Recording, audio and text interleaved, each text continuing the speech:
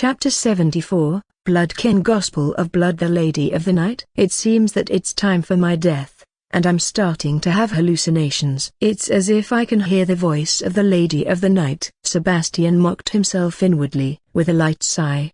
He closed his eyes, waiting for death to come. However, he quickly realized that something was amiss. At some point, the world around him seemed to suddenly fall silent. The stinging smell of burning oil and dry firewood disappeared. The gradually increasing temperature of the blazing wooden house seemed to vanish. Even the crackling of flames, and the conversations of the Judgment Knights, all disappeared. Almost instinctively, Sebastian opened his eyes again, and soon he was slightly surprised. What greeted his eyes was not the grayish-white smoke and the dilapidated wooden house accompanying the firelight, but the familiar crimson mist and the still majestic ancient castle. Upon layers of ancient steps, the majestic blood throne resided in the center, with a tall figure concealed within the crimson mist seated upon it. The Lady of the Night. It's the Lady of the Night. The Lady of the Night has summoned him back to this strange spiritual world again. Sebastian's spirits lifted. Instinctively, he wanted to rise and bow, and then he actually succeeded in standing up. This was the spiritual world. Here, his hands and feet were intact, and even his black tailcoat remained elegant and refined. Lady of the Night. Seeing the familiar figure on the throne, Sebastian's voice was filled with excitement. But soon, he became anxious again, ashamedly lowering his head. "Forgive me, lady." Sebastian is incompetent for getting caught by the Inquisition. Sebastian's voice grew smaller, various regretful thoughts churning in his mind. At the same time, sitting high on the throne, Charlotte was also startled. She heard Sebastian's true inner voice. She also understood Sebastian's true intentions in wanting to follow her. Wow! So he regarded me, who possesses the gospel blood, as the resurrected true ancestor of the Bloodborne, and wanted to hitch a ride to godhood. He really thinks wildly. I'm not even a starry sky, yet he's already thinking about how to become a god. Wait a minute. Slow down. Does he think I know all this? Does he think he's doing some kind of unspoken deal with me? So he's bootlicking because of this? What the hell? Listening to Sebastian's chaotic inner thoughts, Charlotte was at a loss. However, after the confusion, she quickly figured out many things. Strong individuals have their own pride. Like Sebastian, turning into a lapdog so soon after meeting someone is indeed abnormal. Now that she knows the other's inner thoughts, she understands everything. He's not seriously bootlicking. Bootlicking is just his way of alleviating his inner unease and tension. He's bootlicking because he's feeling guilty. He thinks his reasons for following this evil god won't be accepted. He has ambitions and pride. He thinks he can't possibly pledge allegiance to a god as a pure believer. But he also admires the power of the gods immensely. He wants to follow God, but he's afraid his true thoughts will provoke God's wrath. Charlotte didn't know what the gods of Myria thought of Sebastian's mindset. Perhaps, just like Sebastian thought, they really would be angry at the existence of someone who followed them with the purpose of becoming a god, considering such arrogant thoughts as trampling on the dignity of the gods. Perhaps, in their eyes, humble mortals simply have no right to negotiate with the gods. What the gods give is a blessing, and what mortals offer is a duty. Regardless of what the true gods think, Charlotte doesn't have such thoughts at all. Perhaps it was her identity as a transmigrator that made her lack sufficient awe for Myria's gods. Perhaps it was her education in her past life that formed a moral value of nobles, kings, and generals should have their own dignity.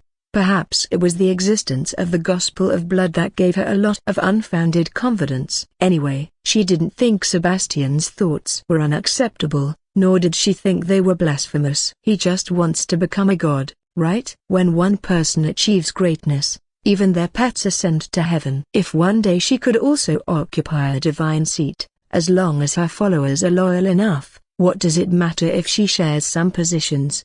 At the same time, a strange thought began to spread in Charlotte's mind. It seems even mortals in this world can become gods. Even Sebastian has thoughts of becoming a god. Why can't she give it a try? What's the point of disguising herself as an evil god with artifacts? Becoming a true god would justify her transmigration to this world. Of course, The road has to be taken step by step, and the meal has to be eaten bite by bite. She wasn't even first tier now, nor had she inherited any territory. Thinking about becoming a god now is like an elementary school student worrying about whether to go to Tsinghua University or Peking University in the future.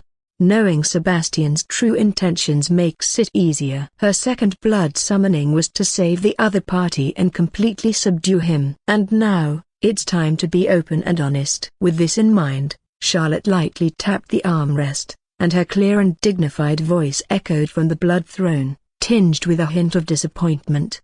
You are indeed incompetent, not only incompetent but also foolish. Your arrogance wants the whole world to know about your relationship with Castile, hitching yourself to Castile's bandwagon. Your arrogance has never allowed you to truly appreciate loyalty, willingly imprisoning yourself in shackles. We rely on your support. Novelplex.org. Donate now. And your foolishness has put both you and Rose Society in unprecedented danger. Listening to Charlotte's words, Sebastian's face grew even paler. He felt as though every word of the Lady of the Night was striking his soul, exposing all his inner thoughts and anxieties. She knows. She really knows everything. She has been waiting for me to confess my desires voluntarily. This isn't some unspoken deal. It's my own unilateral arrogance. Upon hearing the implied meaning in the Lady of the Night's words, Sebastian's face fell. He knew he had disappointed her. However, just as Sebastian was sinking into despair, the divine figure sitting high on the throne changed the tone. But, as a probationary steward, your ability is indeed commendable. Even when pursued by the Inquisition, you did not expose your master's secret. Sebastian, not as a follower of a god, but as the Count of Castella Charlotte de Castile's follower. Are you willing to pledge me your allegiance? Sebastian was momentarily stunned, raising his head with a puzzled expression. In the mist, he still couldn't see the Lady of the Night clearly, but he seemed to sense a faint smile in her words. As if realizing something, Sebastian suddenly became excited. You mean? The figure on the throne continued. Everyone has their own goals, and I have never cared about your so-called blasphemous thoughts. I only care whether you are truly loyal. I cannot promise you anything. After all, I am still just a weak little girl. But, as the heir of Castile, I will naturally not mistreat those who are loyal to me. As long as your achievements match your merits, even if it's the stars in the sky, they will be yours in the future. Sebastian understood. He was almost instantly exhilarated, cheering in his heart. SHE hasn't given up on me. The Lady of the Night hasn't given up on me. SHE doesn't care about my ambitions at all. SHE's willing to give me a chance. God. This is what a true god is like. A true god represents absolute confidence and greatness, absolute power and majesty. A true god doesn't care about mortal ambitions at all. I'm willing to truly submit to you, to be the sword and shield in your hands. I'm willing to witness your return to greatness, witness your ascension to the divine throne. I, with my true name, Sebastian Flameart, swear on it. Sebastian exclaimed excitedly. He respectfully knelt on the ground, performing the most ancient allegiance ceremony of the elven race. And when he raised his head again, he was momentarily stunned. At some point, the crimson mist above the throne had dissipated, and he saw the Lady of the Night's appearance clearly for the first time.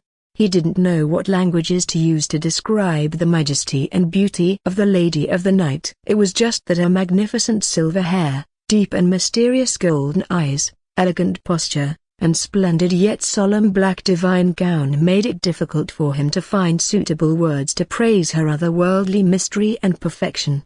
He was almost dazed with just one glance, and then quickly bowed his head respectfully, not daring to look again. Raise your head. The majestic and melodious voice came from the throne. Almost instinctively, Sebastian raised his head, seeing that the Lady of the Night now held a crystal goblet in her hand. The goblet contained a flowing crimson liquid, shimmering with radiance. With a gentle wave of her hand, the crystal goblet floated in front of Sebastian.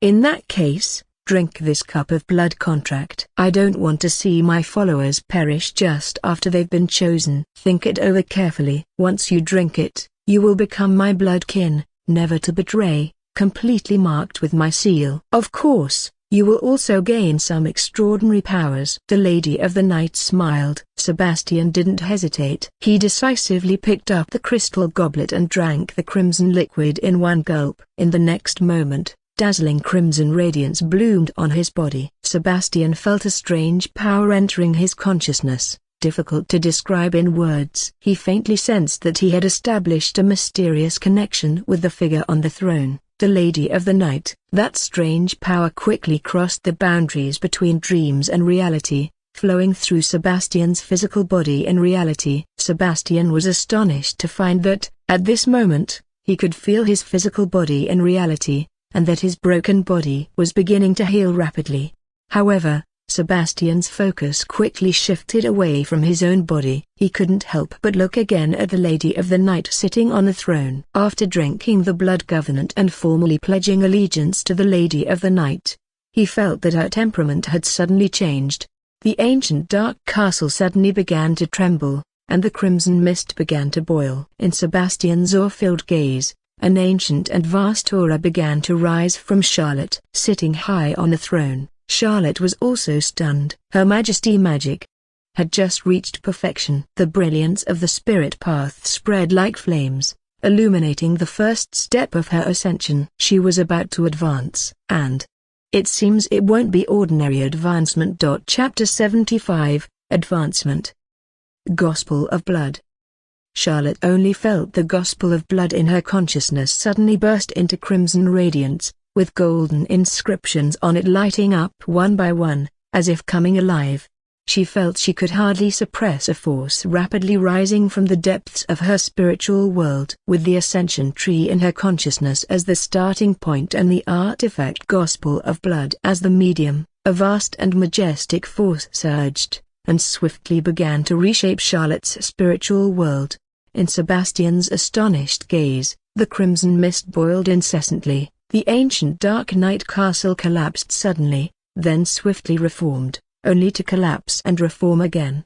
Only the Dark Night Lady sitting high on the blood throne remained unchanged throughout eternity. In Sebastian's sight, her expression was incredibly calm, as if she had everything around her under control. Seeing her like this, Sebastian gradually felt reassured, as if he had found his idol. At the same time, sensing her increasingly terrifying aura, a joyous thought arose in Sebastian's mind. Could it be the Lady of the Night has regained some power? Charlotte didn't know if advancing in ranks counted as regaining power. She only knew that the changes in her spiritual world had slipped from her control. She wasn't calm. Rather, under that mysterious power, she had lost some control over her facial expressions. Fortunately, the force ravaging the castle world subsided after about a minute. But that vast force did not disappear. Instead, it followed the connection between Charlotte and reality, surging into her physical body. Charlotte could clearly feel her physical body and reality starting to undergo a transformation. In her perception, she could distinctly feel her power skyrocketing. In the depths of her mind, she felt as if she had broken through an invisible barrier, and her entire life seemed to have undergone sublimation in an instant. At the same time, Charlotte's consciousness suddenly began to rapidly expand. She still sat high on the blood throne, yet saw the real world, saw beyond the study, saw the bustling activity in the castle manor, saw the streets outside. Her consciousness quickly ascended, seeing the entire board city, seeing it gradually shrink, seeing the plains, mountains, rivers. She saw the stars. No, they weren't ordinary stars. They were planets, enveloped in radiance, emitting dazzling light, yet they were not stars. Charlotte's gaze quickly fell on the nearest star. The radiance of the star seemed to emanate from the great power shrouding it. Through the radiance, Charlotte could see countless beings seemingly living on it, their expressions devout, bowing towards one grand temple after another in worship. In the center, surrounded by numerous temples on the star, a towering colossal temple stood. Through the towering temple, Charlotte seemed to see a giant of light seated on a throne. The light giant was so immense that Charlotte could sense its incomparable power and its terrifying and vast aura with just one glance. At the moment she cast her gaze, the figure also cast its gaze towards her. Charlotte couldn't see the figure clearly, everything about it was hidden in the radiance. But a voice, old and gentle, came through. My dear child, peering into the kingdom of the gods is not a good habit. The voice was calm. Charlotte even detected a polite tone within it. Damn, this is a god. Charlotte was startled. She couldn't maintain this strange state in an instant, and her consciousness fell rapidly. In a daze, her consciousness returned to the dream world once again. The castle was still the same castle. Everything seemed unchanged. But Charlotte soon noticed the difference. Looking at the castle walls, her gaze slightly condensed. She saw vivid paintings appearing on the walls. In the painting, a mysterious woman wearing a divine robe sat high on a throne, accepting the bow of an elf wearing a tailcoat. It depicted the scene where Sebastian had just pledged allegiance to her. Sebastian also saw the painting on the wall. He was immediately excited, tears filling his eyes. Charlotte could even hear his inner joy. Painting. We rely on your support. Novelplex.org. Donate now. It's a painting. Praise the Lady of the Night. I, Sebastian, can actually appear in a painting. I am the Lady of the Night's first vassal. SHE truly acknowledges me. Charlotte. Watching Sebastian's excitement, she felt it would be better if he didn't know she wasn't the one who had created the painting. Perceiving her own state again, Charlotte could feel that her power had changed. Her senses were sharpened many times more than before, and she felt as if she had endless power. She felt that her current self, even if encountering an elephant, could easily tear it apart like crushing an ant. She seemed to have regained the power she had that night of her blood frenzy. Charlotte knew this was advancement. She had advanced to the first tier starry sky. However, she could clearly feel that the mysterious power awakened by her advancement had not disappeared, but still existed, lingering deep in her consciousness. Charlotte could perceive them. They seemed to have merged with her, yet seemed to be everywhere, making her feel as if her consciousness were enveloped in an invisible energy. Charlotte also sensed their source, the Gospel of Blood. As always, however, it wasn't simply emanating from the Gospel, but seemed to have undergone some strange chemical reaction with her soul, giving birth to it on its own. At this moment, new system window information slowly emerged in Charlotte's consciousness. A condition met. Gospel of Blood. A middle. Genesis chapter, ability unlocked. A true ancestors liberation, activatable. As the descendant of royal blood, the master of the gospel will possess the ability of true ancestors liberation, temporarily gaining the power at the level of the true ancestor by consuming divine power. The intensity and duration of true ancestors liberation are limited by divine power, with the current maximum output level being equal to the legendary level and a duration of 1 minute. After liberation ends, the ability goes on cooldown and can only be activated again after divine power has recovered. True ancestors liberation. Divine power. Charlotte was stunned. But soon, she forcibly shifted her attention. Alright, let's return to reality. First solve your trouble, the girl said calmly. Her advancement took about a minute from start to finish. Although she really wanted to study her newly acquired power and see the new abilities unlocked by the Gospel of Blood, she was also curious about the starry sky she had just seen. But Charlotte knew it wasn't the right time now. Now, she had to save Sebastian first. After signing the contract with Sebastian, she could see his situation if she wanted to, and she knew that the flame elf was being assaulted by fire.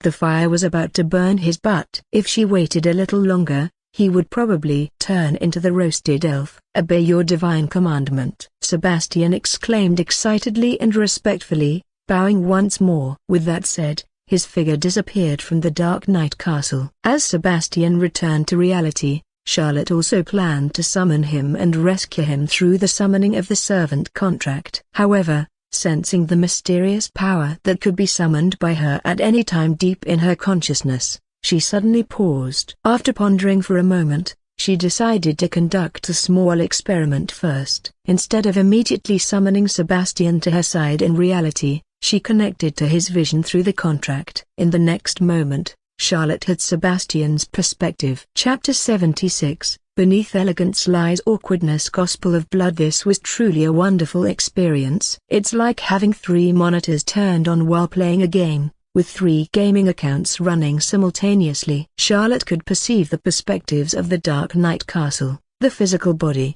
and Sebastian all at once. But it's not just about perspectives. She could sense the situation in 360 degrees within these three perspectives. Among them, the perspective of the Dark Knight Castle was her primary consciousness, and any slight change in the entire spiritual world could not escape her perception. The physical body and Sebastian were more like secondary perspectives, with their observation limited to the study in Castle Manor and the burning cabin where Sebastian was located. Moreover, when Charlotte made an effort to control herself, she could even distract herself to manipulate her physical body in reality. However, this multi-perspective state was unfamiliar to her. She tried to manipulate her body, but as soon as she stood up, she stumbled back, even knocking over the milk jug on the table, spilling the creamy milk all over herself, like a child who hadn't learned to walk yet. Just with a slight attempt, Charlotte no longer cared about the drenched in wet clothes physical body in the study but instead continued to focus her attention on Sebastian's perspective. As her consciousness focused, Charlotte was surprised to find that her perception of the spiritual world began to decline while her perception of Sebastian's surroundings further enhanced. It was like switching between main and secondary accounts. She could hear the crackling of flames burning in the dry wood, the low hum of birds in the woods outside the cabin, and the chirping of insects in the grass. She could even hear the steady breathing of the Judgment Knights surrounding the cabin. She could sense the rising temperature inside the cabin, see the sparks bursting in the smoke, and see Sebastian's tailcoat already catching fire along with his red long hair. Even more miraculously, she heard Sebastian's thoughts again, just like in the Dark Knight Castle. No, it's even clearer than in the Dark Knight Castle. It was as if she had entered his innermost thoughts. She could even clearly perceive his overwhelming excitement, joy, and yet profound shock. Sebastian was very excited, really excited. Although he had vaguely sensed something in the spiritual world, he was still immensely surprised upon returning to reality. All the injuries from being chased by the Grand Knight these past few days had miraculously healed. Not only that, but the dried-up magic inside him was replenished once again. Even his lost left arm had grown back, functioning perfectly, with muscular arms still so perfect. Sebastian could even see the ghostly face pattern representing the bloodline curse on his wrist, now seemingly trembling, wearing a terrified expression, and cowering in the corner.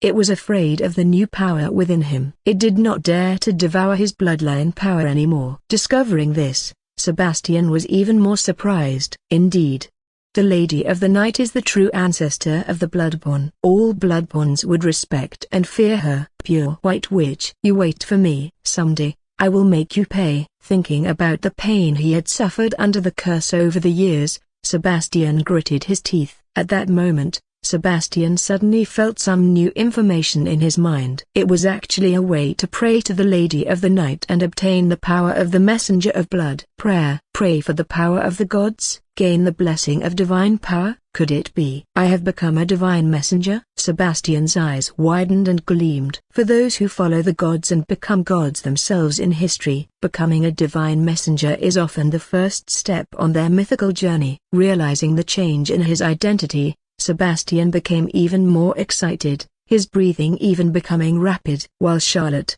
sharing the perspective, was about to look away. Can you imagine a scene? An elf with tattered clothes, excitedly looking at his exposed arm and touching his newly grown biceps. He looked excited, breathing heavily, his handsome face overshadowed, with a silly grin on it, revealing his white teeth, with fire behind him and smoke above his head. Charlotte found it hard to connect the current Sebastian with the elegant flame elf she knew.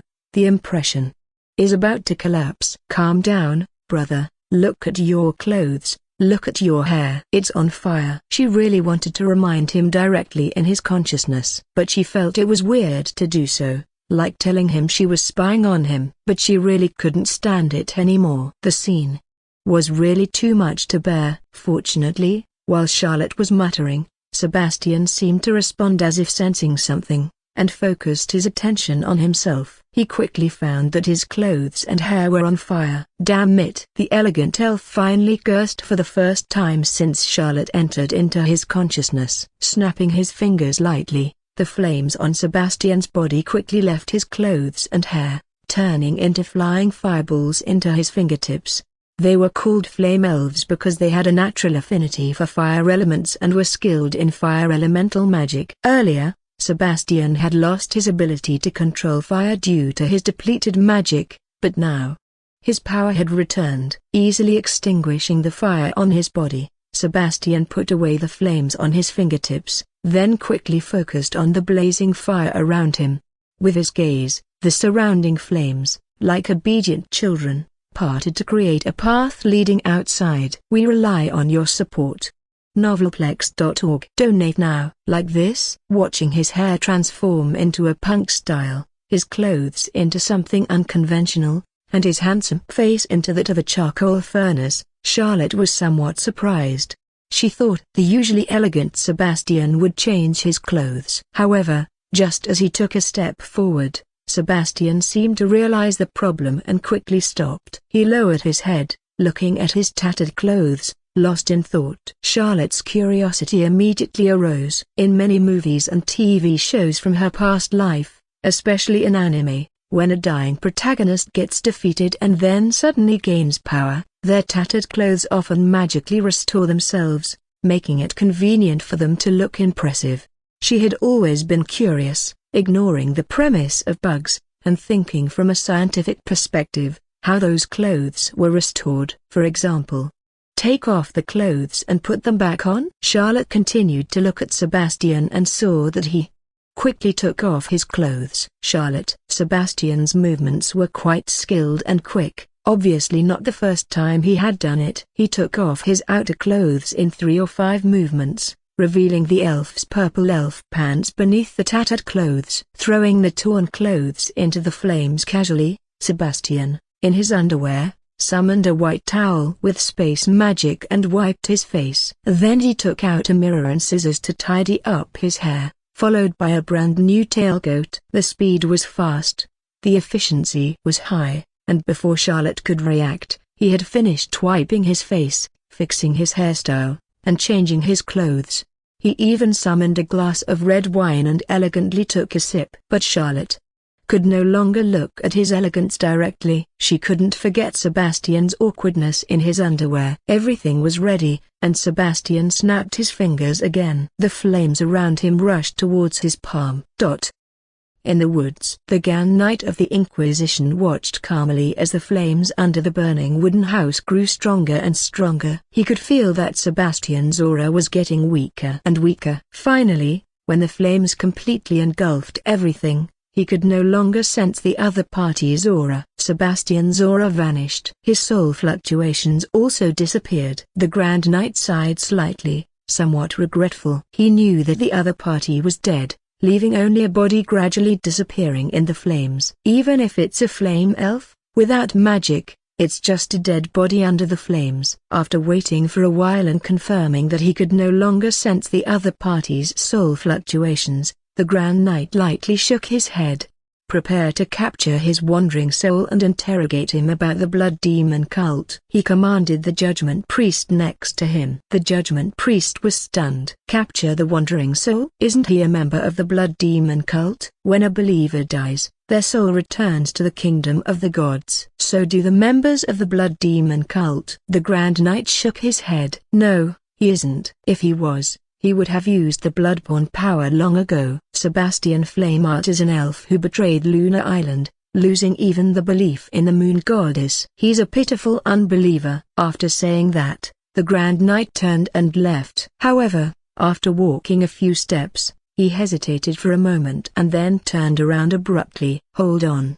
He ordered the knights and priests who were preparing to extinguish the flames. Then, his gaze stared at the burning wooden house. Just now, the Grand Knight had sensed Sebastian's aura again. Not only that, the aura, like being reborn from the flames, quickly grew stronger after reappearing. That aura did not exceed the 3rd tier, but for some reason, it gave the Grand Knight a feeling of palpitation, as if it contained something terrifying. Soon, the raging flames seemed to be absorbed, quickly shrinking and dissipating. Sebastian's figure reappeared before the Grand Knight's eyes. He was wearing a brand new tailcoat, completely unharmed, and holding a glass of red wine elegantly in his hand. "Your Excellency Grand Knight, it seems that the flames of the Inquisition were not as fierce as you imagined." He smiled slightly. Seeing the healed flame elf, the Grand Knight's expression instantly became serious. Chapter 77, The Bewildered and Uncertain Grand Knight.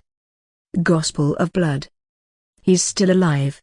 How is that possible? His injuries, his wounds are gone. The Judgment Knights looked on in astonishment at the unscathed Sebastian. But soon, they witnessed an even more astonishing scene. Sebastian took a few steps forward and approached the still intact seal of the Judgment Prison. After a moment of contemplation, he reached out his hand and gently touched it. At that moment of contact, the legendary Judgment Prison, which was said to be unbreakable from within, trembled slightly and then suddenly collapsed.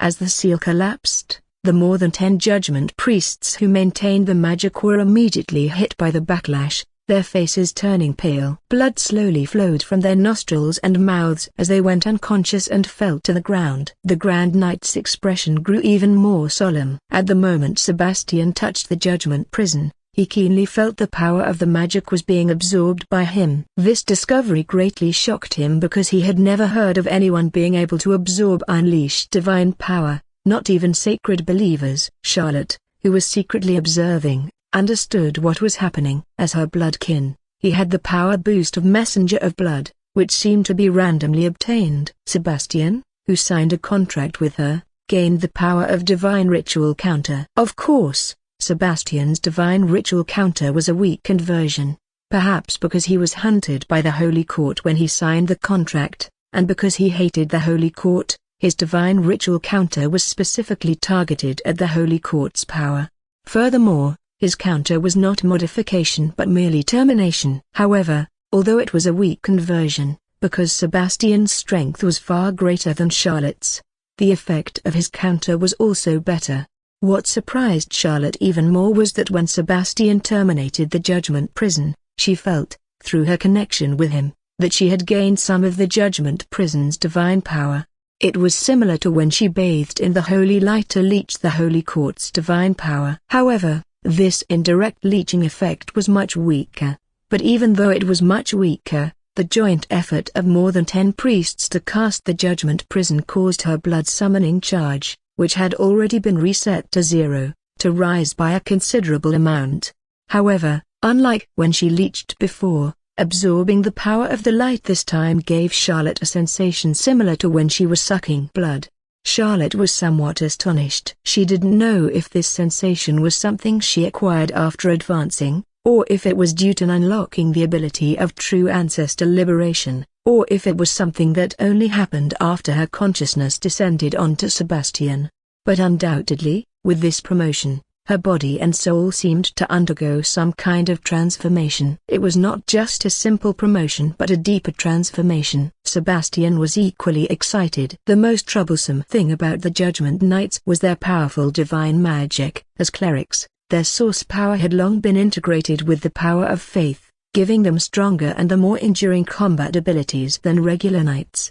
However, now that he possessed the divine ritual counter against the Holy Court, their power became a disadvantage. Now, even though he had not fully recovered to the 3rd-tier Blazing Sun, he was confident enough to take on the Grand Knight. With this in mind, Sebastian raised his head and looked at the Chief Knight of the Judgment Court. For many days, he had been on the run, and now, it was finally his turn to take action. He simply poured the red wine from the tall cup in his hand onto the ground, elegantly threw away the cup, and then slightly raised his right hand.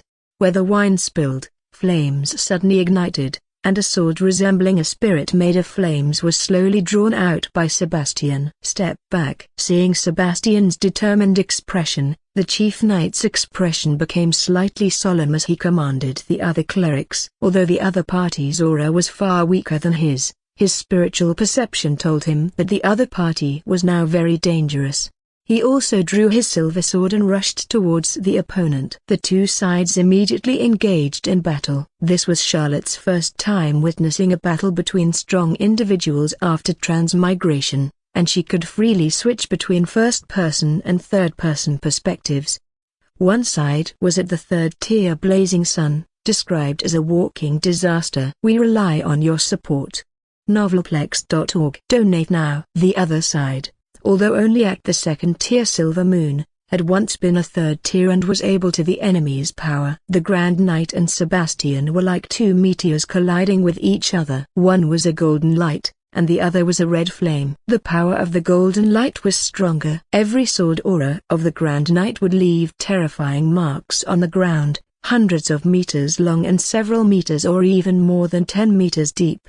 Even as a spectator, Charlotte could sense the terrifying power within them. The trees in the forest were easily torn apart like fragile foam, with soil turning over, leaving a mess behind. It was fortunate that this place was obviously not inside Board City but outside the city. Otherwise, just the aftermath of each collision between them could easily destroy a street. If they kept fighting without any external intervention, they could easily destroy an entire city district. The golden light was overwhelmingly powerful and dazzling. In contrast, the power of the red flames was much weaker. However, despite being much weaker, it stood firm like a rock under a torrent, standing tall against the attacks of the golden light. The Grand Knight became more and more bewildered and uncertain as he fought. Although Sebastian's aura was far weaker than his, whenever his third-tier blazing sun power struck the opponent, it would always suffer great mitigation.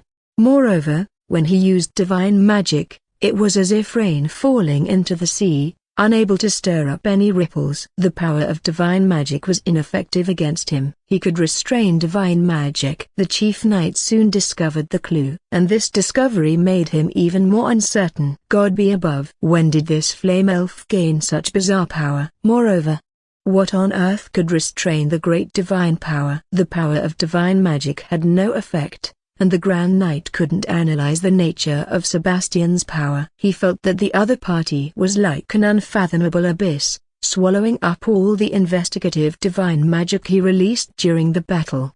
The Grand Knight's expression grew even more serious. After another sword clash with Sebastian, he suddenly retreated, keeping his distance from him. Sebastian's breath also became somewhat heavy. Although the power of divine magic counter greatly weakened the Grand Knight's attacks against him, it was still difficult for him to defeat the other party, and could only defend himself.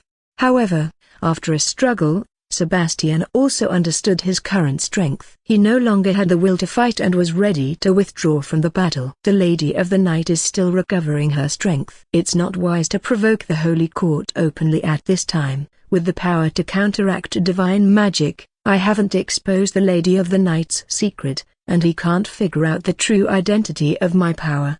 It's better to retreat and find a way to escape. Sebastian had the intention to retreat. However, when he raised his head to look at the Grand Knight, he suddenly froze slightly. The Grand Knight's expression was emotionless. Unlike his previous enthusiasm, his gaze towards Sebastian was now filled with killing intent. Whether you have made a pact with demons in hell or reached an agreement with devils in purgatory, whatever evil power you have obtained, anything that threatens the existence of the Holy Court must be purified. The Grand Knight said coldly. After speaking, he inserted his cross-shaped silver sword into the ground, dispersing all his divine power, and slowly spread his arms. With the Grand Knight's movement, his substantial divine power spread out from him, and a terrifying pressure immediately rose from his body. Chapter 78, Scram. Gospel of Blood. Spiritual Force Field. Sebastian's gaze slightly narrowed. In the world of Myria, below the myth, there are 4 major tiers of secular extraordinary existence. Among them, the essence of advancing to the first tier Starry Sky is to condense the seed of extraordinary power within the body. For knights, it is the heart of source power. For mages, it is the pool of magic power. For warlocks or various innate extraordinary beings, it is the transformation and return of ancestral bloodline power. The essence of advancing to the second-tier Silver Moon is the manifestation and projection of extraordinary power. It represents the perfect integration of the extraordinary power with their own body, and signifies the further strengthening and fusion of extraordinary power and physical strength. Starting from the second tier, the descendants of extraordinary beings within 3 generations will inevitably awaken extraordinary power, and the probability of awakening extraordinary power for descendants within 6 generations outside of 3 generations will also greatly increase. As for the 3rd tier blazing sun, the hallmark of extraordinary power is the transformation of spiritual power. It is the sublimation of spirit and soul. In addition to the body and energy, the spiritual power of extraordinary beings will also possess incredible might. The spiritual power is stronger, the soul is more resilient, and even after physical death, transcendent beings can survive for a certain period of time in the form of a soul. Many high-level undead and dark knights are unwilling to perish after death, so they actively choose to transform. Spiritual power is extremely powerful, to the point where it can interfere with reality to a certain extent. That is the spiritual force field. All blazing sun extraordinary beings have their own spiritual force field. The spiritual force field signifies a powerful pressure, indicating suppression on the level of soul and spirit. Where the force field envelopes, the blazing sun can easily destroy any soul that cannot resist, lift objects only with spiritual power, and even tear them apart directly. The spiritual force field is the greatest trump card of the blazing Sunday. Inside the force field, all silver moons are mere ants. And now, in order to deal with Sebastian, the Grand Knight of the Inquisition finally unleashed his own spiritual force field. An invisible ripple spread out from the Grand Knight, and all the trees, debris, and rocks that were affected were instantly turned into powder. Several first-tier judgment priests who were closer to the Grand Knight and had been assisting him in releasing magic were also directly enveloped. They didn't even have time to scream before they burst into blood mist. Sebastian's expression changed slightly. As a former blazing sun, he was not unfamiliar with the spiritual force field because he had once possessed it. However, during the pursuit by the Adam cult, he had repeatedly unleashed the spiritual force field, suffered severe injuries, and the bloodline curse has been eroding his bloodline power at all times. This eventually led to the rupture and dissipation of his spiritual force field, and his soul was also damaged, causing his strength to directly and permanently fall to a lower tier. Each person only has one opportunity in their lifetime to condense a spiritual force field. Once lost, they will have no chance of reaching the 3rd tier blazing Sunday. And if a powerful blazing sun's spiritual force field is destroyed, they will also fall to a lower tier. The spiritual force fields is a trump card, but it's also a weakness. Undoubtedly, the Grand Knight who was currently displaying the spiritual force field had completely turned hostile toward Sebastian. He even opened his spiritual force field to the maximum from the very beginning, ignoring the distinction between friend and foe. Grand Knight, have you gone mad? You actually disregarded your own priests and unleashed the spiritual force field. Sebastian's expression suddenly became serious. We rely on your support. Novelplex.org. Donate now. The Grand Knight gave him a cold look, his expression indifferent. Every member of the Inquisition is prepared to sacrifice themselves for our Lord before joining the Inquisition. For the sake of eradicating the enemies of the Holy Court, this is their glory. Grand Knight, seriously, I didn't kill any clergy of the Holy Court, and I don't want to be your enemy either. No. The Grand Knight slowly rose into the air, looking down at him from above. Since you possess the power to suppress the divine power, you are already an enemy of the Holy Court. With that, the Grand Knight shouted loudly and pressed his hands towards Sebastian. Suppression. Within the spiritual force, Sebastian felt an intense pressure as if being pressed by a heavy mountain, making him feel suffocated. He was instantly pressed to the ground, and even though his body was as strong as a blazing sun's, it couldn't bear the burden at this moment, making creaking sounds, as if it could be torn apart at any moment.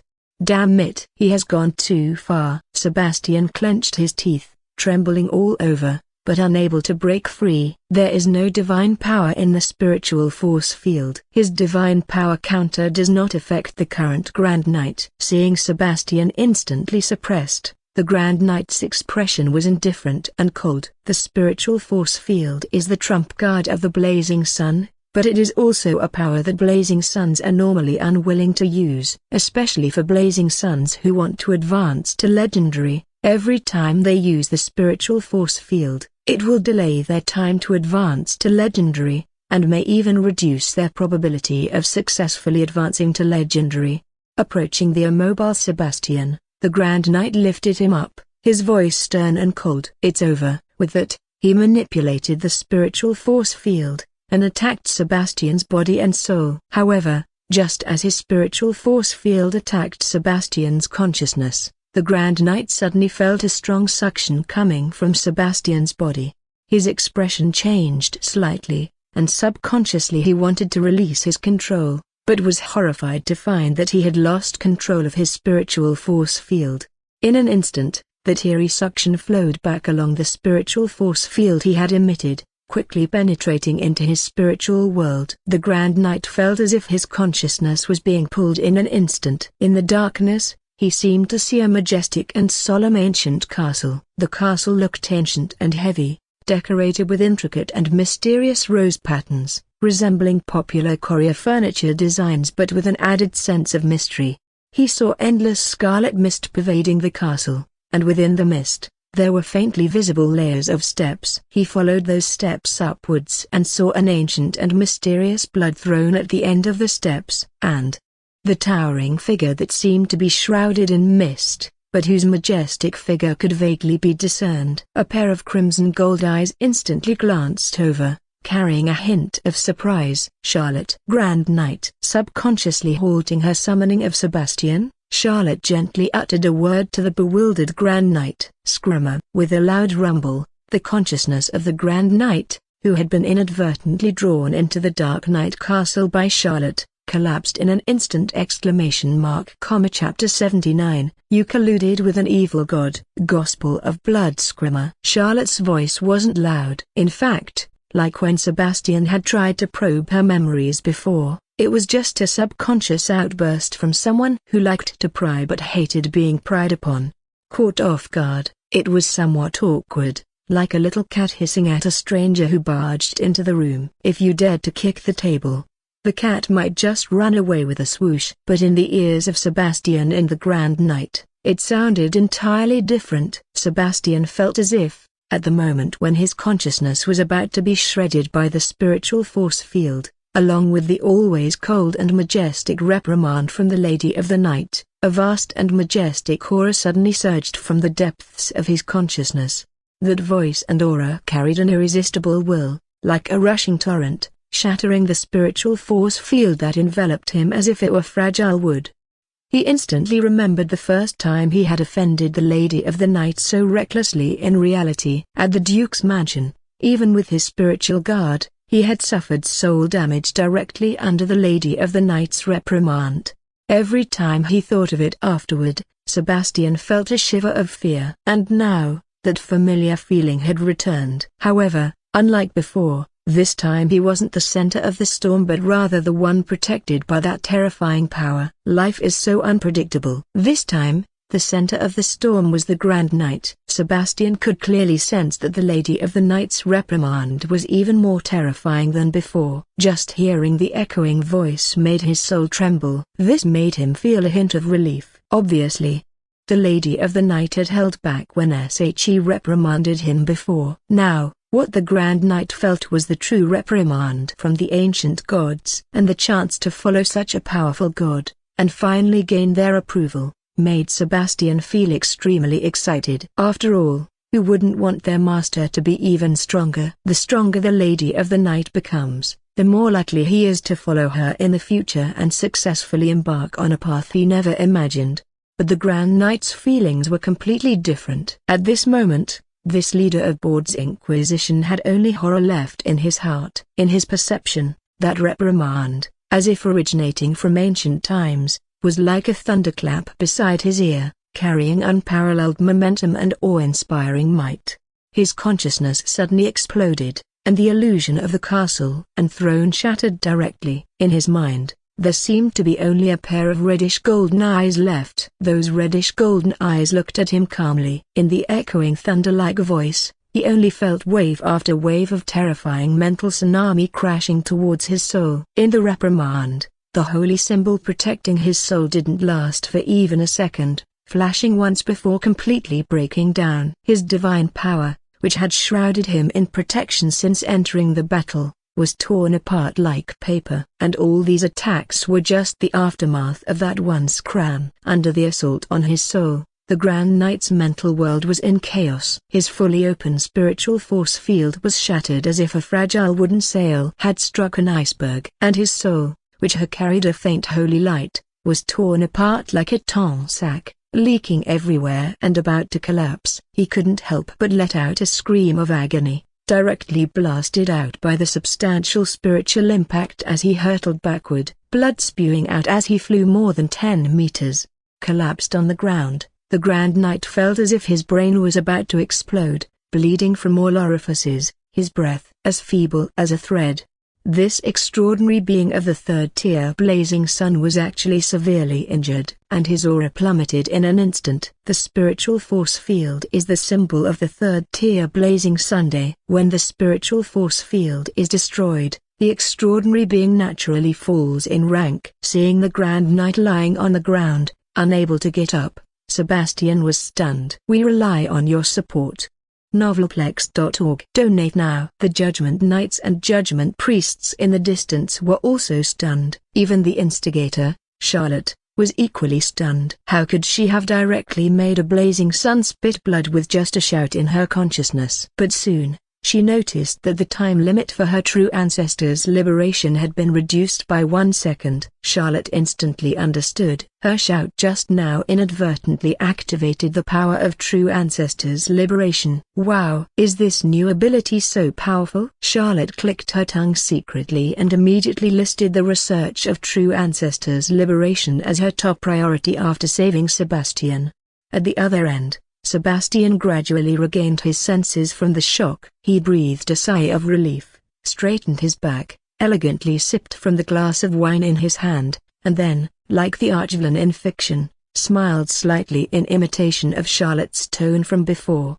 "Your Excellency Grand Knight, you really look pathetic now." Charlotte. And only at this moment did the Grand Knight gradually come to his senses. His face was pale, his eyes were filled with tears of blood, and he looked at Sebastian with horror and fear in his voice, hoarse and terrified.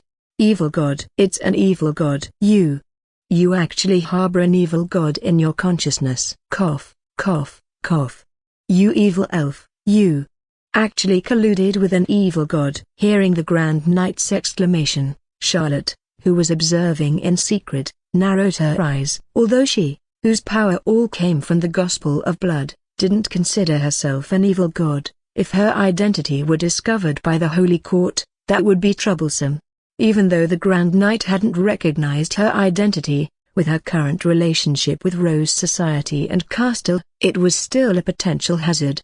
Charlotte had to admit, at this moment, she harbored murderous intent. For her safety, probably the life of the Grand Knight couldn't be spared. But soon she became suspicious. The Grand Knight was a devout believer in the Holy Court, worshipping the god Harold. According to the scriptures, when devout believers die, their souls will return to the kingdom of the gods. So, if the Grand Knight, a devout believer, died, would her existence be noticed by the gods? Charlotte immediately became cautious. It's not impossible. So, to be more careful, she can't let the Grand Knight's soul return to the kingdom of the gods. Charlotte immediately had an idea, to order Sebastian to directly obliterate the Grand Knight's soul. However, she didn't give the order in the end. Because when she had this idea, Sebastian seemed to be influenced by some strange force, and he also thought of it in his mind, and the questions he was thinking about were exactly the same as Charlotte's.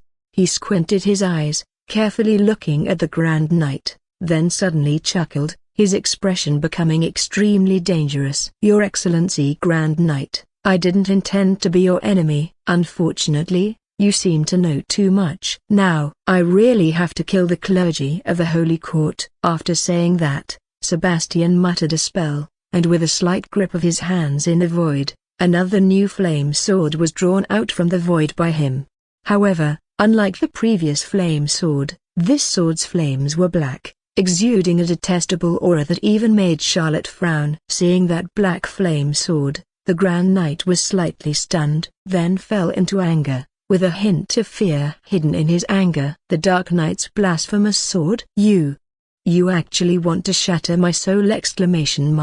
Chapter 80. Now, no one know the secret. Gospel of Blood. The Dark Knight's blasphemous sword. As a high-level undead, the Dark Knight, like other undead, possesses the ability to attack the souls of targets. Their most powerful weapon is the blasphemous sword, formed from the condensation of half their soul. It's a weapon used by Dark Knights to consume and shatter the souls of other beings, even those of divine believers. This information was obtained from Sebastian's memories that Charlotte perceived when he summoned the weapon from the void. Not only that, but he also learned that this blasphemous sword was obtained by Sebastian during his travels in the Dark Domain when he was still a third-tier Blazing Sunday.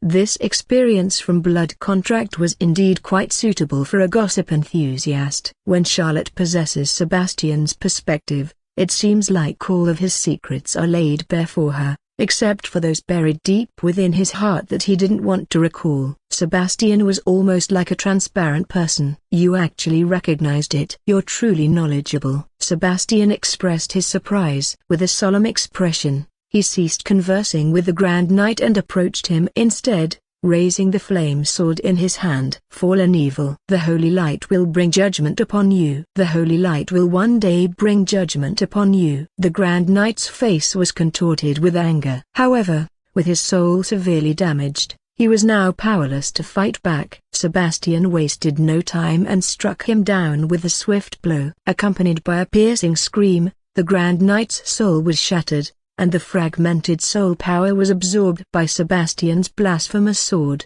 The proud third-tier Grand Knight, one of 3 bigwigs of the Board City alongside the Duke and the High Priest, met his end in such a humiliating and ridiculous manner.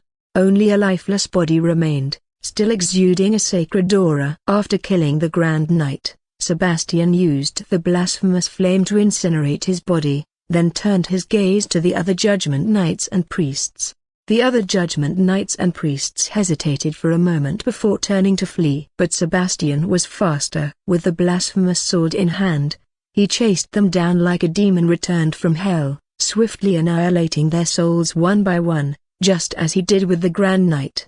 After killing the last Judgment Knight, Sebastian did not stop. Instead, he silently recited an incantation and summoned black flames from the blasphemous sword, burning the entire battlefield. As the black flames burned, a faint cold aura emanated from the surrounding ground, a pollution characteristic of undead blasphemy. This pollution from the power of the undead wasn't severe and would dissipate within a week, but it was enough to conceal Sebastian's presence and traces from others.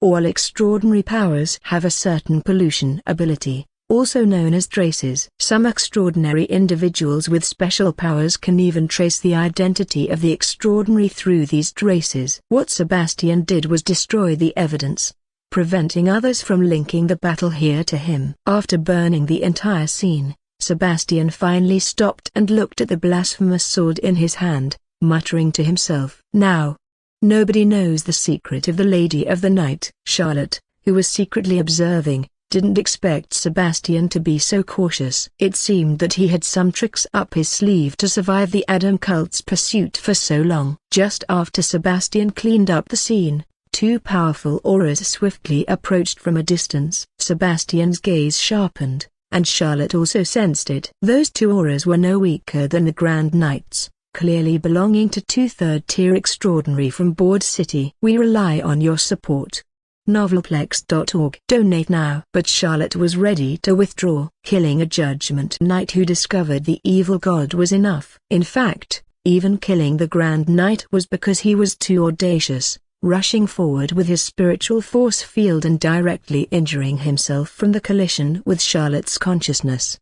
If they had fought normally, who knew what the outcome would have been? Third-tier individuals were monsters, and it was hard to say if they had any more trump cards. Charlotte had read in the church's scriptures that some third-tier clergies could summon legendary divine angels at the cost of sacrificing their lives.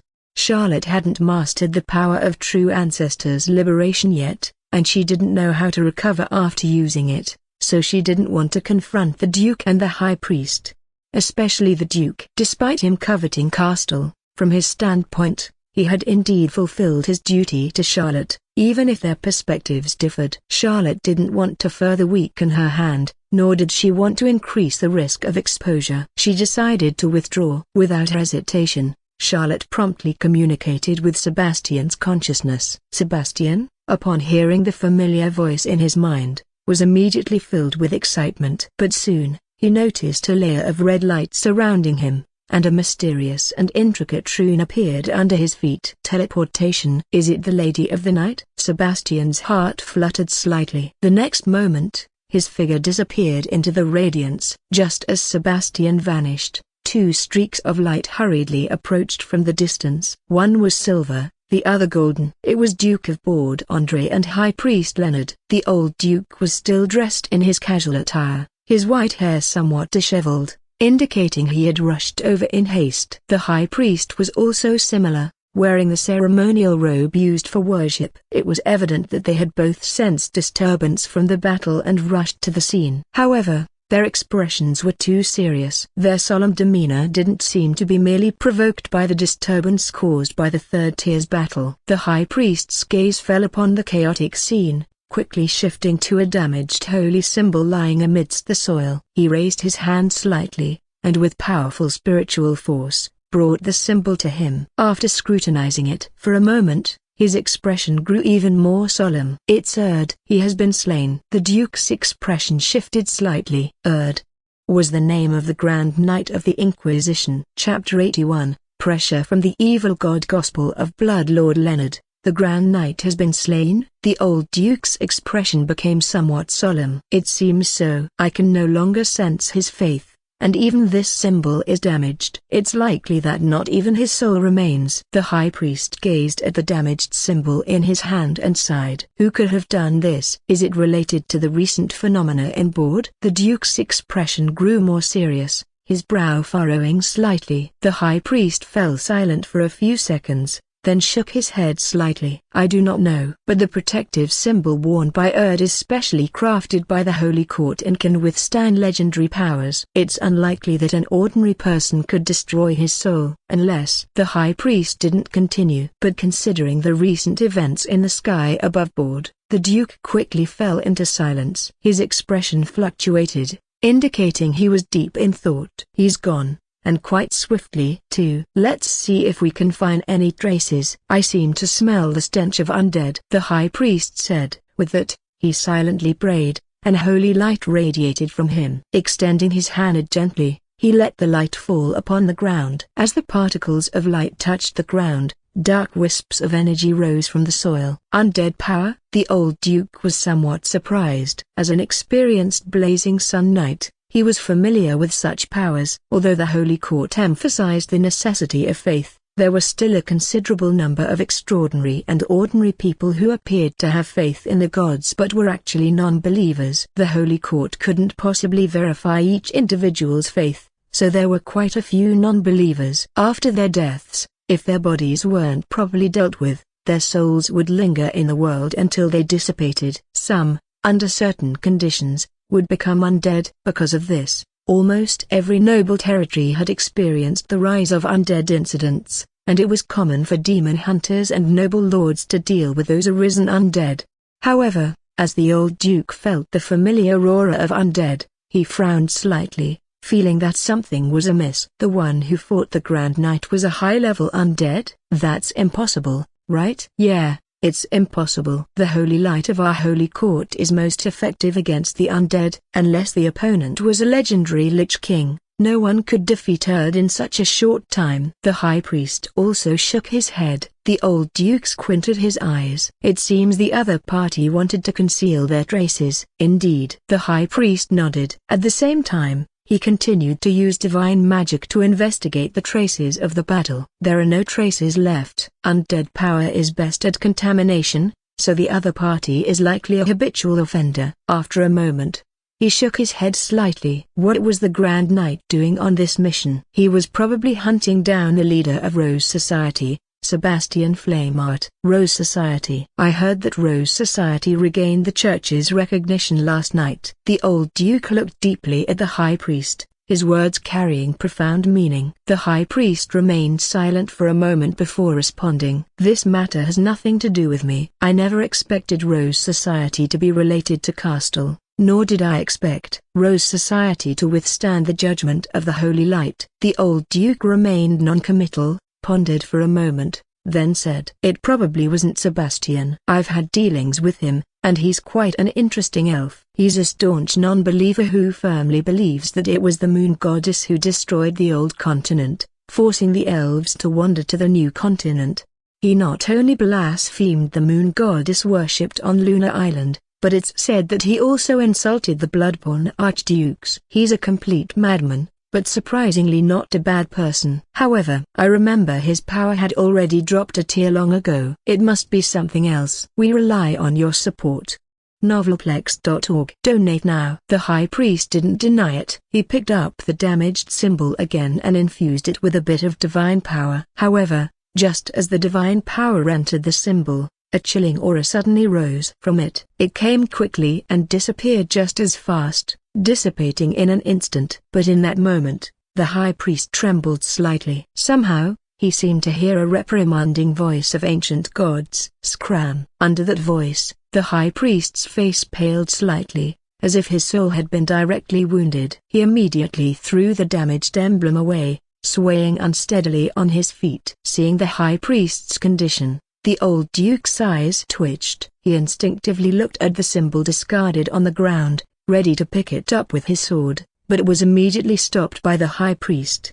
"Don't move. Don't touch it. It's been tainted. It's the power of an evil god. An uncanny evil god has just descended here," the high priest said in horror. "An evil god?" The old duke's expression changed abruptly. The high priest once again performed a series of sacred purifications on the symbol, then carefully picked it up after a long while. "The aura is gone." "She should have left." The high priest breathed a sigh of relief. However, the old duke's face looked somewhat unsightly. "Is it the one symbolized by Thorny Rose?" The high priest fell silent. After a long time, he sighed slightly. "I am not sure." The old duke became angry. "Lord Leonard, I address you as Lord because you are a priest of the church. As a priest, you have a duty to report the revival of the evil god. Except for the blood demon cult, it has been a long time since Board has seen the emergence of a new heretic organization. To be able to kill a Grand Knight,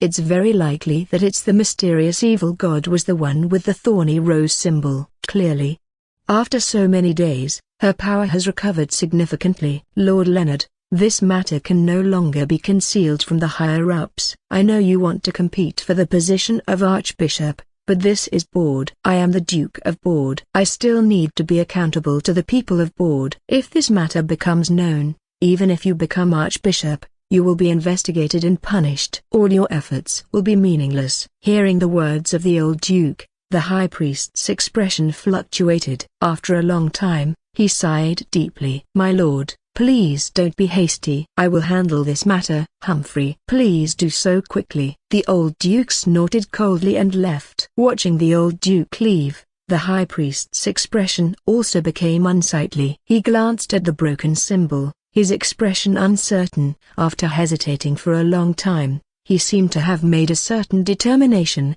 and he put it away carefully. The high priest didn't deceive the old Duke. Indeed, he had sensed the terrifying aura left by the evil god on the symbol. However, he didn't tell the other party that even after several purifications, the aura on the symbol had not completely disappeared. This mysterious evil god seemed to have a higher status than he had imagined. So high that even he had some crazy ideas. Chapter 82, Praise be upon you, Lady of the Night. Gospel of Blood. Charlotte confirmed another thing. In the future, she must refrain from using the blood contract to summon a servant to her side. This kind of action, involving spatial teleportation, consumes an outrageous amount of energy. Just summoning an elf below the third tier would unexpectedly shorten her true ancestor's liberation available usage time by half a second. Outrageous. It took her a whole second just to frighten a blazing Sunday. What's more critical is that she hasn't figured out how to replenish this ability's time limit yet. Charlotte winced at the thought, while on the other side, It took Sebastian several seconds to regain his senses. He had been directly summoned to the study of Castile Manor by the Lady of the Night. Taking in his surroundings, he quickly spotted the Lady of the Night seated expressionlessly at her desk. He hastily bowed respectfully, fervently praising, "Praise be upon you, great Lady of the Night." However, as he finished his bow and glanced towards Charlotte, he quickly blinked, then lowered his head again. "Do you need to change into a new outfit?" he cautiously reminded her. Charlotte blinked, quickly glanced at her own body, and remembered that she had accidentally spilled milk on her clothes while multitasking perspectives. Initially, she hadn't minded, but now, feeling sticky, she realized her upper body was completely soaked. It was indeed not very elegant. "I'll go change my clothes. You rest for a bit and come see me later at the evening meeting," she said somewhat unnaturally. "And, try not to leave the manor. If you must, disguise yourself so no one recognizes you," she added. With that, the girl left the study. Watching Charlotte leave, Sebastian heaved a sigh of relief. After the recent battle, he held a deep reverence for the Lady of the Night. But now, seeing the spirit restored to her girl form, he felt a different kind of connection. The distance created by fear seemed to have diminished in an instant. The Lady of the Night was a god, but not the disdainful, haughty kind that looked down on mortals. He mused silently. Afterward, Sebastian pushed open the study door, ready to head to the kitchen for some food to fill his stomach. After being hunted for so many days, besides wine, he had nothing left in his storage space to eat. Relaxing now only made him realize how hungry he was. "Too bad Miss Ha isn't here. If she were, she could make me some elf cakes," he muttered to himself. Miss Ha was his elven maid, whom he had trained in the art of cooking. She was particularly skilled at making elven food. But just as he said that, Sebastian's gaze darkened. The Inquisition had launched a pursuit against him, and Rose Society had also been subjected to divine judgment. He had been saved by the Lady of the Night, but the Rose Society hadn't. The Lady of the Night and the Rose Society were not familiar, and he needed to conceal her identity. He didn't believe the Lady of the Night would intervene for the Rose Society. Thinking this, Sebastian sighed. The Rose Society had probably become history. He felt a bit melancholic at the thought. Although the founding of the Rose Society had been a whim, born out of his disgust with some of the black gangs in board bullying and exploiting the commoners and elf slaves in the outer city, it had grown to mean a lot over the years. Loyal subordinates with strong limbs and simple minds, but pure-hearted werewolves, fierce and aggressive, quick to kill, yet sticking to their principles, the gangly brutes who would laugh and give flowers to little girls.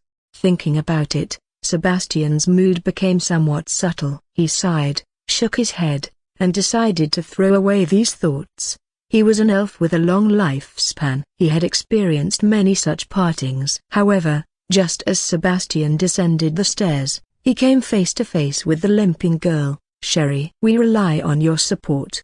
Novelplex.org. Donate now." Seeing her nearly bandaged into a mummy-like appearance, he blinked in surprise. "Sherry?"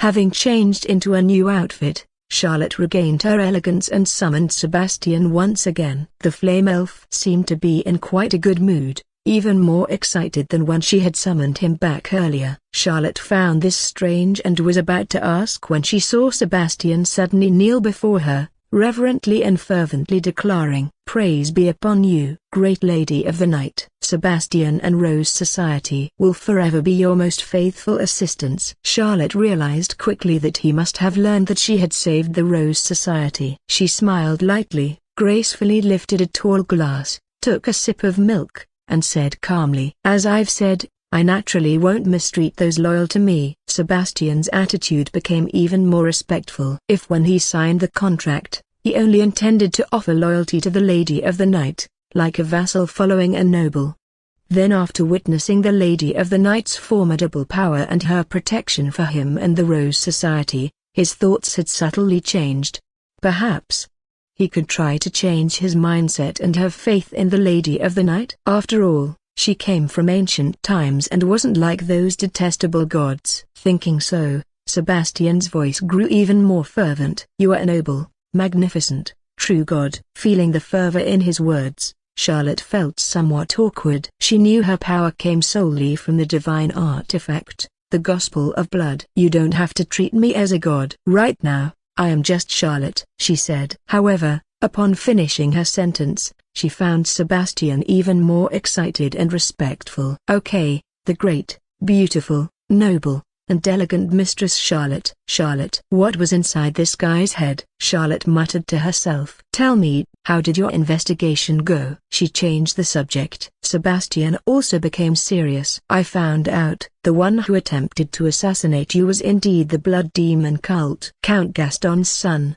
Jordan, indeed has dealings with the Blood Demon cult. He is one of the participants in the Dreaming Salon. Many related nobles are likely involved with the Blood Demon cult." Dreaming Salon? Charlotte's interest was piqued. Sebastian's face showed disdain. "That's a party activity among the board nobles. It's a social platform for nobles on the surface, but in reality, it's a gathering of debauchery and sin. It's quite famous within the noble circles, and many nobles in the duchy prohibit their offspring from attending, but in reality, many nobles participate in the Dreaming Salon." "Wow! A debauched party." Charlotte clicked her tongue. "You seem quite familiar with the Dreaming Salon?" she asked. "To be honest, I've always suspected that the Dreaming Salon is involved in the trafficking of people from the outer city. So, I've investigated it before and even infiltrated it once, causing a commotion and punishing a few nobles who were raping young girls. Those girl was taken from the outer city by them," Sebastian said solemnly. "Punishing?" Charlotte's heart skipped a beat, remembering the young nobles' actions at the Duke's banquet, bowing their bodies to protect their lower regions. Charlotte. She had a pretty good idea of what his punishing meant.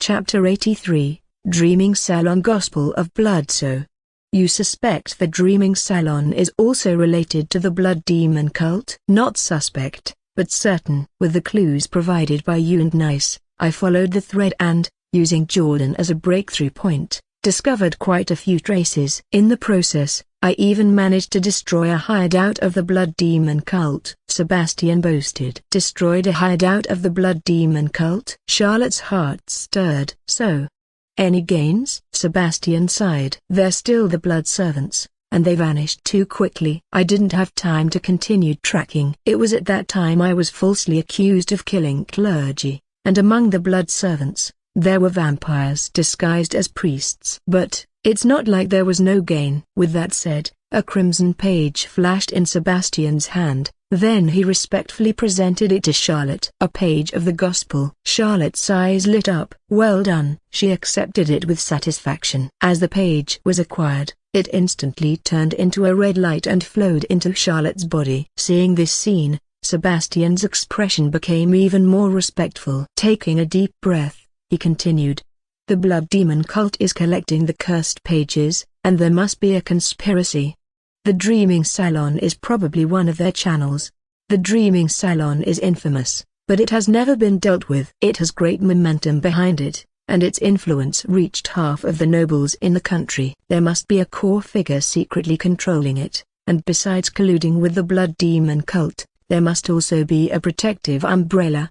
Not only that, I suspect they were also behind framing me and the Rose Society." "The Dreaming Salon, huh?" Charlotte pondered. "Where is the Dreaming Salon held?" "It changes every time. You need an insider's introduction to have a chance to enter," Sebastian said. "In addition, during the investigation, I also found a familiar figure in Jordan's mansion." "Who?" Charlotte raised an eyebrow. Sebastian knew her situation, and for her, there weren't many people who could be called acquaintances. "Priest Lottie," Sebastian solemnly said. "Lottie?" Charlotte was genuinely surprised this time. "What's going on?" she asked. "Lottie has close ties with the cathedral, and the upper echelons of the church are also likely to be related to the Dreaming Salon," Sebastian hinted. "The upper echelons of the church?" Charlotte narrowed her eyes. She remembered the obviously abnormal high priest. The high priest had reached an agreement with her, but in the end, he abandoned Castle, obviously finding a better collaborator. Thinking of the nature of the Dreaming Salon and the perversions that the high priest had revealed openly and subtly that day, she could probably guess who the protective umbrella of the Dreaming Salon might be. If we also write a report and directly report it to the higher-ups of the Holy Court, what effect will it have? Charlotte contemplated. Sebastian instantly understood the girl's meaning and widened his eyes. You suspect the High Priest is the protective umbrella? Although somewhat surprised, Sebastian did not doubt Charlotte's judgment. We rely on your support. Novelplex.org. Donate now. In his view, God's judgment must be correct. He thought for a moment and said, 5 things. First, there must be evidence, and it must be precise, ensuring a fatal blow. Second, the Grand Knight has just died, and in the next few days, the Inquisition of Board will inevitably be in chaos. Although your power is unparalleled, I think it's best not to attract too much attention from the higher-ups of the Holy Court. A fall from grace of a high priest may well attract the legendary attention, and legendary can communicate directly with gods. Third, the factions within the Holy Court are complex, and the fact that the high priest has a chance to compete for the archbishop position shows that there are relevant factions supporting him. Even if it's reported, it may not necessarily get a response. Fourth, even if the high priest is the protective umbrella, his goals may not necessarily align with the Blood Demon cult, and the greatest malice towards you comes from the Blood Demon cult, as well as the nobles cooperating with the Blood Demon cult, not the church.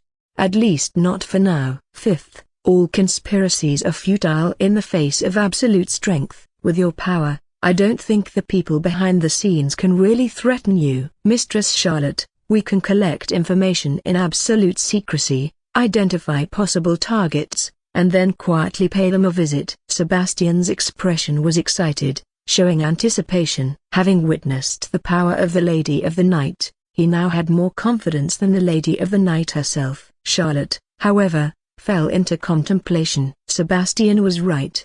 Perhaps before today, Charlotte was still very concerned about her safety, but now that she had successfully advanced to the first-tier starry sky, her strength had greatly increased, and her ability to protect herself had also improved significantly. Not to mention, she had also unlocked a new ability, True Ancestors Liberation. Although she hadn't had time to study it carefully yet, judging from today's performance, this ability could temporarily grant her power far beyond that of a third-tier Blazing Sun. She wasn't sure if this power had reached the level of legendary, but undoubtedly, if used properly, Charlotte could completely dominate Board.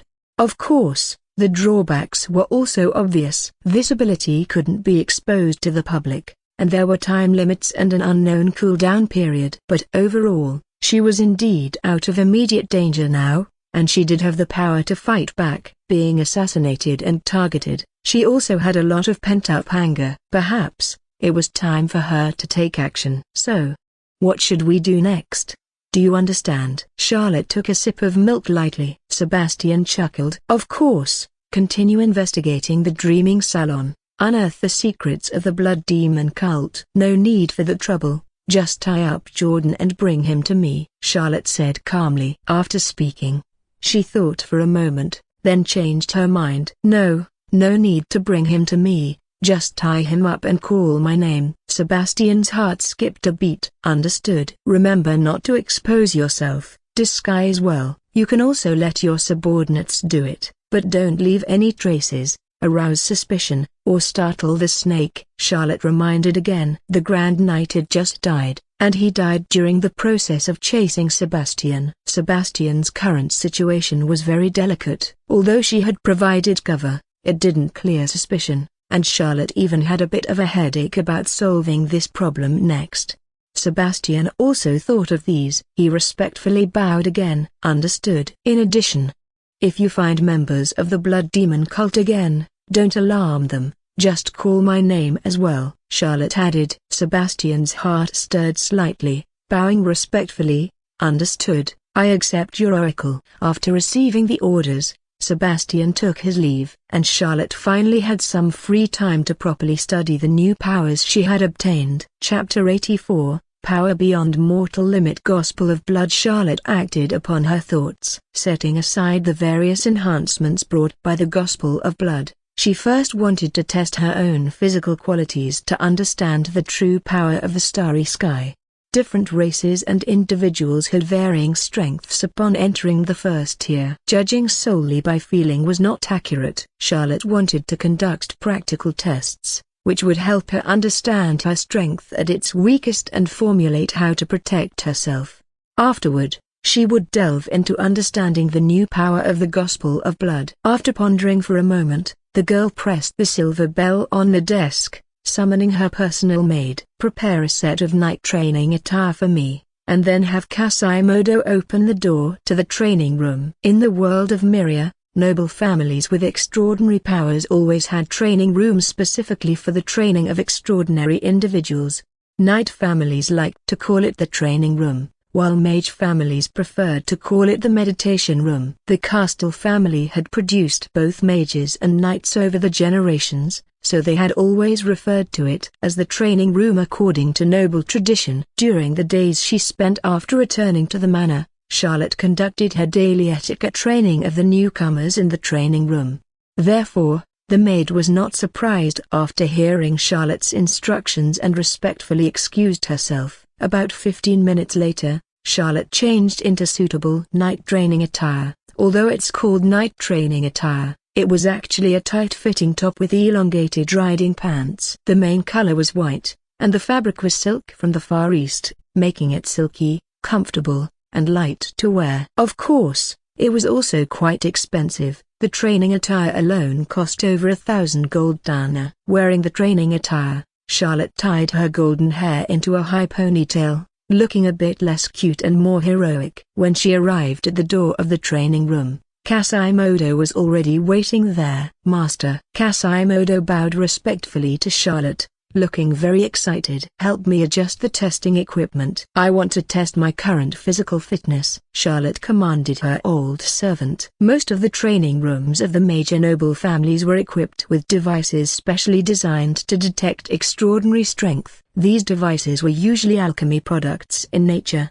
a type of magical equipment that even ordinary people could master after training. These devices were very expensive, crafted by Silver Moon mages, and typically valued at tens of thousands of gold dana. They would assess various aspects of the body such as strength and speed, magical or source power intensity, and magical affinity or sensitivity to source power.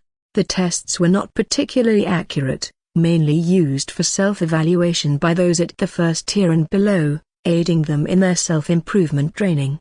As for more powerful extraordinary individuals, their powers had undergone a qualitative change, beyond what existing tools and equipment could measure. To test their strength, magical probing or direct combat judgment was necessary. Charlotte was not a knight. As a bloodborne, she belonged to the magical creatures, but her physical qualities were different from ordinary people. So, the tests she needed to undergo were for strength, speed, magical intensity, and magical affinity. Excitedly, Kasimodo replied to Charlotte's request. "You've come at the perfect time. Rand and the others are currently inside conducting training." "Rand? Training?" Charlotte was somewhat surprised. Rand was one of the young men and women she had recruited from the outer city, an apprentice knight, considered one of the most talented among the dozens of newcomers.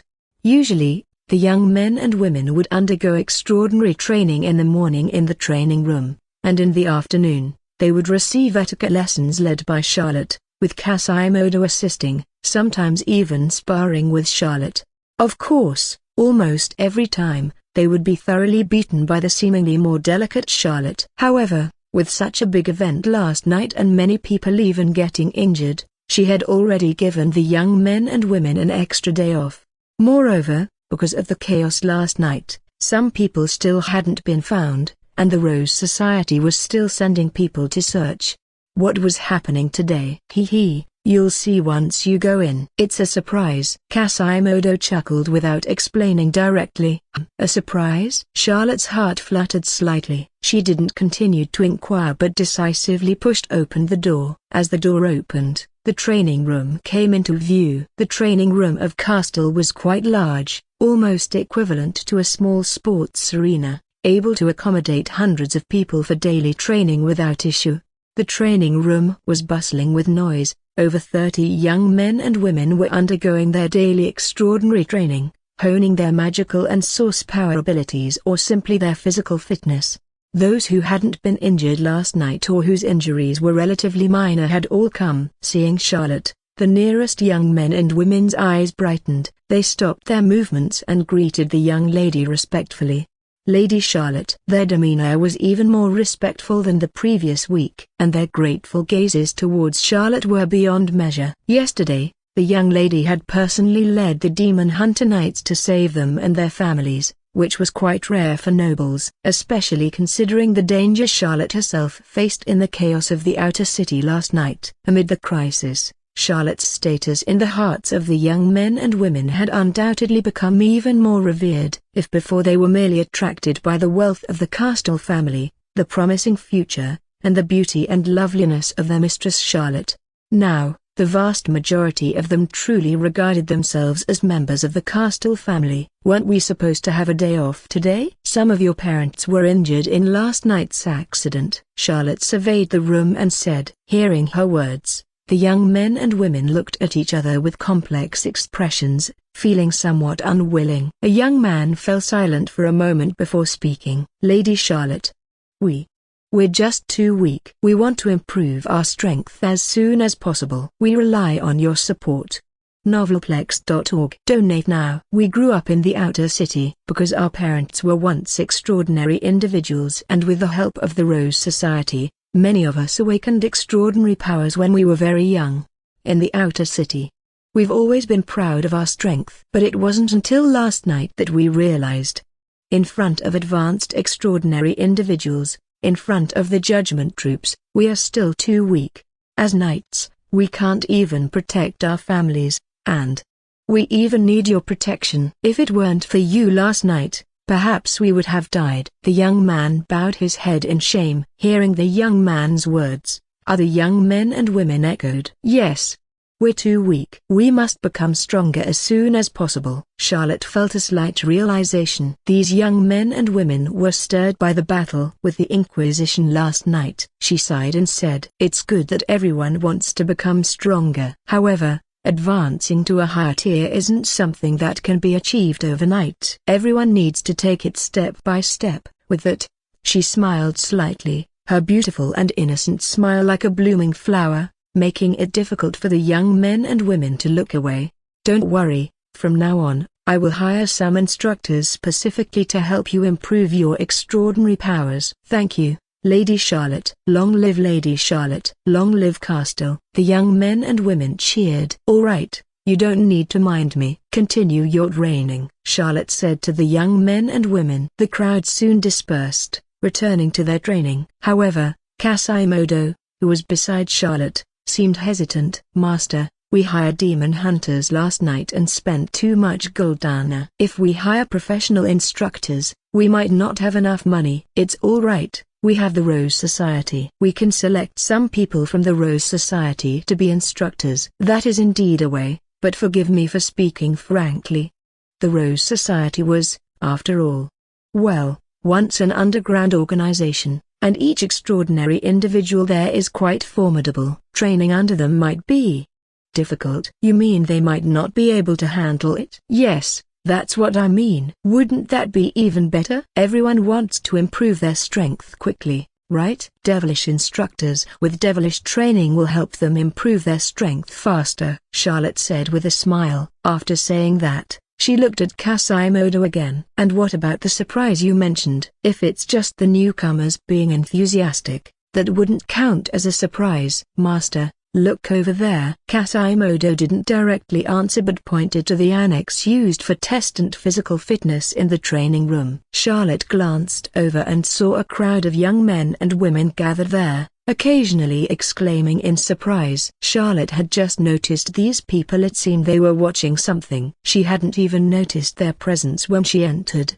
but now she was somewhat curious. She walked over without a word and saw a 14 or 15-year-old boy at the center of the crowd. Charlotte recognized him as Rand, an apprentice knight she had high hopes for. During the etiquette training for newcomers, Charlotte had sparred with them, relying on her bloodborne agility and exceptionally high physical fitness. None of the newcomers were her match. However, There were some individuals with significantly stronger physical strength, like Rand. Although Rand was only an apprentice knight, his explosive strength could reach over 800 pounds, equivalent to a punch carrying over 300 kilograms of force, roughly equivalent to a professional boxer in the heavyweight division on Earth. And he was just a 14-year-old boy, weighing less than 70 kilograms. This was the terrifying aspect of extraordinary strength. As descendants of extraordinary knights, their awakened source power would continuously reshape their bodies until they surpassed the limits of ordinary people, condensing the heart of source power and entering a higher tier. When Charlotte trained with them one-on-one, she most enjoyed sparring with this young apprentice knight because his strength was closest to hers and he was the most resilient. At this moment, with each of Rand's punches, the surrounding young men and women exclaimed in unison, chanting the numbers on the magic sandbag. 2,400 pounds. 2,400 pounds. He hit 2,400 pounds this time. 2,400 pounds. Charlotte's heart stirred slightly. The biggest difference between the first-tier and zero-tier extraordinary individuals was that first-tier individuals surpassed ordinary people. And an ordinary person, even with the most professional training and the most robust physique, would find it very difficult to exceed 1,800 pounds of force, roughly equivalent to the strength of boxing champion Tyson on Earth. But Tyson weighed over 110 kilograms. And now, Rand, who weighed only 60 kilograms, had punched out a force surpassing 1,000 kilograms. This meant only one thing. Rand had surpassed ordinary people. He's a first-tier. Rand, he has advanced to the first tier. Kasimodo exclaimed excitedly.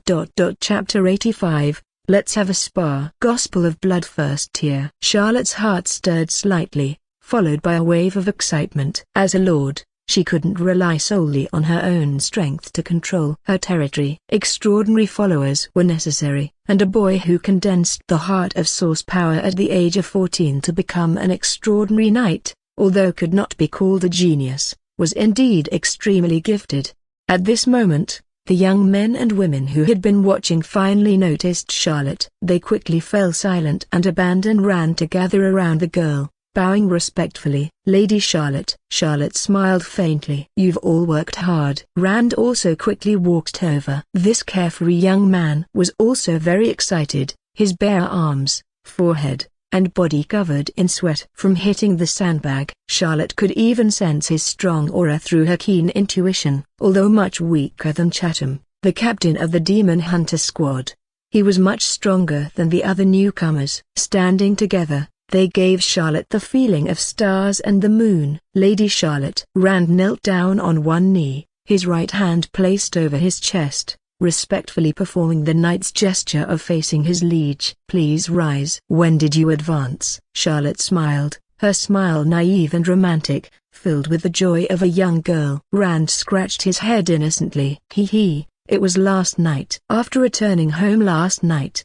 the Inquisition attacked our house, injuring my father. Then, out of anger, I condensed the heart of source power. The condensation of the heart of source power is often influenced by intense emotions. Obviously, the young man had advanced under extreme anger. In fact, many nobles would choose similar methods, perhaps in different ways but leading to the same result. This was also the mainstream path for extraordinary knights to advance in tiers without using the awakening seeds. Of course, the process of the young man's advancement was certainly not that simple. Charlotte could even imagine that although Rand was speaking lightly now, it was probably a moment of life and death for him at that time. For the heretic, the local Inquisition forces were always merciless. He was probably in a life-or-death struggle, and he advanced from being engulfed in extreme anger and fear. Injured your father? Is it serious? How is he now? Charlotte frowned slightly, her expression filled with concern, her clear blue eyes full of tension. Rand gratefully said, with the help of the Demon Hunter Knights, my father's injuries are already healed. Charlotte breathed a sigh of relief at this. That's good. Strictly speaking, although Charlotte was concerned about Rand's father's injury, she wasn't as exaggerated as she was just now. But since she appeared as a cute little girl, She knew how to make these followers feel closer to her. Charlotte knew her heart wasn't pure. But so what? Even if you're not a gentleman at heart, if you keep doing gentlemanly things all your life, you're still a gentleman. As a ruler, she knew how to do better. Seeing her like this, the young men and women's eyes became even more respectful. What bloodline power did you awaken? Charlotte asked again. Unlike nobles with inherited bloodlines, extraordinary individuals like Rand, although their parents were extraordinary, their ancestors might never have been extraordinary. Or even if they were, they might never have been second tier, Silver Moon extraordinary. Extraordinaries below the second tier do not form inheritable bloodlines, so the awakened powers of people like Rand are usually not accompanied by special bloodline effects. Of course, after becoming a first tier, extraordinary individuals are considered to have awakened for the second time. Those without bloodlines will awaken bloodlines, and those with bloodlines will strengthen them. Charlotte was an exception. She was different from other nobles. For the original body owner before possession, she had always been treated like a canary and had never awakened her bloodline. After the possession, Charlotte became a bloodpawn, and her noble bloodline was likely overshadowed by the bloodpawn bloodline. But even so, after becoming a first tier, Charlotte vaguely felt that something had changed deep in her bloodline. But she hadn't tested what it was yet. She just felt that it seemed to be related to the bloodpawns. It's the stone. My bloodline power is the stone, Rand said happily. The stone. Charlotte's heart stirred slightly. The stone is one of the commonly awakened bloodlines for extraordinary individuals without inherited bloodlines after advancing to the first tier. As the name suggests, it enhances defense and strength. Especially in terms of defense, the bonus is very high, and when the bloodline is activated, the body becomes as hard as a rock. Charlotte even seriously suspected that perhaps she had beaten Rand too much last week, and when he awakened, he was also beaten by the Judgment Knights, which led to the awakening of this bloodline. But it's not bad. The Stone bloodline is one of the best bloodlines for Guardian Knights. Although Charlotte seriously doubted whether with her own strength, does she really need protection from others? He was very suitable as a punching bag. We rely on your support. Novelplex.org. Donate now. Rand, who successfully advanced to the first tier, seemed quite excited. He clenched his fist and said joyfully, Lady Charlotte, now I'm also a Starry Sky Knight. I know, before, you chose me as your sparring partner because I could take a beating the best. But, I know you still restrained your power. You could take on many of us alone. The old me was no match for you. But now, now I've advanced to first tier, and awakened the stone bloodline. From now on, you can unleash your power on me as your sparring partner. Rand became more and more excited as he spoke, clearly proud to be the first among the newcomers to reach the first tier as an extraordinary individual. At the same time, Charlotte sensed that this young knight also had the stubbornness of youth. Although he didn't say it, he was probably quite frustrated about being beaten by a little girl all the time. However, Rand's words made Charlotte instantly interested. Testing physical abilities with magical devices is one thing, but compared to using devices, she was more interested in sparring with people.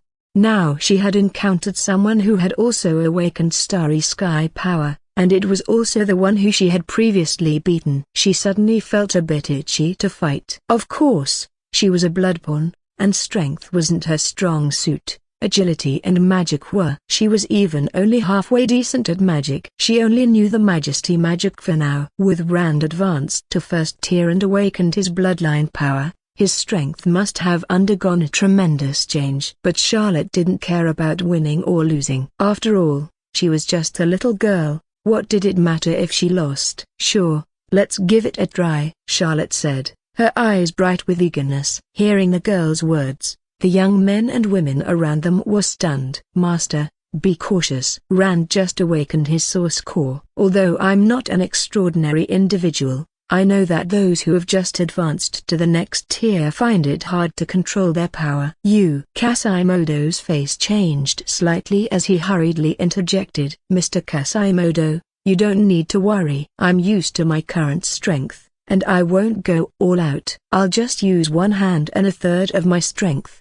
that should be about the same level as Lady Charlotte," Rand said confidently. After saying that, he scratched his head. "If you're really worried, I can also refrain from retaliating. To be honest, I also want to test the defensive power under my current bloodline activation. Among the manor residents, Lady Charlotte is the strongest. Lady Charlotte, please strike me with all your strength and let me test my defensive power now." This. Quasimodo hesitated. Charlotte, on the other hand, was delighted. She confirmed one thing again: the perception of a knight is indeed not as acute as that of a mage. Charlotte had sensed Rand's formidable strength, but Rand had not noticed that she had also advanced. There was no point in hiding her strength to surprise the other party. After all, he wasn't an enemy. Charlotte didn't tease them anymore. Instead, she actively released the magical aura within her body and smiled. "No need. You can go all out." Rand was taken aback for a moment and was about to say something, but he felt the sudden surge of formidable aura emanating from Charlotte's body, and his simple expression quickly became serious. At the same time, the young men and women around them also quieted down. They stared dumbfoundedly at Charlotte, feeling as if the girl were a terrifying volcano of magical power, and her aura became even more terrifying. As for Quasimodo, he was already a bit unsteady, and his legs were trembling. He widened his eyes, looked at Charlotte in astonishment, and exclaimed, "First tier?" Several apprentice mages also swallowed hard with difficulty, their expressions bewildered. "Lady Charlotte, you've opened your magic pool and become a mage? But you were able to beat Rand before, weren't you an apprentice knight?" "No, Lady Charlotte is not just a mage, nor just a knight," said Rand solemnly. His gaze fixed firmly on the girl, feeling a strong and formidable aura similar to source power emanating from deep within her bloodline. His eyes filled with complex emotions.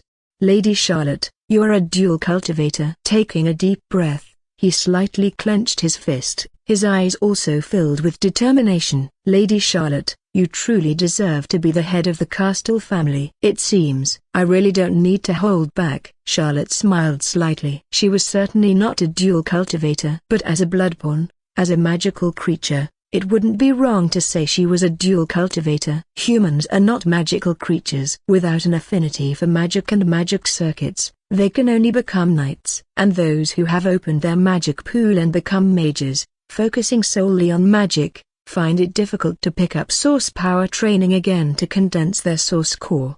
But magical creatures are different. Magic and source power are two different manifestations of the same energy. In magical creatures, magic is both magic and source power. Magical creatures are essentially dual cultivators. Chapter 86, Ridiculous Power. Gospel of Blood. Did you hear? Lady Charlotte is going to spar with Sir Rand. Oh? Is Sir Rand going to be a punching bag again? No. Sir Rand has become a Starry Sky Knight. Huh? Then why is he sparring with Lady Charlotte? But Lady Charlotte has also advanced to first tier Starry Sky. What? Why didn't you say so earlier? Are they fighting in the training room? Let's go check it out. The news of Charlotte sparring with Rand quickly spread throughout the entire Castle Manor. Upon hearing the news, almost all the servants rushed to the training room. Watching extraordinary individuals spar was one of the few entertainment options in the world of Myria, especially when the participants were first tier or above individuals. Inside the training room, as more and more people gathered to watch, even Sherry, leaning on her cane, limped her way to the scene. Charlotte and Rand stood in the center of the training room, with the nearest spectators standing several dozen meters away. However, even this distance wasn't safe, as the destructive power of first-tier individuals was too strong. Several magic apprentices had already been called by Nice to help cast protective spells. Meow meow meow. She's going to fight with this little guy. Miss Charlotte seems to be in a good mood and enjoys bullying people, muttered the black cat while casting a first-tier magic shield. But to the others, the two on the field looked completely different. On one side was the delicate and lovely young girl, and on the other was the tall and sturdy young man. Neither wore armor or carried weapons, clearly intending to engage in hand-to-hand combat. Although they knew both had reached the first-tier Starry Sky, some servants couldn't help but say, "Sir Rand has awakened the stone bloodline, So isn't it unfair for Lady Charlotte? Unfair? Hey. Hearing the discussion, Nice rolled its eyes. Then, it turned to the two fighters and said, Miss Charlotte, the magic barrier is ready. Charlotte nodded and looked at Quasimodo. After hesitating for a moment and glancing at Nice, who was munching on dried fish on the side, Quasimodo felt somewhat reassured and announced, let the battle begin. As he spoke, everyone held their breath, their eyes glued to the sparring grounds. Lady Charlotte, you go first. We'll stop at your signal. Let's just test our strength, said Rand, bowing respectfully. All right, but you go first, Charlotte replied with a smile and a shake of her head. Rand hesitated for a moment, but he still followed Charlotte's words, his expression instantly becoming serious. In that case, Lady Charlotte, I'll obey. With that, he shouted loudly, clenched his fist, and charged towards Charlotte. His skin gradually hardened like stone, and the terrifying punch generated a whistling sound as it broke through the air, eliciting gasps. The onlookers could clearly see that as Rand took a step forward, the ground noticeably sank in a large chunk before slowly recovering under Nice's magic. Lady Charlotte, my fist now packs 2,000 pounds. Please be careful, Rand shouted as he charged forward. Charlotte's expression also became serious. Having stepped into the first tier, theoretically, her strength should have surpassed human limits, reaching at least 1,800 pounds.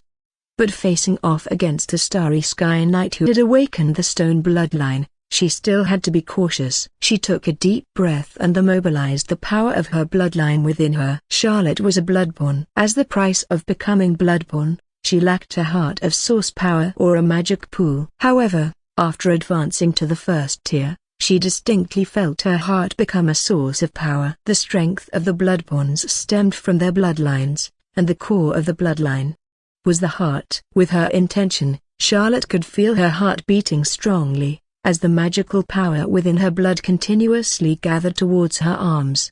She raised her arms, assuming a defensive posture. Rand closed in instantly, landing a punch on Charlotte's elbow. A dull roar echoed, causing the entire ground to tremble. Even the protective magic rippled, startling Nice. At the same time, both participants in the sparring were stunned. In Rand's perception, it felt like his fist had struck a solid rock, not only failing to penetrate the opponent's defense but also causing a reverberating shock that numbed his hand.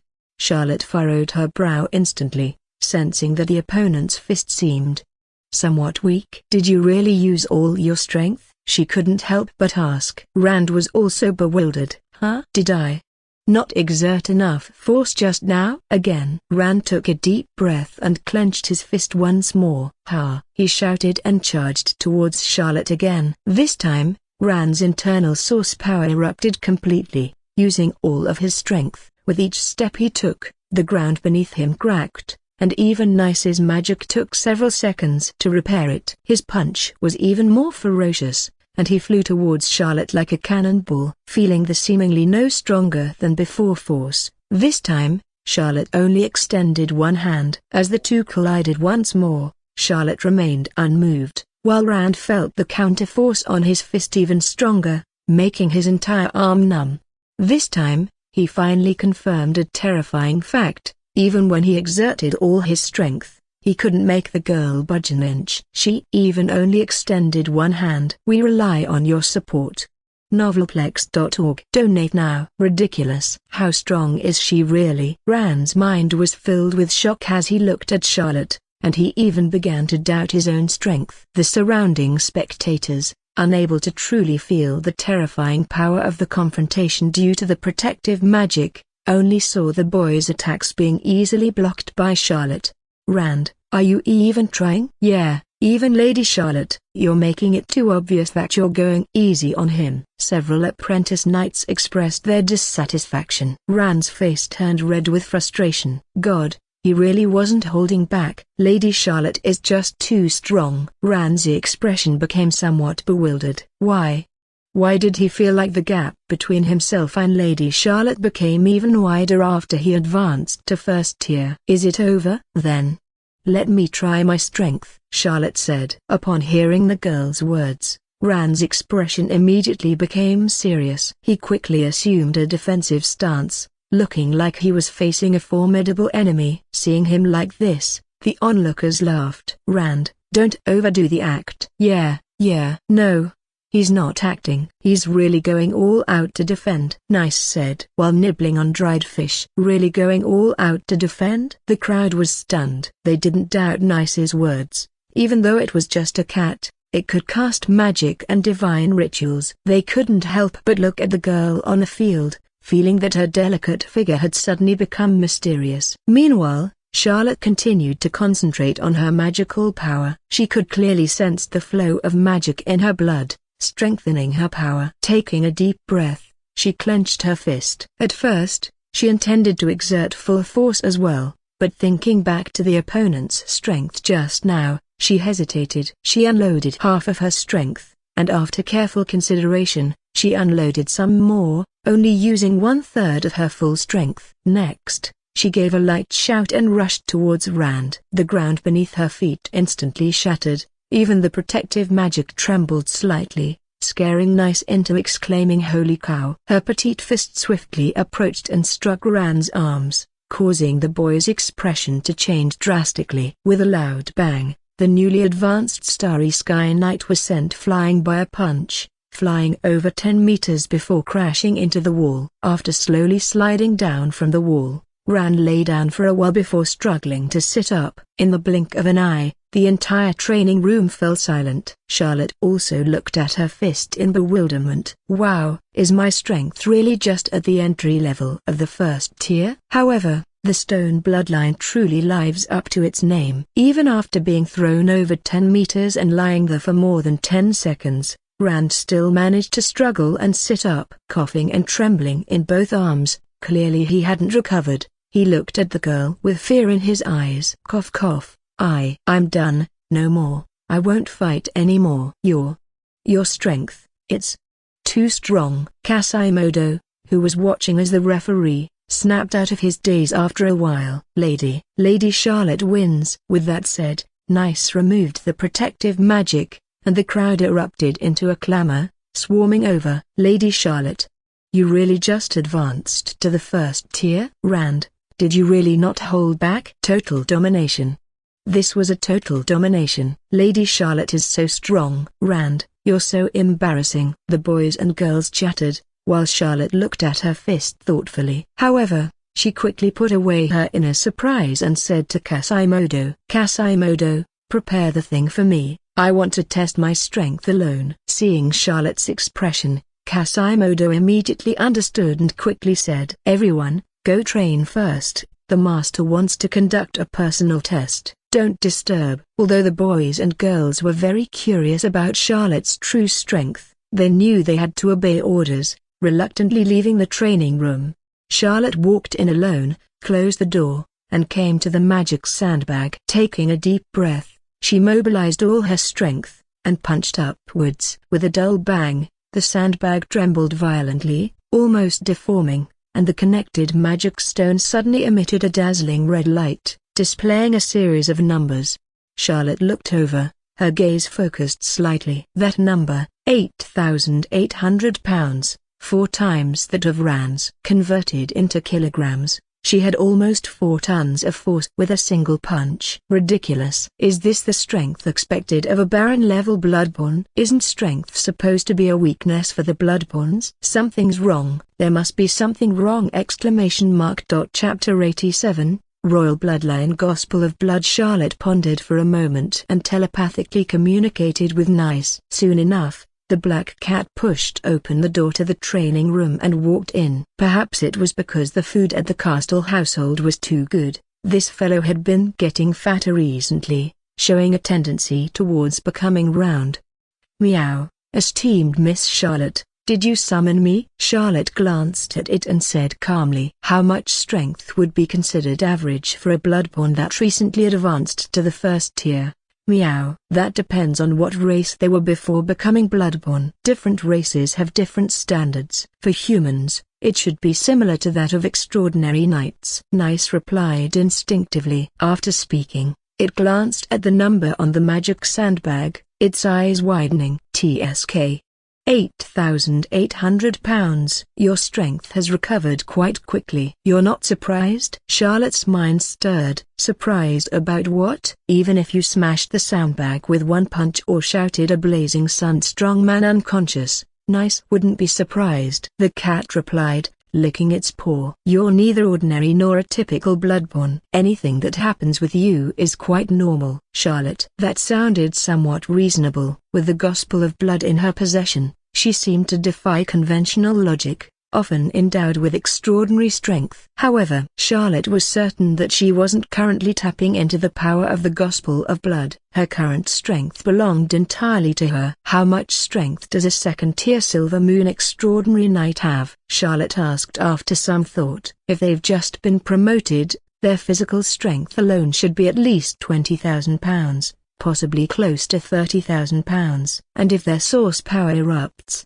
it's even more terrifying. However, the bodies of Silver Moon Knights have undergone qualitative changes, and strength is no longer the sole measure of their power. The first-tier Starry Sky Knights, when trained to the utmost limit, can have source power eruption strengths close to £20,000. However, they are no match for Silver Moon Knights at all, because Silver Moon Knights have greater endurance, stronger recovery, and more powerful source power eruptions.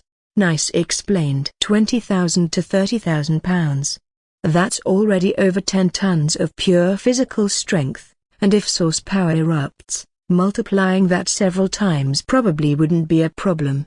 So, her strength hadn't reached that of the Silver Moon, it was just among the stronger ones within the starry sky. However, it was daytime now. When it came to nighttime, a Bloodborne's strength would double. At that time, her strength would be even greater. Charlotte pondered. Then, she looked at the other testing equipment in the training room. 2 brightly lit crystal balls and 2 translucent slabs. These were alchemy devices for testing magic or source power intensity, and magic affinity or source power sensitivity. Strength was a weakness of the Bloodborne, but now Charlotte's strength was already so exceptional that she was curious about her magic power. What's the magic power of a recently advanced Starry Sky Mage? And how about magic affinity? Charlotte asked. Probably around 3,000 grains, and as for magic affinity, it's generally around 60%, but some are naturally high, reaching 90%. Nice said. A grain is a unit of magic power. 1 grain is roughly equivalent to the magic power consumption to maintain the simplest apprentice-level spell, Light, for 1 minute. Converted to first-tier magic, Starry Sky Mages can use about 30 to 40 grains at a time, and those with high magic affinity can use close to 50. Magic affinity is the efficiency of a mage's magic power utilization and meditation. The higher the affinity, the higher the utilization efficiency and meditation efficiency, with a maximum of 100%, meaning there is no waste when converting magic power into magic, and all absorbed magic power during meditation can be stored at 100%.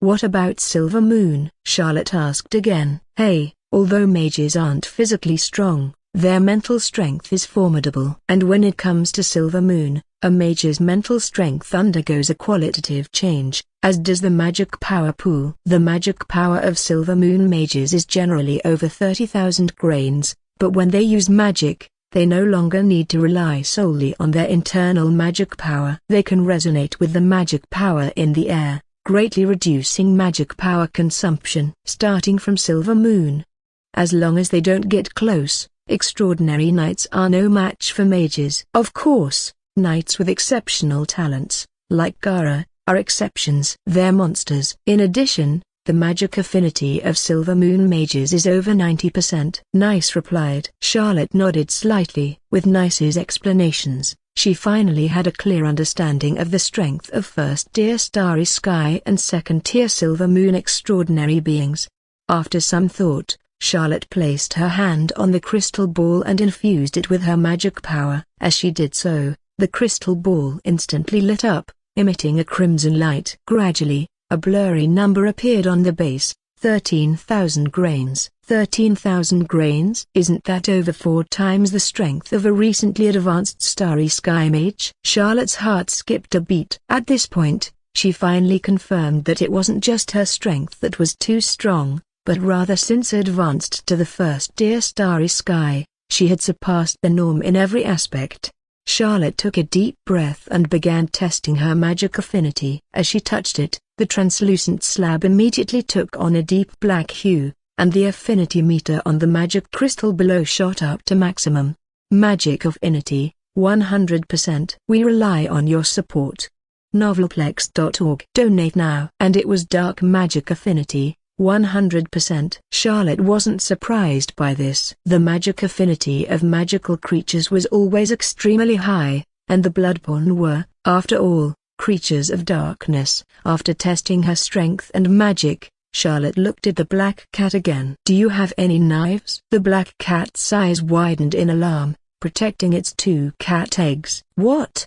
What do you want to do? Charlotte rolled her eyes. I'm not performing surgery on you. Hurry up and hand it over. After some thought, the black cat cautiously retrieved a nail clipper from the void. Are you kidding me? Charlotte frowned. Seeing the girl's increasingly impatient expression, Nicey sighed and fetched a small dagger, handing it over. Satisfied, Charlotte took it and made a cut on her own arm. A burning pain and fresh blood flowed instantly. But soon, Charlotte noticed that muscle was growing beneath the wound on her arm. After a while, the wound on her arm had completely healed. My self-healing ability has improved, although not as much as during that night's rampage. It's still quite powerful. Charlotte nodded in satisfaction. With this, she had a preliminary understanding of her physical qualities. Although she had just advanced to the starry sky, she had already surpassed the ordinary starry sky in all aspects and was no longer afraid of most threats at this tier.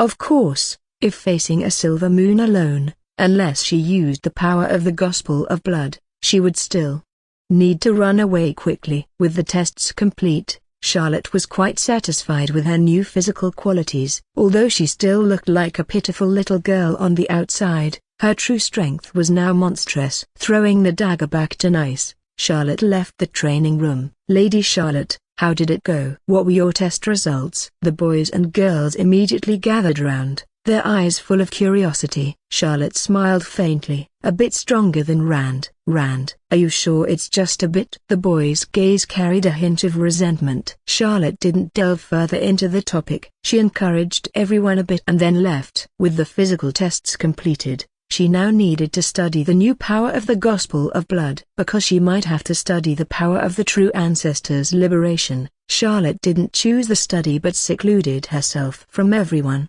coming to the basement of the manor. After closing the door to the basement and instructing Nice to stand guard outside, Charlotte immersed herself in her consciousness and communicated with the Gospel of Blood.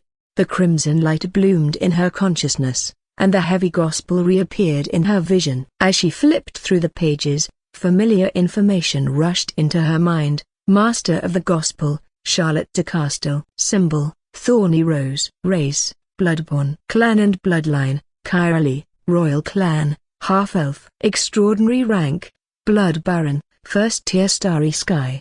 Abilities unlocked, Master of the Gospel, activated, Blood Summoning, 0% cooldown, True Ancestors Liberation, 58.5s, Divine Ritual Counter, activated. Bloodline Resonance, Dark, First Tier, Mental, First Tier, Wild, Unmastered, Flesh and Blood, Unmastered, Insight, Unmastered, T/N, Changed Spirit, Greater than Mental. Dark, Low Tier Blood Embrace, Perfect, Mental, Low Tier Majesty, Perfect, Wild, None. Flesh and Blood, None. Insight, None. Blood Descendants, 0. Blood Servants, Sebastian Flameart. Charlotte browsed through her information and soon paused. She found that her Bloodborne bloodline had changed. Royal Clan. Kyrali? Vaguely, Charlotte seemed to understand why her strength had become so powerful after advancing to the first tier Starry Sky. Chapter 88, Bloodborne Clan and True Ancestors Liberation. Gospel of Blood. The bloodline of Royal Clan. Could it be that the reason I became so powerful after advancing to the Starry Sky is because my bloodline as a Bloodborne has changed? Charlotte pondered. Charlotte was well aware that her previous bloodline was not from the bloodline of Royal Clan, but rather from the bloodline of Shedite, the Dark Clan.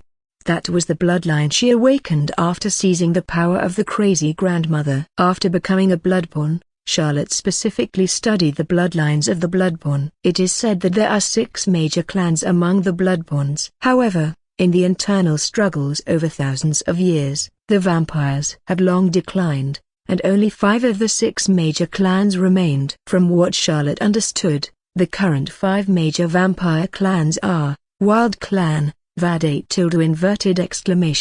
lat, specializing in the resonance of the Wild Path, is mainly active in the Courier Kingdom and the Eastern Unnet Blacklands.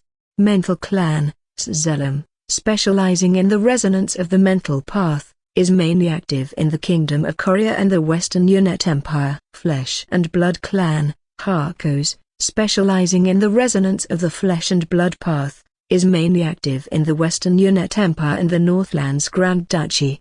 Insight Clan, N8 copyright Z, specializing in the resonance of the Insight Path, is mainly active in the Fallen Star Kingdom and Lunar Island. And the Dark Clan, Shedite, specializing in the resonance of the Dark Path, is mainly active in the Crescent Kingdom and the Lunar Island coastal cities. Besides these, there was the last Bloodborne clan that had already gone extinct. That was the clan that once ruled over all Bloodbornes, also known as the Royal Clan, or the Royal Bloodborne Clan of the Kyrali. Because the Royal Clan had long disappeared, not even Charlotte could find out what was special about the Kyrali clan. But now, Charlotte's bloodline had become Kyrali, and her strength far exceeded that of ordinary Starry Sky individuals. This made her guess perhaps her current strength, far surpassing those of the same tier, was due to the enhancement of the Bloodborne royalty bloodline. This bloodline might also be related to the Bloodborne true ancestors, Charlotte pondered. At the same time, Charlotte remembered a detail when she advanced. At that time, when she advanced to the Starry Sky, the Gospel of Blood had once erupted with a mysterious force that surged into her body. Under the influence of that mysterious force, Charlotte's physical body in reality also underwent a transformation, and only then did she advance to the Starry Sky. And after awakening true ancestors' liberation, Charlotte knew what that mysterious force was. It was divine power. More accurately, it was the divine power of blood. The source of the divine power of blood still originated from the Gospel of Blood. However, it was not simply from the Gospel of Blood anymore, but rather some kind of wonderful chemical reaction produced by the fusion of Charlotte's soul with the blood codex. Charlotte then focused her attention on True Ancestors' liberation. Information about True Ancestors' liberation once again surfaced in Charlotte's mind. 8 True Ancestor liberation, activatable 8 as a descendant of Bloodborne royalty, the Master of the Gospel will possess the ability of True Ancestors' liberation, capable of consuming divine power to temporarily gain the power of the true ancestor. The strength and duration of true ancestors' liberation are limited by divine power. The current highest output level is Saint, with a maximum duration of 1 minute. 8 After the liberation ends, the ability needs to cool down, and can only be activated again once divine power has recovered. 8 Only Bloodborne royalty descendants can awaken the ability of true ancestors' liberation. So, when I advanced at that time, I should have triggered some mechanism of the Gospel of Blood, and the surging divine power transformed my bloodline. And after having the royal bloodline, I unlocked true ancestors' liberation. Charlotte quickly sorted out the relationship between them. And with it came another bizarre thought. Only Bloodborne royalty could master true ancestors' liberation. In that case, the Gospel of Blood seemed to have been tailored for Bloodborne royalty descendants. Could it be that the extinction of the Bloodborne royalty was not caused by the other 5 major clans working together? Charlotte's expression was somewhat strange. Of course, she hadn't entered the Bloodborne Society now, and the Bloodborne internal affairs had nothing to do with her. But she had a faint feeling. After she steps into the Bloodborne Society in the future, her bloodline might become a big surprise, or big trouble. As for now, the Bloodborne Society and board was only the group of lunatics from the Blood Demon cult, and Charlotte had no intention of mingling with them at all.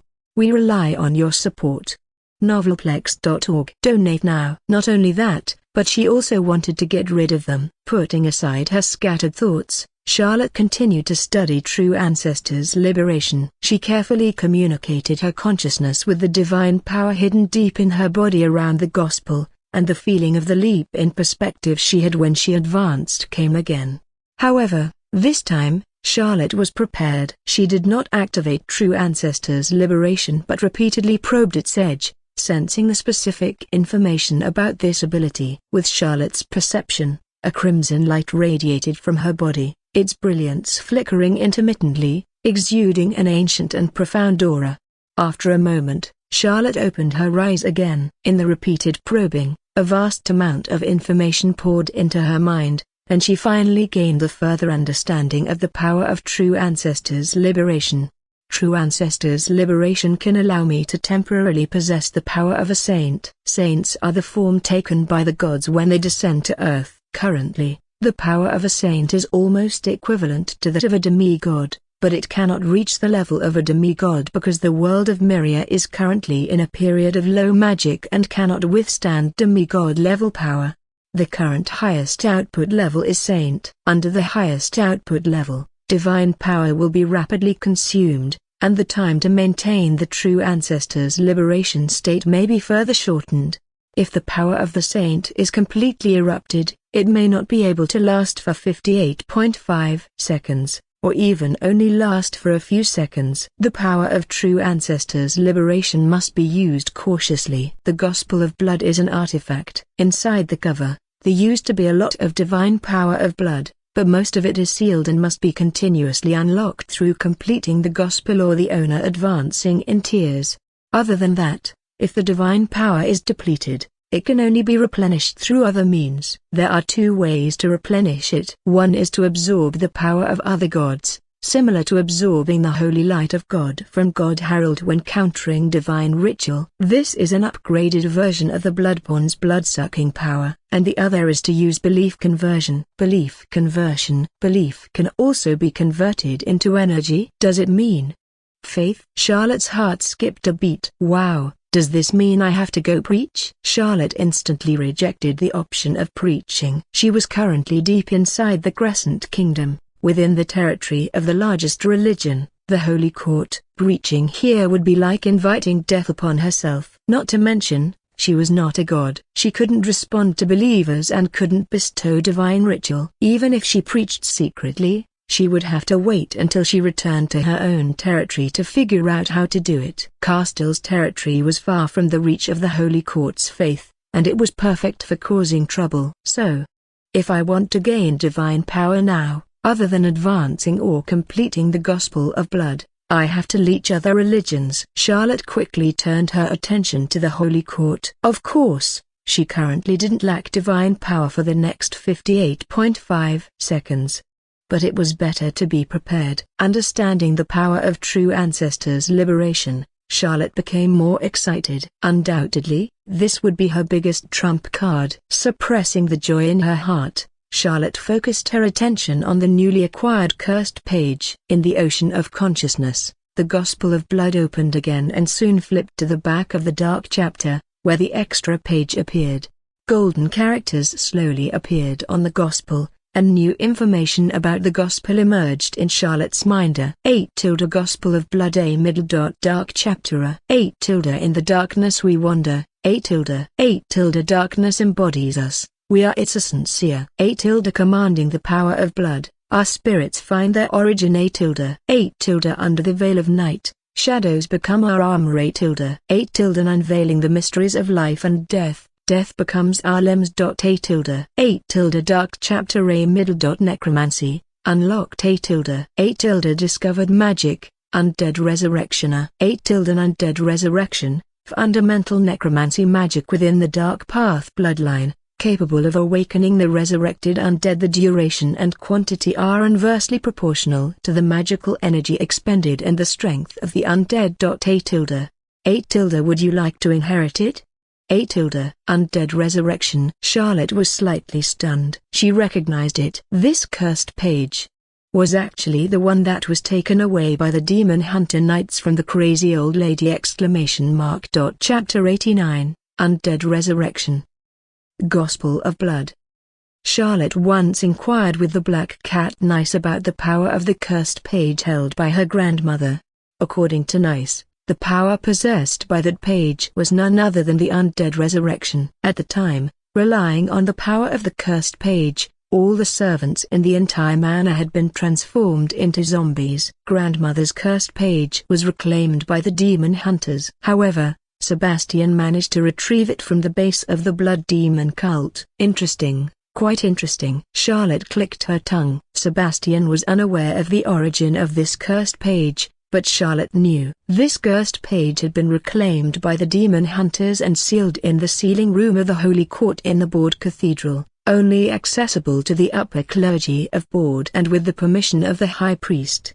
However, now that it was in Charlotte's hands, presumably the box that sealed the cursed page in the sealing room of the Holy Court Cathedral in Board should have long been empty, right?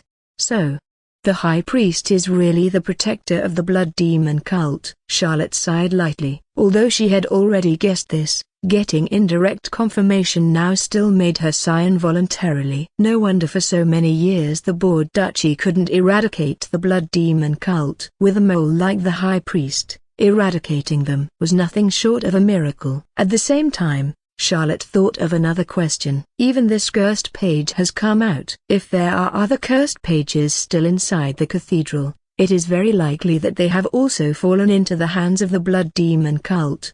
So, over these years, how many cursed pages has the blood demon cult collected in the Board Duchy? With this thought, Charlotte's desire to wipe out the blood demon cult in Blood grew even stronger. I can use the blood summoning to have a chance to directly find the bloodborns of the blood demon cult, but it might also attract the attention of the bloodborn Archduke. The Dark Knight Castle belongs to the power of the Gospel of Blood. The bloodborn nobles must know about it. It's my deepest secret and my greatest trump card. Ordinary bloodborn can't see through my details, but the bloodborn Archduke might not be the same. The risk of summoning the bloodborn of the blood demon cult into my spiritual world is too great. I hope Sebastian can quickly capture Jordan, dig out the mastermind, and find the lair of the blood demon cult. Perhaps I can rely on him. As for now, let's proceed with inheriting the magic. Recalling her thoughts, Charlotte decided to learn the undead resurrection first. Although dark magic was frowned upon, she had no choice. Having some magic skills was better than having none. Inherit. Charlotte silently recited in her consciousness. As she made the decision, Charlotte felt a surge of vast information flooding into her mind. Just like when she inherited the Majesty magic, faint crimson light constructs began to form in her spiritual world, continuously outlining and finally condensing into an illusory magic design. How to chant the incantation, how to communicate with the wandering undead, how to awaken them again. Everything took shape in her mind. We rely on your support. Novelplex.org. Donate now. Inheritance successful. Undead Resurrection Mastery, Beginner, 0-100. The infusion of knowledge quickly ended. At the moment of inheriting the undead resurrection, Charlotte also faintly felt changes in her inheritance skill tree. She felt a movement in her heart and quickly communicated with the skill tree. Familiar power blossomed in the spiritual world, and Charlotte felt her vision rise again, coming to the skill tree constellation. This time, she noticed that the first tier representing the starry sky constellation had already been unlocked, and the light path leading to the second tier representing the silver moon constellation had also been unlocked. However, to reach the second tier, she needed to learn more magic, resonate with more bloodlines, and master more bloodline paths. As for the more detailed aspects, she couldn't delve into them now. It probably required learning more magic and practicing it to perfection to understand further. However, looking at the familiar proficiency mechanic of the undead resurrection, Charlotte felt a headache again. Unlike other magic, practicing undead resurrection wasn't easy because most intelligent beings in Myria had beliefs. After their deaths, their souls would return to the kingdom of the gods. The requirement of resurrection of the undead was for the souls of the deceased to still linger in the mortal world and be awakened by the practitioner. To achieve this, either the practitioner had to act quickly after the death of an intelligent being, before their souls accepted the call back to the kingdom of the gods, or choose unbelievers. Unbelievers were rare in this world. As for acting quickly after the death of intelligent beings, unless they had strong attachments during their lives, or were extraordinary beings, believers would quickly be called back to the kingdom of the gods after death. Is there a place where people who have just died, whose souls haven't had time to return to the kingdom of the gods, can often be seen? Charlotte pondered. Soon, she got a series of answers. In fact, there are quite a few, such as funeral societies, cemeteries, and church hospitals. However, funeral societies and cemeteries are not convenient for me to go to. I have a special status, and I am quite famous in Board. Going to such places would easily arouse suspicion. Even if I hide my identity, it is still very inconvenient. As for church hospitals, it's the same. Although people die there often, priests conduct funerals quickly and help the souls of the deceased return to the kingdom of the gods. In addition, unless I'm crazy, I wouldn't practice undead resurrection in a church hospital. By then, I'm afraid just the fluctuation of dark magic would attract a bunch of clergies. Charlotte shook her head and quickly rejected these practice methods. However, she soon had other ideas. In fact, this magic doesn't need to be practiced so urgently. It can be done slowly. Even if I can't find a target for practice, I should have plenty of opportunities to practice while dealing with the Blood Demon cult.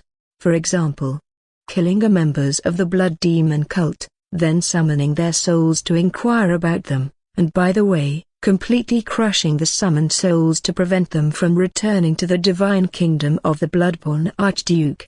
From this perspective, it seems like a good magic for destroying evidence, Charlotte pondered. And just as Charlotte was contemplating how to practice undead resurrection in the future, she seemed to hear someone calling her name faintly. Charlotte's heart stirred, immediately holding her breath, and in a trance, it seemed as if she heard Sebastian's voice. Sebastian! He captured Jordan so quickly. Chapter 90, Divine Sensing Gospel of Blood. Outer City, Rose Manor. A heavy rain had washed away all traces of yesterday's bloodshed, leaving the garden and buildings immaculate. If it weren't for the trampled rose bushes in the garden and the lingering traces of magic burns on the structures, no one would have guessed that a fierce battle had taken place here last night.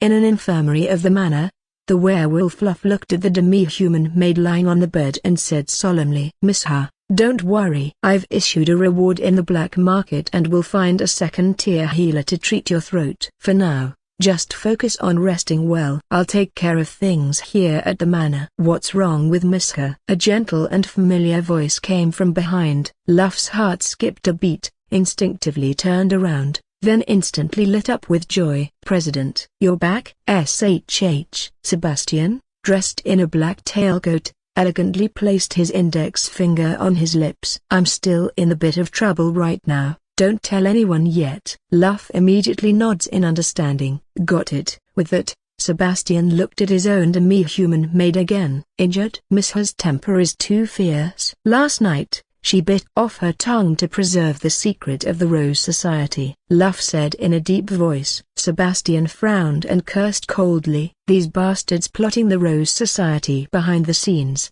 I will make them pay sooner or later." After that, he looked at Luff again. "I've heard about what happened last night. Master saved you all, but I'm not clear on the details, and Master didn't tell me." "Tell me what happened." "President, it's like this." The werewolf Fluff honestly recounted everything that happened last night. After listening to his account, Sebastian's heart jumped. "You mean you all passed the Holy Light Judgment?" "Yes, only a small number of people didn't pass. And among those who didn't pass, many were people I was planning to expel from the organization," Luff said. After that, he couldn't help but ask, "President, how? Did Lady Charlotte do something about it?" "I don't think we could really pass the test.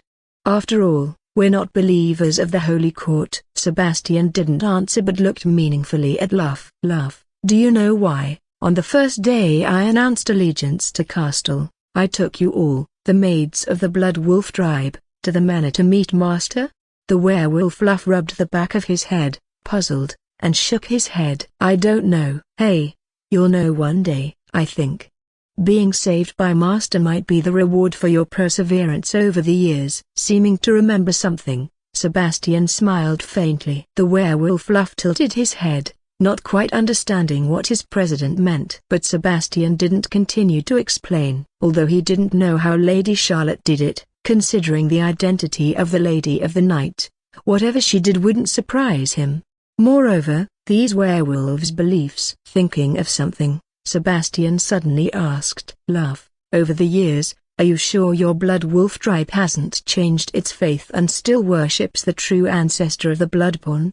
Sebastian didn't notice that when he mentioned the term true ancestor of the Bloodborne, the magic lamp in the infirmary flickered slightly, and the half-open window also swayed slightly as if a breeze had passed. At the same time, someone far away in Castle Manor also heard his call. The werewolf Fluff was slightly stunned, then nodded solemnly. Yes, according to our legends, the blood totem bestowed us with wisdom, and the faith of the werewolves has always been the true ancestor. We rely on your support. Novelplex.org. Donate now. And over the years, you have never received a response. So many people in the tribe believe that the true ancestor has fallen. That's right. Since the 1000-year blood war, we've lost contact with the gods. Now, perhaps, among those who still hold faith, we are the last tribe of werewolves who once followed the Bloodborne royal family. The werewolf Fluff sighed softly, looking desolate. Sebastian pondered. He rubbed his chin and suddenly said, Love, do you think there is a possibility that the true ancestor has not fallen after all? It's just that your usual way of praying is wrong? Hearing Sebastian's words, Luff was puzzled. Wrong way? But, President, our Blood Wolf tribe's prayer ceremony has been passed down for thousands of years. There can't be anything wrong with it. In case, over thousands of years, which is a very long time, even for us elves, anything handed down may have flaws. Moreover, after wandering for so many years and experiencing one war after another, when you pray, you don't even have a holy symbol. Sebastian shook his head. Luff frowned, quite puzzled. Are you saying? What I mean is, next time you pray, you might as well try a different approach. It might have miraculous effects. Sebastian said meaningfully. With that, he took out a piece of parchment from his pocket and handed it to Luff. Try this symbol next time you pray. Luff subconsciously opened the parchment and saw a symbol of a thorny rose drawn on it. Thorny rose? President, isn't this the information about the evil god you bought from Lord Nice? Are you suggesting we should turn to the evil god? The werewolf's eyes widened. Cough cough cough. Evil god? What evil god? Show some respect. Sebastian glared. After that, he paused for a moment, then added meaningfully, what I mean is, when you pray next time, add this symbol. Add this symbol? Could symbols of gods be added arbitrarily? Luff looked a bit bewildered. All right, don't worry about it. Just remember what I said. Next time you pray, add it. It won't harm you. Seeing the werewolf's dumbfounded expression, Sebastian wants to facepalm himself. These big, burly werewolf men, and the graceful, charming werewolf women, almost all of them were born extraordinary, but unfortunately lacked a bit of intelligence. He had hinted so clearly, but he couldn't just say that this symbol of thorny roses was directed to the true ancestor, could he? Sebastian had always known that the werewolves he sheltered believed in the blood totem. After guessing the Lady of the Night's identity, he brought almost all the demi-human maids to the manor on the first day of the visit just to show goodwill in this way. But unfortunately, the Lady of the Night never responded, and he didn't know what she was thinking. It seemed that she didn't want to acknowledge these believers of hers. So he hadn't brought up this matter again, for fear of angering the gods. But now that he knew the Lady of the Night had protected the werewolves last night, Sebastian knew that at least the Lady of the Night didn't dislike these werewolves. Now thinking about it, perhaps the werewolves' way of praying was wrong, which caused the Lady of the Night's dissatisfaction and no response from her. He couldn't speculate on the thoughts of the gods, but as a God follower, he felt it was necessary to bridge the gap between the two sides. After all, faith was also a part of the God's returns. To speak the truth plainly would be a bit lacking in interest and might even make the Lady of the Night dislike him. So Sebastian decided to simply point the right direction to the werewolves and let them earn the Lady of the Night's attention on their own. Alright, just remember this matter. I have another thing to ask you to do. You know Gaston's third son, Jordan, right? Find a way to tie him up and bring him to me. Don't leave any evidence. It's best to disguise it as an enemy of Gaston. Sebastian changed the topic, and upon hearing his words, the werewolf Fluff also became serious. Gaston's third son, Jordan, President, is this about the investigation of the Dreaming Saloon you asked me to do earlier? Coincidentally, I also have some information to report to you. Chapter 91. Mysterious Informant. Gospel of Blood. You said you've already found out where the next Dreaming Salon will be held tonight? I remember our Rose Society was already blacklisted from the Dreaming Salon, right? How did you manage to find out? Sebastian was somewhat surprised. The werewolf Fluff scratched his head. This is a long story, President Sebastian. It all started with a warning we received a few days ago from the church. A warning from the church? Sebastian was surprised. Yes, Luff nodded. It was about 3 days ago. Someone came to our shop in the Western District and warned us that the Inquisition was going to launch a sacred judgment against us, telling us to pack up and hide in advance.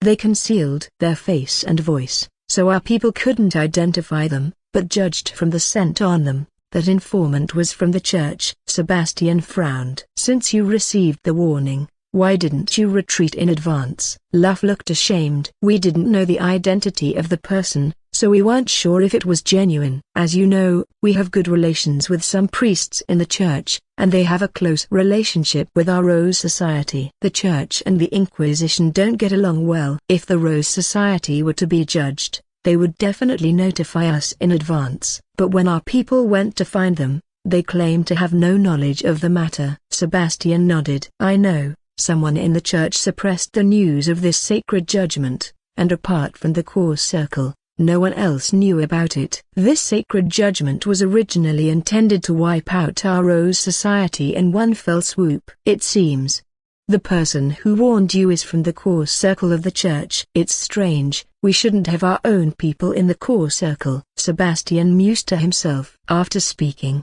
he looked at the werewolf again, somewhat dissatisfied. Laugh. Regardless of whether the intelligence is true or false, we must be vigilant. As for the priests, we are friendly within the church.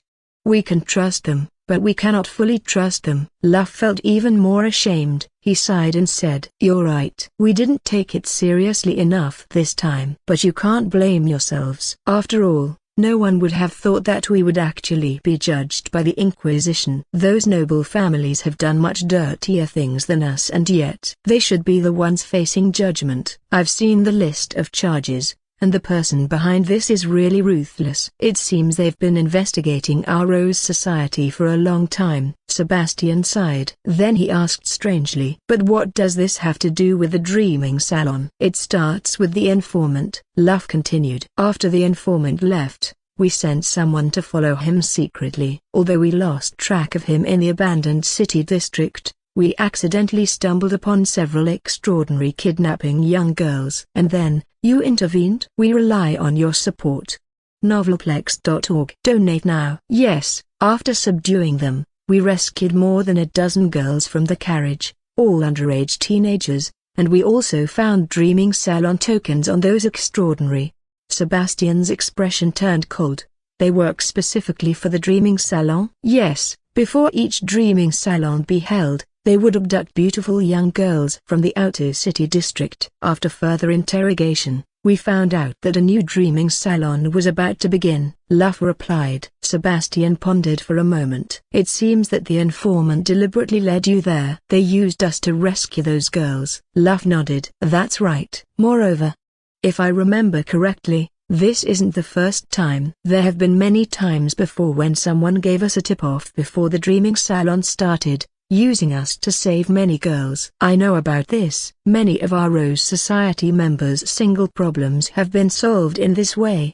Now it seems The person who tipped us off before, and the person who tipped us off this time, should be the same. Sebastian took a sip of wine from his glass, thoughtfully. Let's put aside this person's matter for now. Regardless of who they are, at least, they don't have malicious intent towards our Rose Society. Let's set aside the matter of Jordan for now. I know that guy. He always disappears for a long time before the Dreaming Salon is held. Even if we wanted to catch him, we couldn't. But now that we have intelligence about the Dreaming Salon, there's no need to rush to catch him. Love, give me the Dreaming Salon token. I need to go back to Castle Manor.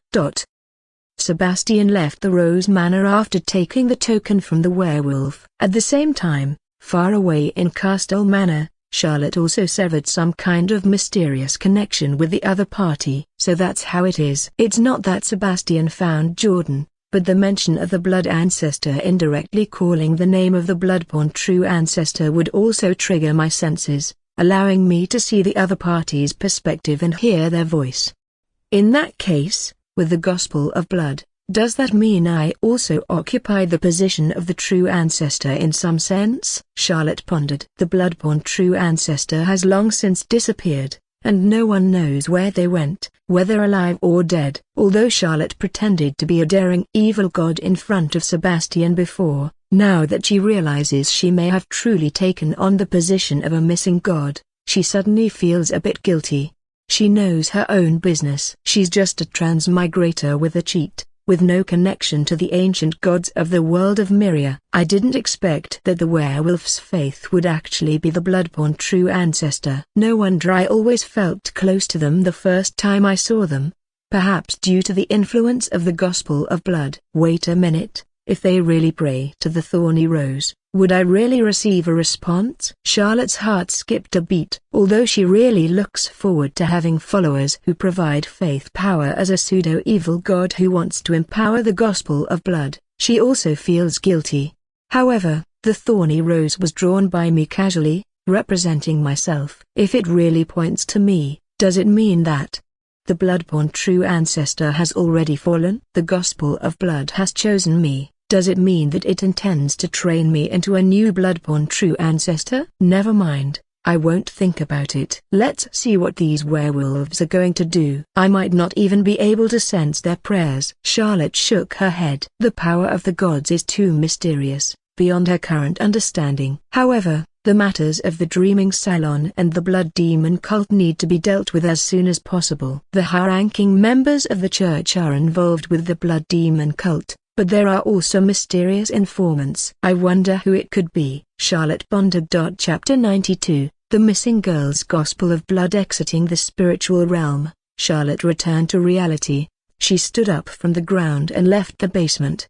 Nice. The black cat was still outside guarding. When Charlotte pushed open the door of the basement, she saw the cat looking straight at her with its amber-colored eyes, making her feel uneasy. Have you seen enough? The girl said coldly. Under the gaze of those deep blue eyes, Nice quickly averted its gaze. But it couldn't help occasionally lifting its head to size up Charlotte, struggling to find the right words. Spit it out. Charlotte frowned. It's nothing, just a bit curious. Miss Charlotte, did your power recover a bit? The black cat asked cautiously. Huh? Charlotte looked at it strangely. Well, I just received a message from the church, although it hasn't been announced yet, but I guess the whole of board will know soon. Nice scratched its head as it followed Charlotte, speaking hesitantly. As it spoke, it glanced at Charlotte strangely and swallowed saliva, cautiously saying, "The Grand Knight of the Inquisition, he was slain." Charlotte paused slightly, nodding slowly. She returned to her study and sat down again. Nice. The black cat voluntarily jumped onto the desk and poured her a cup of hot milk. You don't seem surprised. Did you? Nice asked cautiously. Me? I've been in Castle Manor all along, Charlotte said as she elegantly picked up the high-footed cup. But I sensed that guy Sebastian. Meow. I definitely wouldn't mistake his dog smell. The aura of that unlucky guy who should have been chased by the Grand Knight actually appeared in the manor, and the Grand Knight suddenly died. Apart from you, I can't think of anyone else who could do it. Nice said urgently. No worries, Someone is more anxious than I am. He'll do everything he can to cover it up. Charlotte thought to herself. After confirming, Nice sighed. Anyway, I hope you'll be careful. The Holy Court is always vigilant about the resurrection of fallen gods. Don't let them discover your existence. Otherwise, they'll really send down the legendary to investigate. In this era, it's not like thousands of years ago when you could call the shots. Listening to the Black Cat's words, Charlotte's expression gradually became serious. Don't worry, I'll be careful. She nodded. After saying that, Charlotte pondered for a moment and said, Nice, I need you to do something. Meow. What's the matter? Go investigate a person.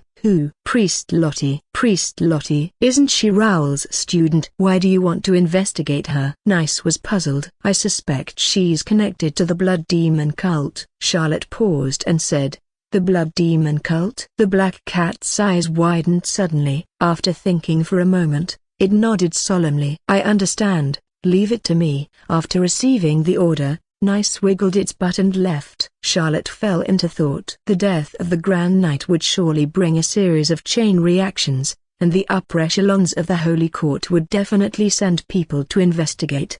Nice could think of it, and the Blood Demon cult could probably think of it too. Sebastian had mentioned that the Blood Demon cult was likely brewing a major conspiracy. If that was the case, perhaps the death of the Grand Knight would also prompt them to act faster. It seems I need to act quickly. Charlotte sighed lightly. She rang the bell and called a maid. We rely on your support.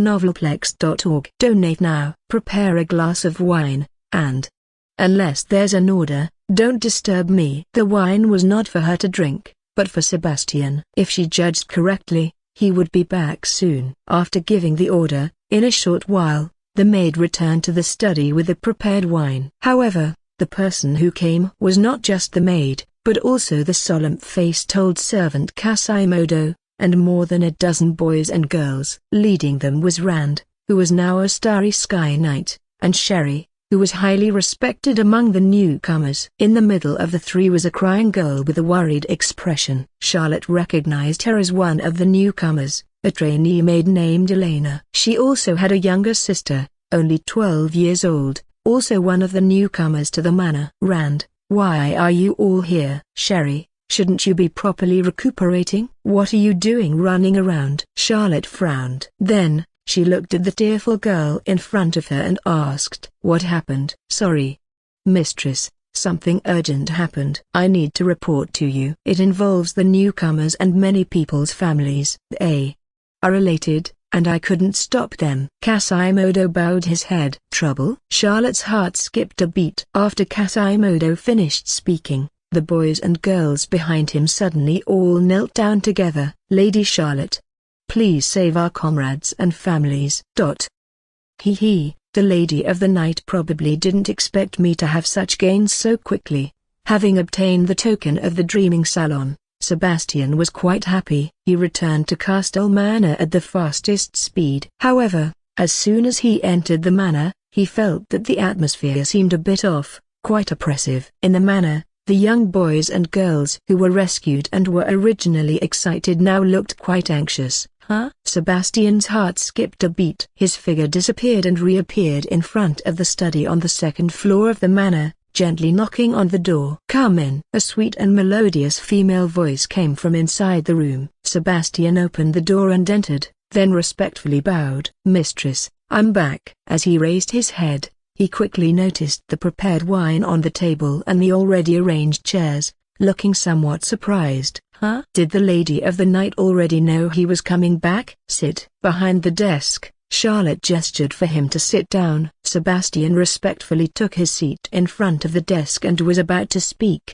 but Charlotte spoke first. Have you found out the location of the Dreaming Salon? Sebastian was even more surprised. However, he quickly nodded, taking out a badge from his pocket and placing it on the table respectfully. Great mistress, I haven't found Jordan yet, but I found the token of the Dreaming Salon. I've found out the time and location of the next Dreaming Salon. Charlotte picked up the badge on the table and examined it. It was a badge shaped like a clown mask, decorated with stars and moons. Not bad. She nodded slightly. Sebastian, however, sensed something different in Charlotte's expression. He felt a slight tremor in his heart and asked, "Mistress, has something happened in the manor?" Charlotte put down the badge and sighed. 6 of the newcomers to the manor, as well as some of their sisters, disappeared last night. Huh? Sebastian's gaze sharpened. They? Yes, them. Charlotte nodded, saying coldly, 9 in total, all girls. They were taken away by the earliest local Inquisition troops. Chapter 93, Priest Lottie. Gospel of Blood. The earliest local judgment troops. Sebastian quickly caught on, a bunch of imposters stirring up trouble, taking advantage of last night's chaos to abduct quite a few girls from the outer city. Charlotte said coldly. Sebastian understood instantly. People from the Dreaming Salon? Charlotte neither confirmed nor denied. She lightly tapped her high-footed cup, then chuckled softly. It seems there's another reason for a sudden raid on the Dreaming Salon. A raid? Sebastian's eyes lit up, and then he quickly became excited. Are you going by yourself? Can't I? Charlotte countered. Sebastian had mentioned that he had caused quite a commotion at the Dreaming Salon once and left unscathed. This indicated that the salon's defense force would not exceed the level of the Silver Moon tier. Now that she had advanced to the Starry Sky tier and was much stronger than an ordinary Starry Sky individual, not to mention that the salon would be operating at night, her strength would further double. With this power level, she had the qualification to investigate in person. Furthermore, if she encountered a strong opponent, she still had the true Ancestor's Liberation ability. That was a power that would make even the Blazing Sun retreat. All in all, Charlotte was not afraid of danger now. On the contrary, others should be afraid. Before the investigation team sent by the Holy Court arrived, it was most important to deal with the Blood Demon cult and the nobles behind the scenes. Charlotte decided to take matters into her own hands. No, of course you can. It's just that, given your identity, it might not be easy to infiltrate. Sebastian thought for a moment and said, "Oh?" Charlotte raised an eyebrow. You know, activities like the Dreaming Salon mostly attract adult male nobles. Even if you disguise yourself as a man, you don't quite have the appearance of an adult. Sebastian assessed Charlotte's petite and adorable figure. We still have you, don't we? If I follow you, naturally we can get in, Charlotte said casually. Follow me? Sebastian's eyes blinked. He quickly caught on and said, that could work.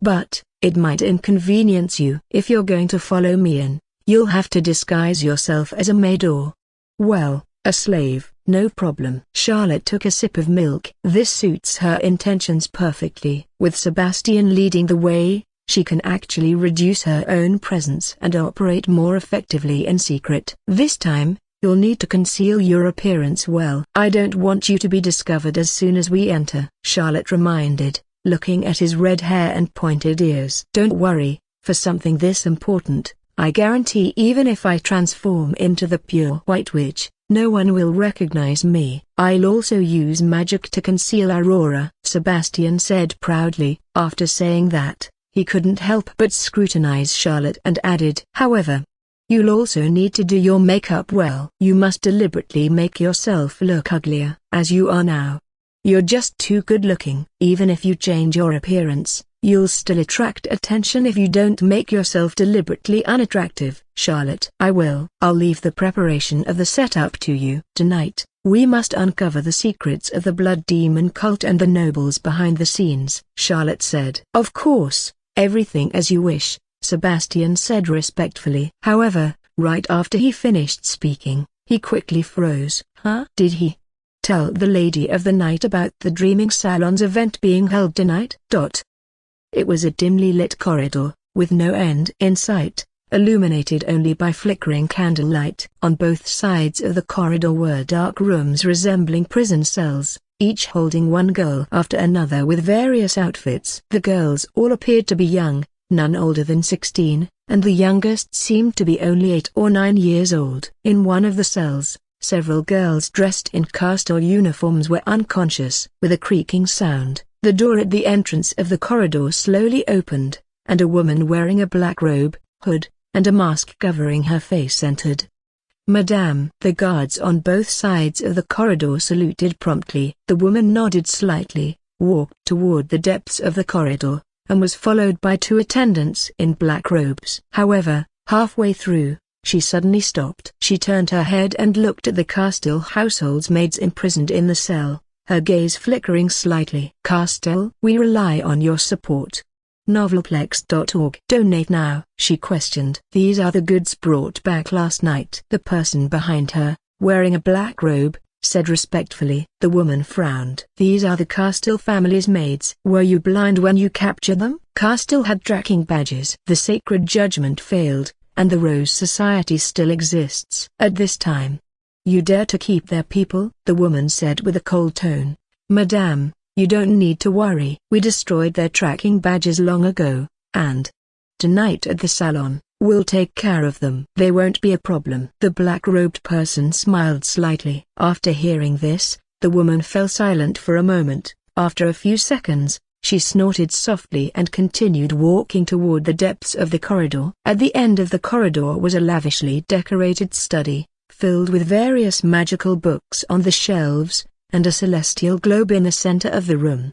A man in a mage robe stood in front of the desk, tinkering with the celestial globe. "Count." The woman entered the room and respectfully bowed. The man stopped what he was doing and looked at her, giving a slight smile. "Ah, Lottie, sit." Then, he waved his hand to dismiss the 2 black-robed figures who had followed, and they bowed and closed the door behind them. The woman then took a seat in the study, removing her mask and hood to reveal brown hair and a mature, beautiful face. "It was Priest Lottie. I heard the sacred judgment failed last night." The man put away his smile and sat at the desk. "Yes, the heir of Castile arrived in time with the Demon Hunter Knights and stopped the Inquisition's judgment." Lottie answered respectfully. "Stopped? How did they stop it?" The man narrowed his eyes. "It was the Holy Light Judgment. Members of the Rose Society passed the Holy Light Judgment." Lottie said. "Holy Light Judgment? That's impossible." The man frowned. Lottie lowered her head instead and didn't respond further. The man frowned in thought. After a moment, he shook his head slightly. "Never mind, it's not your fault." No one expected the Rose Society to pass the Holy Light Judgment. He didn't dwell on the matter any longer and turned to other questions. "Lottie, you've come to see me. It mustn't be just to talk about this, right?" Lottie nodded. "The Grand Knight has fallen." The man's movements froze. "What did you say?" "The Grand Knight has fallen?" His expression turned serious instantly. "Yes." "When did this happen?" "This morning, at about 30 kilometers north of Board City." "Who did it?" "He should have been chasing Sebastian, right?" "Could it be he encountered members of the Adam cult?" "I don't know.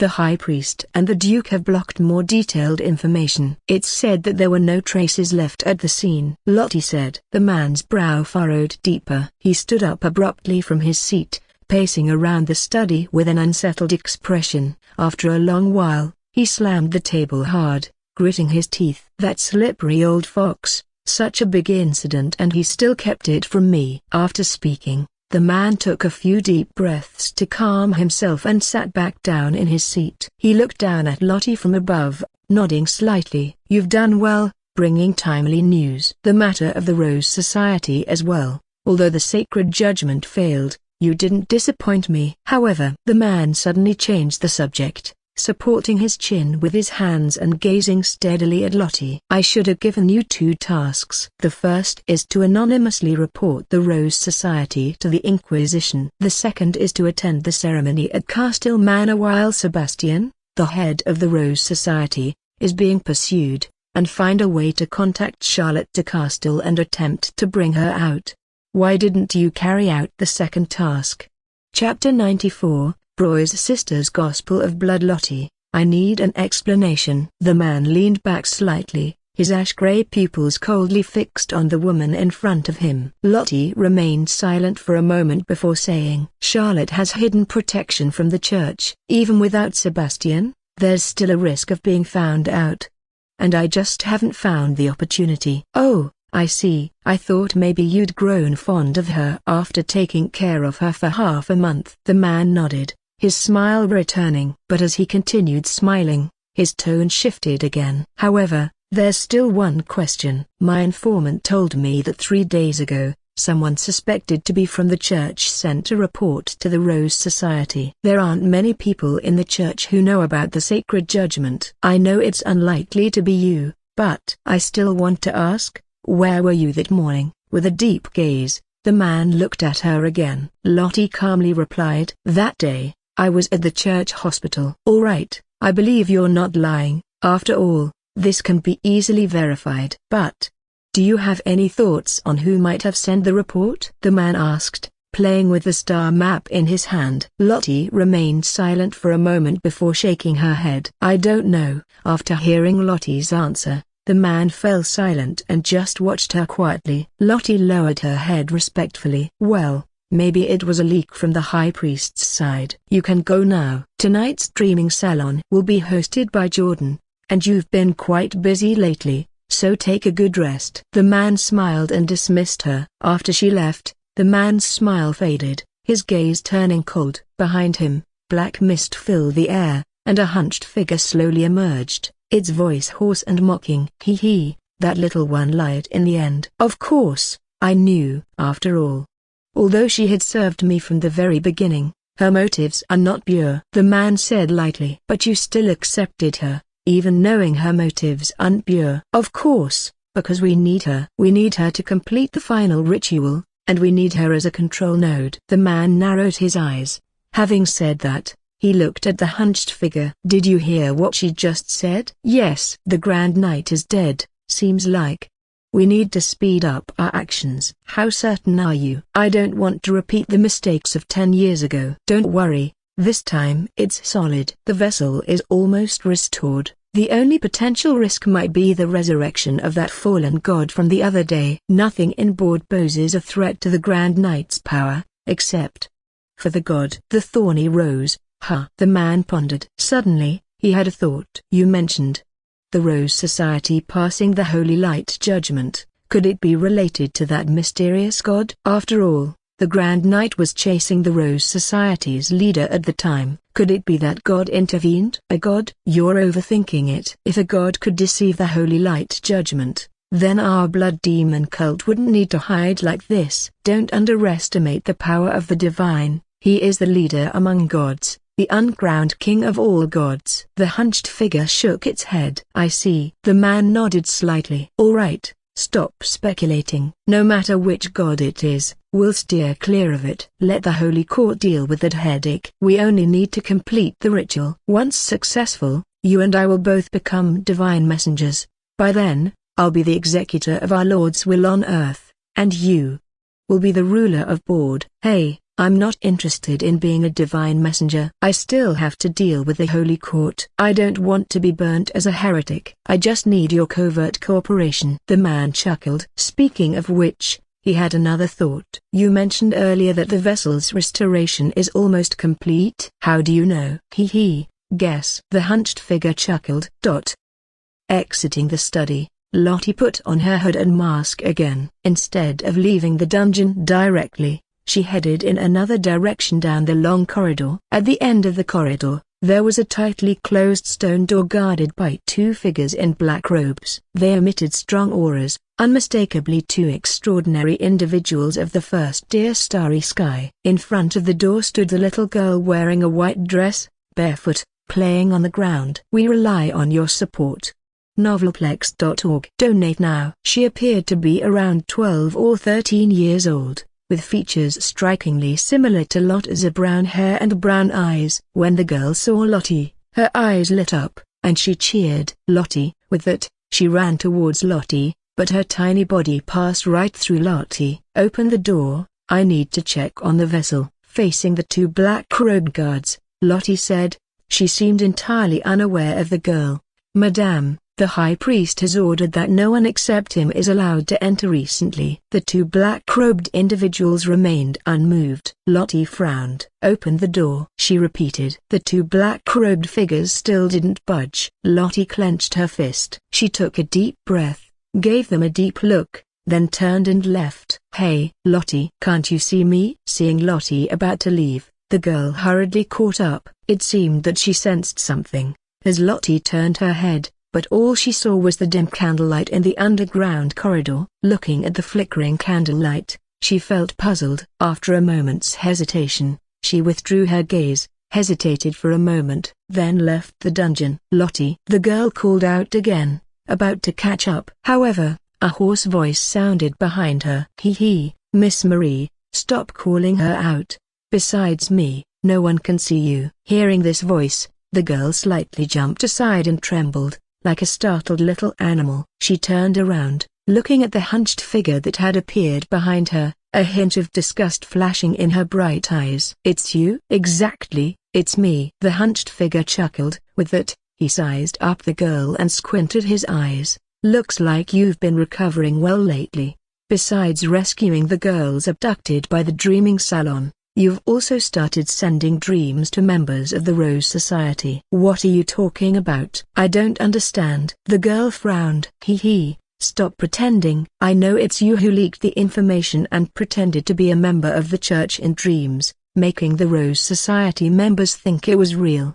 How foolish." "Don't forget who allowed you to regain consciousness, and what power allowed you to continue living." "If living means sacrificing others, then I'd rather die," the girl said coldly. The hunched figure sneered. "Then I advise you to be honest. If you don't want anything to happen to Lottie, you better stay alive and refrain from passing on any messages." The girl's expression changed instantly. "Are you threatening me?" "Hee, so what if I am?" "So, Baroness Broyes, will you listen or not?" the hunched figure said calmly. The girl clenched her fist, gritting her teeth. "If you dare lay a hand on my sister, I won't let you off."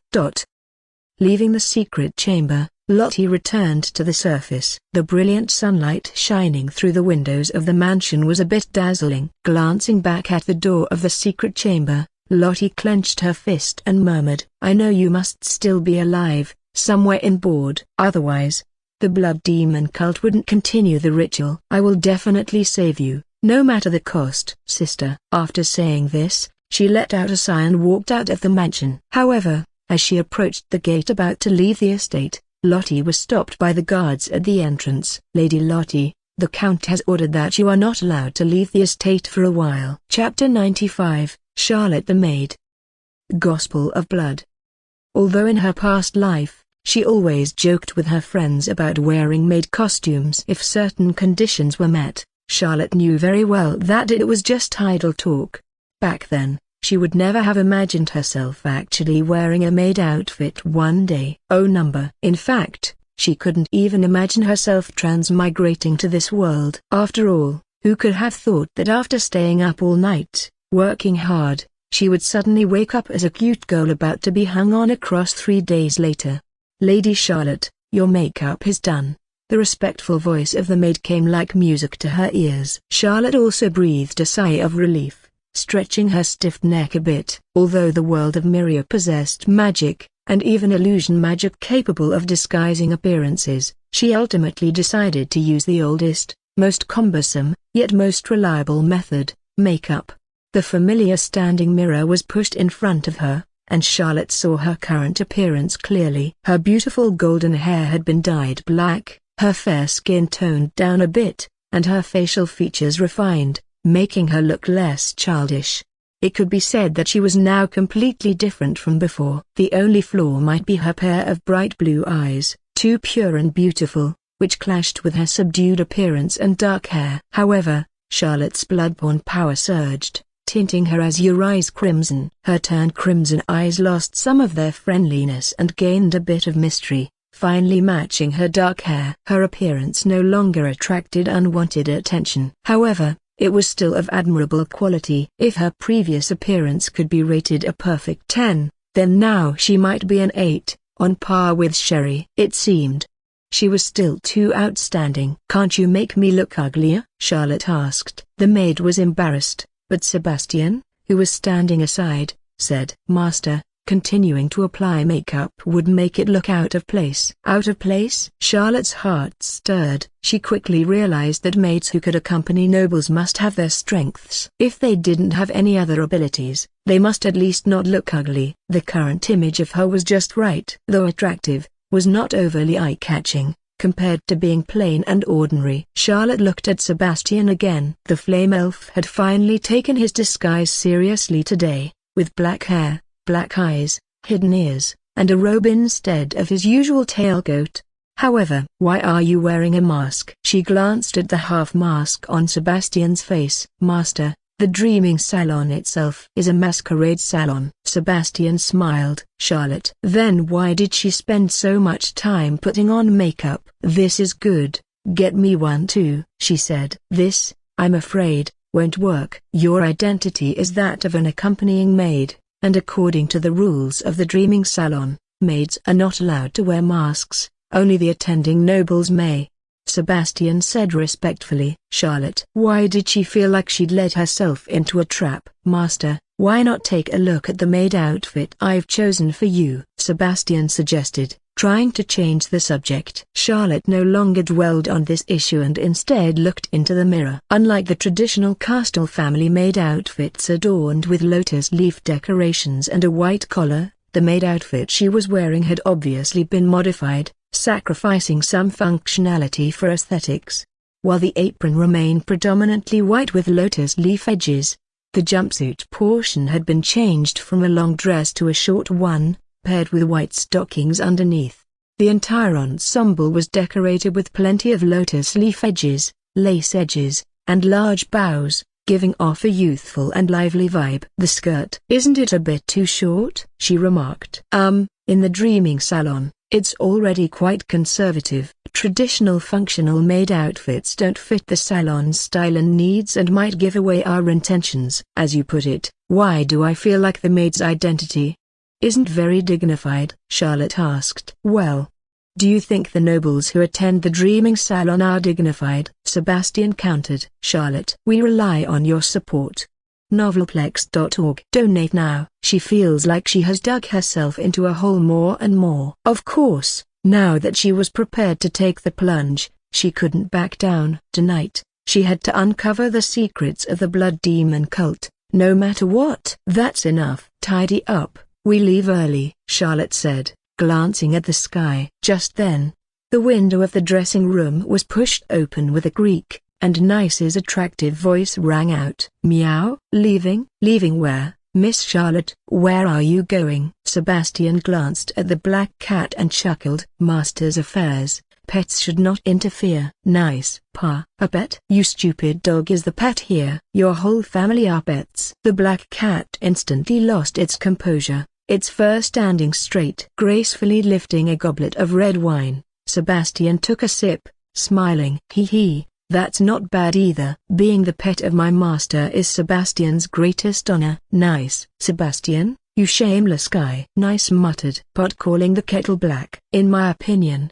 someone who peeks at maids bathing every day is even more shameless. As for now, I suggest you retract your intrusive gaze if you don't want to be castrated, Sebastian said with a smirk. Upon hearing his words, Nice shivered and quickly averted its gaze from Charlotte's maid's skirt, subconsciously shrinking its tail and hind legs.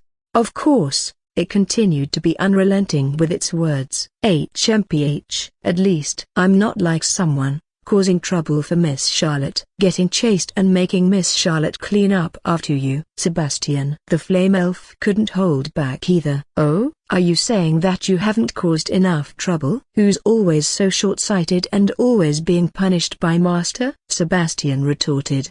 Meow. But I wouldn't bring Miss Charlotte into danger. Nice shot back. You useless black cat. You crazy bootlicker. Charlotte. Watching the cat and the man quickly getting into an argument again, she rubbed her forehead slightly. These two were like water and fire, completely incompatible. Every time they met, they would argue at the drop of a hat, never living peacefully. Enough. Quiet down. She raised her voice. Upon hearing Charlotte's words, Nice and Sebastian finally quieted down, grunting at each other before turning away. Charlotte glanced at the black cat and asked, shouldn't you be checking on Lottie's information? Why did you come back so soon? Lottie. Sebastian's mind stirred. Meanwhile, Nice smirked proudly, puffing out its chest.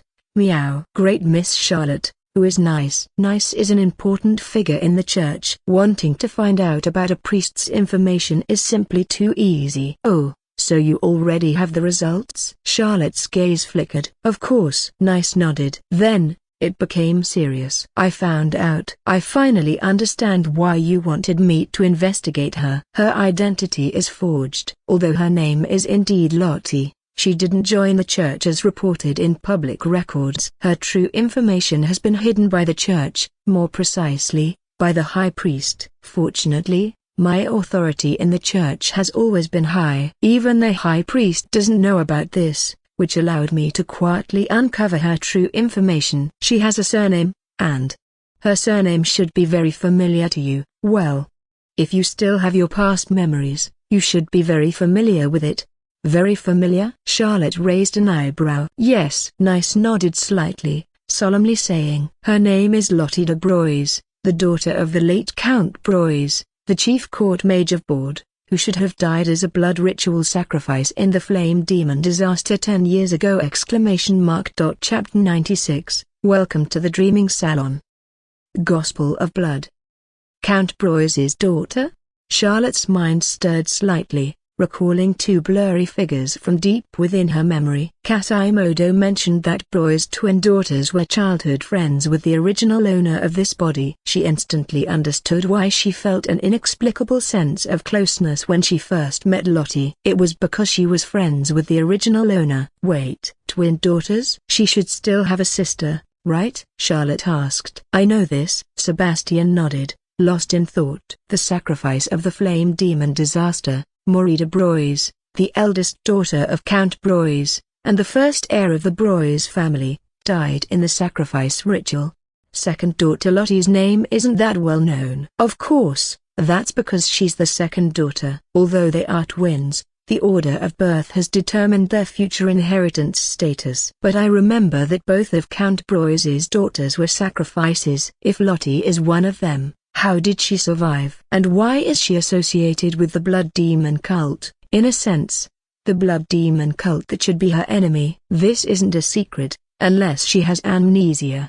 Meow, I don't know about this. But 10 years ago, only half of the summoning of the flame demon was completed, and the power of the flame demon Valeroka did not fully descend. Perhaps that's why she survived. As for why she joined forces with the blood demon cult, that's unknown. Maybe we can only ask her in person. The summoning of the flame demon. It's the summoning of the flame demon again. Even though 10 years have passed, Charlotte still feels that this disaster looms over Bord like a curse. Combining the various legends she's heard and the recent cases of girls disappearing in Bord City, Charlotte inexplicably develops a thought. Sebastian mentioned that 10 years ago, the blood demon cult's plot failed, and the flame demon Valeroka was sealed. But it was only half of its power that was summoned initially. Now that the main character of that disaster has resurfaced, Charlotte can't help but ponder the conspiracy of the blood demon cult. Did they really give up on summoning the flame demon? Mistress, I didn't expect Lottie to be the Lottie from 10 years ago. I'm suddenly a little worried. The blood demon cult might have other ways and may still not have given up on summoning the flame demon. Sebastian also clearly thinks of this issue, his expression grave. The church has long suspected this, and the high priest has conducted relevant investigations, but there has been no conclusion. High priest? Nice. It's not certain whose side the high priest is on. After Sebastian said this, Charlotte and Sebastian simultaneously fell into silence. The reactions of the two made Nice feel alarmed in his heart. Wait. Miss Charlotte, Sebastian, what expressions are those? Charlotte's eyelids drooped as she said softly. After Sebastian came back, he brought me a cursed page. That page contains a spell to resurrect the undead. Nice's eyes widened instantly. Having personally reported and witnessed the blood mage case in Castle Manor, it naturally knew what effect the cursed page in Lady Castle's hands had, and where the page had ended up. Is he crazy? Actually, being involved with the blood demon cult. Nice still found it hard to believe.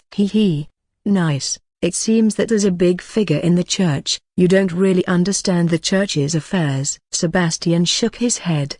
Meow. I'm not the high priest of Bord. How could I possibly know so clearly? I think you've spent all your energy peeking at the female priests, haven't you? You're slandering me. Can you say you haven't? The cat and dog started quarreling again, but Nice's tone was clearly a bit guilty. Charlotte estimated that this guy's authority was probably all used to peep at female priests, otherwise, he wouldn't have been able to investigate Lottie's information so clearly and so quickly. It's clear that he's a habitual offender. All right, quiet down. Charlotte tapped the table lightly. The action wasn't big, but Sebastian and Nice quickly quieted down. Nice carefully examined the disguises of the two and asked curiously, "Miss Charlotte, judging by your attire, are you two trying to conceal your identities while going out? Where are you going? Take Nice with you." "That won't do. Pets are not allowed inside the dreaming salon." Sebastian chuckled. "Meow." "Who are you calling a pet?" Nice got angry again. But soon, it realized and brightened up. "Meow." "Wait. Are you going to the dreaming salon? Did you get the token? We rely on your support. Novelplex.org. Donate now." "Meow meow meow. I want to go too. I want to go too." Seeing its eager expression, Charlotte smirked and said, "No, your appearance is too conspicuous, so you shouldn't come along. Besides, I have something to assign to you." "Ah." Nice's face instantly darkened, feeling despondent. However, it quickly rallied and asked, "What do you want me to do?" "The dreaming salon is likely related to the blood demon cult. I want you to stay at the church, listen for my signal, and immediately find Kara if needed. Be ready to mobilize the demon hunters at any time," Charlotte said. "Meow." "Then why not let the demon hunters follow you like last night?" "Because I don't want to expose my identity, especially to the church," Charlotte said lightly. Board City, Outer District. Although this area experienced a bloody battle last night, after a day and night passed, everything returned to calm, as if nothing had happened. Night fell, and the lights in the city gradually dimmed until the entire city was enveloped in darkness. For the common people, lighting lamps at night was quite luxurious. Of course, not entirely. For example, the commercial street on the outskirts of the city, the busiest area in the outer district, remained brightly lit. And on the edge of the commercial street, a dilapidated tavern stood. From time to time, carriages would arrive under the cover of darkness. These carriages were finely crafted, clearly from noble families, but most of them had no family crests. The carriages stopped in front of the tavern, and soon figures cloaked in capes hurriedly got off and entered the tavern. Suddenly, another carriage arrived and stopped in front of the tavern. The carriage door opened, revealing an elegant middle-aged nobleman. He wore a mask, accompanied by a beautiful maid. It was Sebastian and Charlotte in disguise. "Is this where the dreaming salon is held?" Charlotte looked at the dilapidated tavern in front of her, somewhat surprised, her voice filled with curiosity echoing in Sebastian's mind. More accurately, this is the location leading to the dreaming salon. The actual venue can only be entered through the teleportation array, Sebastian respectfully replied in his mind. Teleportation array leading to the dreaming salon? Charlotte's heart stirred slightly. With curiosity in her heart, she followed Sebastian into the tavern. The tavern was not large, and there were no customers inside. There was only an old man half asleep at the bar. Seeing the two enter, he slightly opened his eyes and said, "The tavern is closed today." Sebastian didn't reply but took out the token of the dreaming salon. Seeing the token, the old man's eyes flickered slightly. He straightened up instantly and pointed to the corridor behind the tavern, respectfully saying, "Sir, go straight inside and turn left into the second room." Sebastian put away the token and walked toward the corridor with Charlotte following behind. Entering the corridor, the two found the room the old man had indicated. After pushing open the door, what greeted Charlotte's eyes was a complex magic array. And besides the magic array, there was a guardian hidden in the shadows, exuding an extraordinary aura. "Token," he said softly when he saw the two. Sebastian once again took out the token. The guardian took it, verified it, and handed it back respectfully, saying, "Sir, welcome to the dreaming salon." With that, he gestured for them to enter. Sebastian lifted his head proudly and stepped into the range of the magic array. Charlotte naturally followed suit. A burst of light flashed, and the two figures disappeared into the magic. After the dizziness passed, Charlotte heard the melodious music slowly ringing in her ears, and she found herself in a magnificent hall. Chapter 97. This isn't a salon, It's a den of demons. Gospel of Blood. The magnificent crystal chandeliers refracted colorful fantasies, stunningly illuminating the luxurious hall. The melodious music flowed slowly, and beautiful maidens stood on the platforms on both sides, smiling faintly with vacant eyes as they played their instruments. This was an extremely huge hall, capable of accommodating over 1,000 people at a glance, and gathered here were at least 300 to 400 guests. In the center of the hall were rows of iron cages, each containing at least one girl. They wore chains round their necks, and some even had shackles on their hands and feet, curled up in the cages, trembling. Outside the cages, masked guests dressed in gorgeous attire gathered in groups, pointing, chatting, and laughing at the girls in the cages, as if assessing merchandise. Master, this is the auction section of the Dreaming Salon. These girls are all abducted from outside by the organizers before each Dreaming Salon event, many of whom are local girls from Board City. The identities of these girls are not to be revealed, and they are not allowed to be taken away. Those being auctioned are just for their usage tonight. Sebastian's voice echoed in Charlotte's mind. Charlotte's gaze fell on the rows of cages, but she did not see her own maid. As if noticing the gaze of the girl, Sebastian continued. Your maids are all extraordinary individuals. Even for the Dreaming Salon, they are rare commodities. If I'm not mistaken, even if they are to be auctioned tonight, they should be the finale. As for now, they probably haven't been brought up yet, and might be confined somewhere. Charlotte remained expressionless. Looking at the trembling girls locked up, she felt a fire burning in her heart. They are a bunch of beasts. Of course, in my opinion, many times,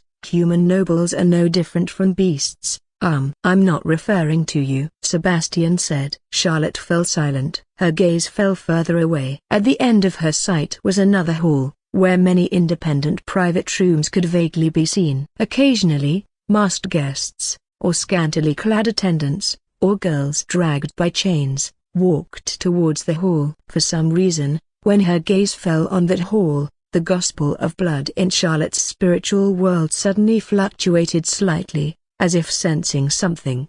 What's that place? She asked. Sebastian fell silent for a moment before saying, Actually, I don't really recommend you go there. That's the party area, and I'm afraid the decadence and depravity there might taint your eyes. The party area? Charlotte frowned. Doesn't matter, let's go in. Sensing the fluctuation of the Gospel of Blood, she said. With the baptism of her past life's memories, she believed her resilience should be quite strong. At your command. Sebastian hesitated for a moment before respectfully replying. The two walked towards the party hall, one after the other. However, as soon as they entered the hall, Charlotte inexplicably felt a palpitation. At a certain moment, she seemed to hear countless girls moaning, crying, and pleading. It's as if she saw an endless sea of blood, with sinister energy soaring into the sky, and felt as though she were imprisoned by some mysterious force.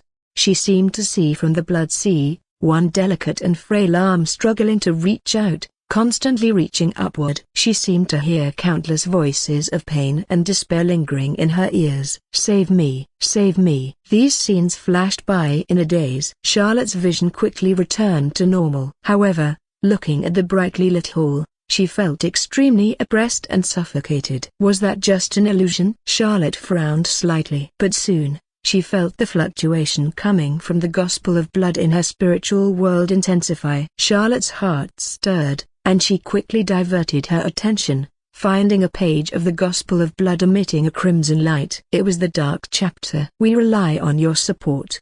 Novelplex.org. Donate now. It was the section she had recently acquired, recording the undead resurrection. Charlotte instantly understood why she had experienced that illusion. Having learned the undead resurrection, she naturally possessed spiritual sight, able to see things that ordinary people couldn't. There have been deaths here, many, many deaths, she murmured. Following Sebastian, Charlotte entered the party hall. The party hall centered around a massive stage. Masked guests surrounded the stage, laughing heartily as they watched scantily clad girls dance boldly and erotically. Around the stage were rows of soft beds and chairs. Seeing those beds and chairs, Charlotte's gaze almost froze in an instant. As far as her eyes could see, all sorts of debauched scenes, Seen, unseen, heard of, unheard of from her past life's videos, were visible here.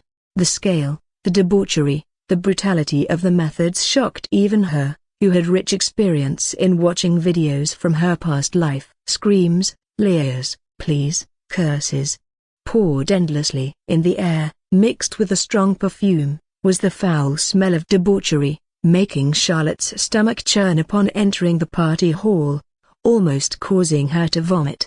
At the back of the hall, a huge painting depicting the creator god Harold hung high, the divine light shining down, akin to irony, overlooking the debauched, indulgent, and corrupt nobles under the crystal lights. "Aha!" exclamation mark. The sound of agonizing screams drew Charlotte's attention. She looked towards the hall, only to find that the guests with the leering smiles and the struggling girls had disappeared. In the place they disappeared was another group of girls. They were naked, many with bruises from abuse all over their bodies, screaming and struggling to escape. And illusory figures in black robes chased after them, piercing them with filthy crosses. Crimson blood slowly flowed on the ground, gathering into streams, and then continuously seeping into the ground. Suddenly, a naked girl stumbled and crawled to Charlotte's feet. Half of her face was scarred by wax burns, her eyes full of tears of despair, and the lower half of her body torn open and still bleeding. Save me!" She struggled to reach out to Charlotte, but the next moment, her arm passed through Charlotte's body as if it were a phantom. Charlotte's gaze slightly hardened, and in the next instant, the figures of the girls dissipated one by one, and the entire hall returned to normal. She saw the masked nobles leering and dragging the struggling girls frantically again, heard the girls' cries of pain, and heard their pleas for mercy. Charlotte felt somewhat dazed. She looked at the flame elf beside her and asked, "Sebastian, did you see anything just now?" "You?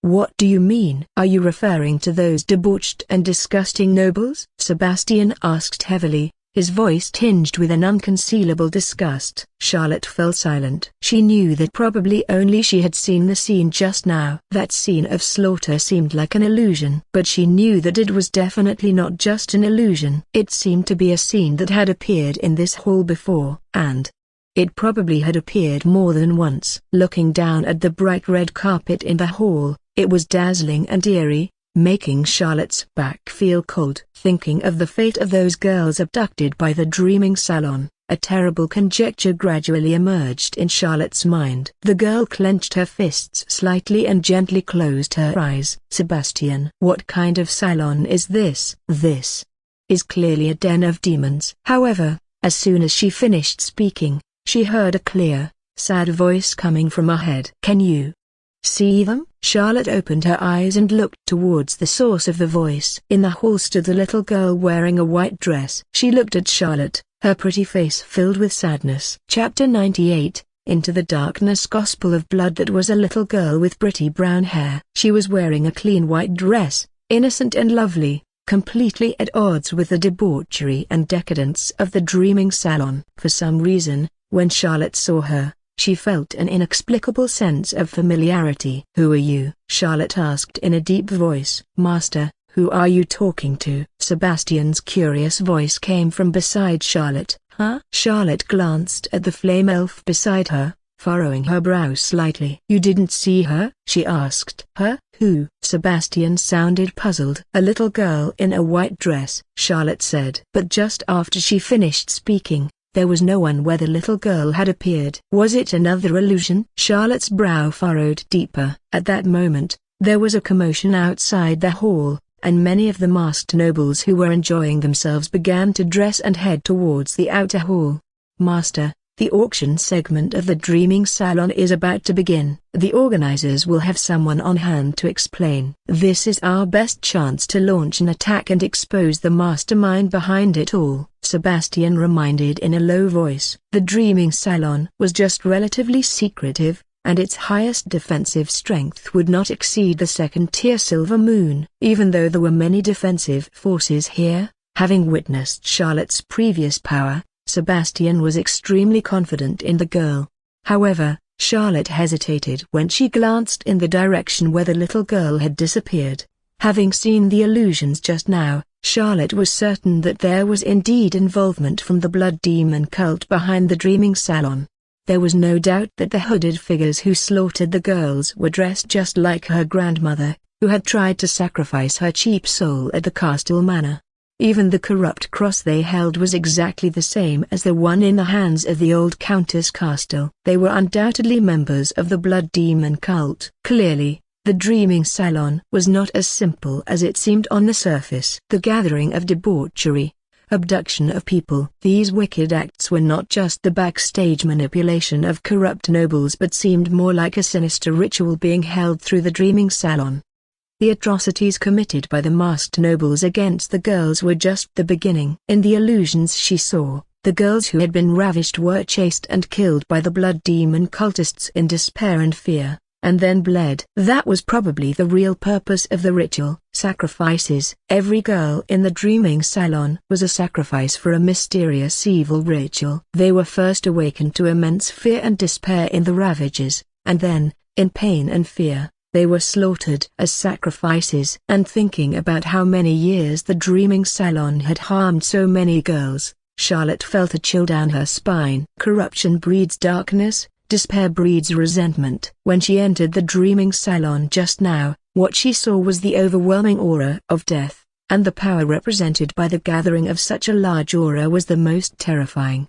"Master, the auction is about to begin. It would be more conspicuous for us to stay here," Sebastian kindly reminded. Charlotte nodded slightly and turned to leave. However, just as she turned, she saw a flash of white dress again. Charlotte's figure stopped abruptly. She turned back, looking towards the direction where the girl had disappeared. That was the end of the hall. There, a tightly closed iron gate hung. Charlotte's gaze hardened slightly. "What's over there?" she asked. "Over there? I don't know. I haven't been in the Dreaming Salon for too long. I couldn't resist my impulse after seeing this hall last time," Sebastian said somewhat embarrassedly. Charlotte remained silent. In fact, listening to the screams of the girls in the hall, she also wanted to end this filthy den immediately. But she knew that if she didn't uncover the true secret behind the Dreaming Salon, if she didn't uncover the conspiracy of the Blood Demon cult, even if one Dreaming Salon was destroyed, there would be a second one. Charlotte's gaze fell on the iron gate. In her heart, she had a feeling that the mysterious little girl who had just appeared was telling her to go there. "We won't go to the auction hall. Let's go there and take a look." Charlotte shook her head, looking at the door at the end of the hall. With that, she took the lead and walked towards the iron gate. Sebastian didn't hesitate at all and followed suit. The two quickly arrived at the iron gate. However, they were soon stopped by two masked attendants. "We rely on your support.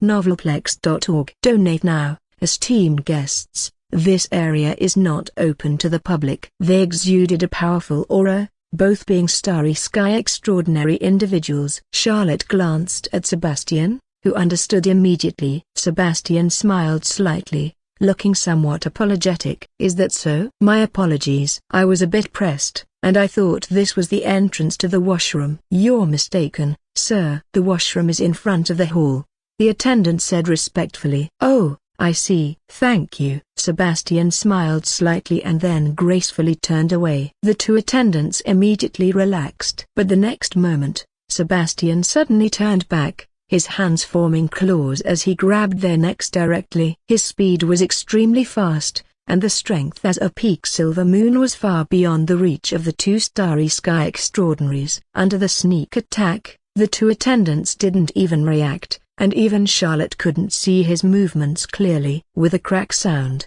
Sebastian easily snapped their necks, and their bodies slowly slumped down, not even making a sound. Damn! Charlotte was instantly shocked by Sebastian's combat power. When she watched him fight the Great Knight before, she didn't have much of a sense of reality, just feeling his destructive power was impressive. But standing beside him now, she realized he was truly powerful. Killing two starry sky extraordinaries was just like slaughtering chickens. This also sounded an alarm bell for Charlotte. If she were to face a silver moon alone at critical moments, she should not overestimate herself, and when necessary, she should not hesitate to unleash her true ancestors' liberation if needed.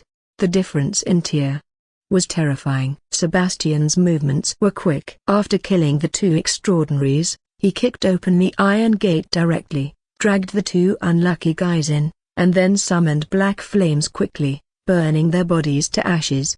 His movements were smooth, obviously not the first time he had done this. Looking at Charlotte's somewhat strange gaze, Sebastian smiled and said, "Just being careful and leaving no trace to delay their discovery as much as possible, and also, let us disguise our identity a bit, it will make things easier."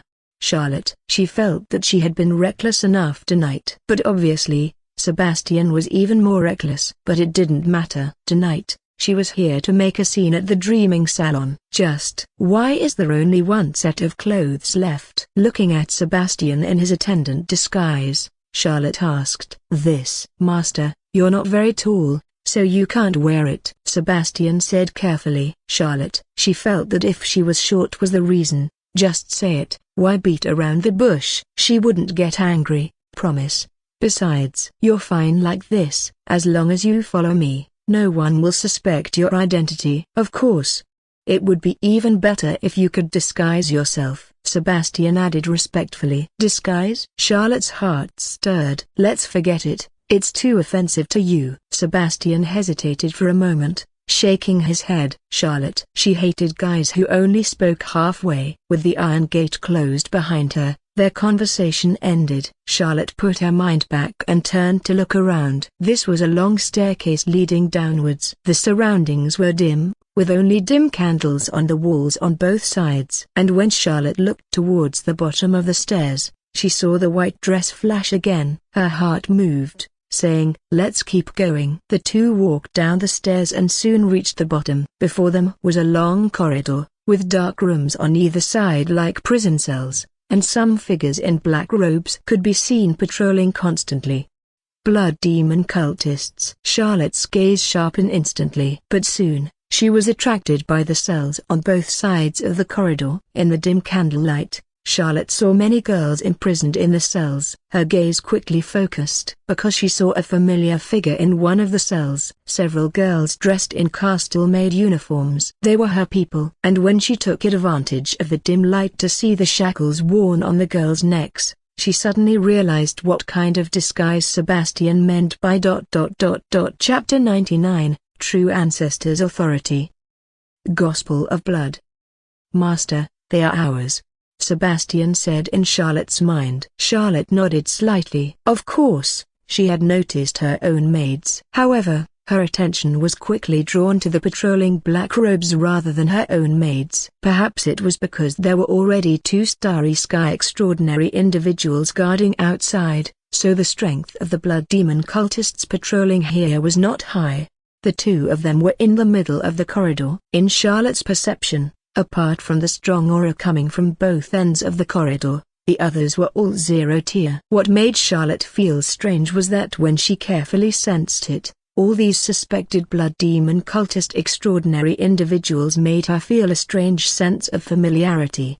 No, more accurately, it was the power emanating from them that gave Charlotte a sense of familiarity. That kind of familiarity seemed to originate from the bloodline. It even gave Charlotte a very peculiar feeling. If her power was strong enough, she could even command them directly. Absurd. Why did she have this feeling? Could it be because her own bloodline had changed? Master, those patrolling people might very well be the Forbidden Blood Servants. To the south, there should be two Starry Sky extraordinary individuals, and the same to the north. The distance is too far. I'm afraid I won't be able to take them down without alerting anyone unless I kill them. But if they are blood servants, killing them might alert the bloodborne behind them.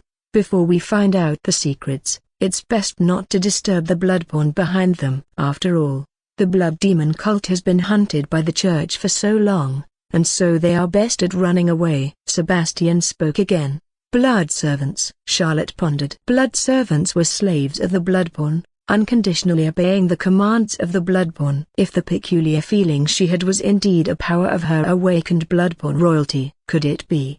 When the strength of the bloodborne royal descendant was strong enough, they could override the contract between these blood servants and their masters, and command them alone.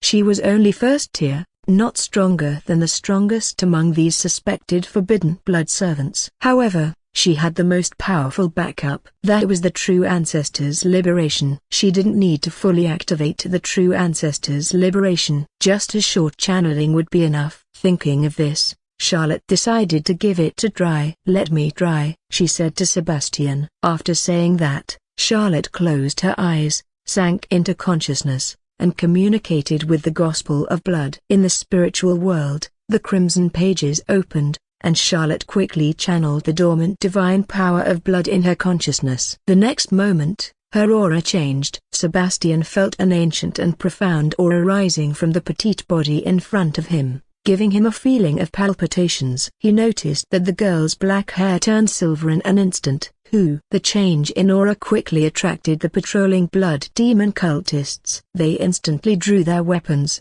alertly approaching the two. Even the 4 Starry Sky extraordinary individuals from the south and north sides followed suit. Sebastian's gaze was slightly focused, immediately taking a stance, preparing for battle. However, the next moment, he heard Charlotte's voice in his mind. "Deceive them." The girl's voice trembled slightly as if enduring something. "Deceive them?" Sebastian was slightly stunned. However, he quickly reacted, instantly switched his demeanor, smiling slightly, and said to the vigilant blood demon cultists, "Hey, it's me. I just got another good catch, and I was asked to bring it down as the highlight of today. Hey, this time it's a rare Starry Sky extraordinary, and quite beautiful too. Are there any spare anti-magic chains? My hypnosis won't last long." "This girl is about to wake up." "A Starry Sky extraordinary?"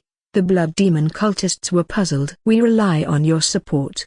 Novelplex.org. Donate now." Hypnosis? Several Starry Sky extraordinaries frowned. In the dim light, they quickly saw Sebastian and the silver-haired maid beside him who was no longer hidden. The maid trembled, appearing struggling, her aura fluctuating irregularly, indeed resembling someone about to awaken from hypnosis. Charlotte was indeed struggling quite intensely, because she found that the power of the True Ancestors' Liberation was too powerful. Just a brief channeling almost made her lose control. She felt that the True Ancestors' Liberation was like a boiling cauldron, and she was like a little mouse trying to sneak a little steam out of the cauldron. But how could that be possible? In fact, after channeling the divine power of blood, now even suppressing her aura was quite difficult. However, at the same time, that familiar feeling came again. Charlotte's field of vision instantly began to rise, ascending infinitely. She saw the hall where the dreaming salon was held, the beautiful mansion outside the hall, the outer city district and the western area outside the mansion, and the entire Board City under the night. This capital of the Board Duchy was clearly divided into 2 parts in the night: the brightly lit inner city and the completely dark outer city. No, this wasn't a field of vision. This was actually perception. Charlotte knew that she couldn't keep expanding it anymore. If she continued, the True Ancestors' Liberation would be fully activated. It wasn't time yet. Fully activating the True Ancestors' Liberation now would be like using a cannon to kill a mosquito. She exerted all her willpower, forcibly retracting her perception, only enveloping the entire corridor. And when her perception retracted, the world in her vision changed again. As if the quantity caused a qualitative change, she clearly saw all the extraordinary individuals in the corridor. A total of 23 people, among them, 19 were 0 tier, and 4 were 1st tier. They all had a crimson glow on their bodies, the symbol of bloodborne power. However, they also had an illusory chain connecting to the void. That was the blood servant contract. All these extraordinaries were blood servants of a certain bloodborne. At the moment of perceiving the contract, Charlotte instinctively spread her consciousness. Her perception swept over each extraordinary, and the illusory chain on their bodies was immediately intercepted from the middle. The chain was not severed, but the power of the contract was temporarily intercepted. In an instant, Charlotte felt as if she had suddenly gained more than 20 people who could unconditionally obey her like her own children. The next moment, she slowly opened her eyes. Those were not the previous blood-red pupils activated by bloodborne power, but a pair of strange golden red eyes. Those eyes exuding a mysterious power, flickered with profound brilliance and akin to black hole devouring stars. At the moment they saw those eyes, all the blood demon cultists inexplicably felt a palpitation. They were about to speak, but the girl spoke first. Kneel. A mysterious fluctuation swept through the corridor. The consciousness of the blood demon cultists was instantly flickered. They only felt an irresistible will descending upon them, as if a command come from their master. Thud thud thud. A series of sounds echoed as their knees hit the ground. They knelt uncontrollably, one after another, facing the silver-haired girl, as if they were worshipping their king.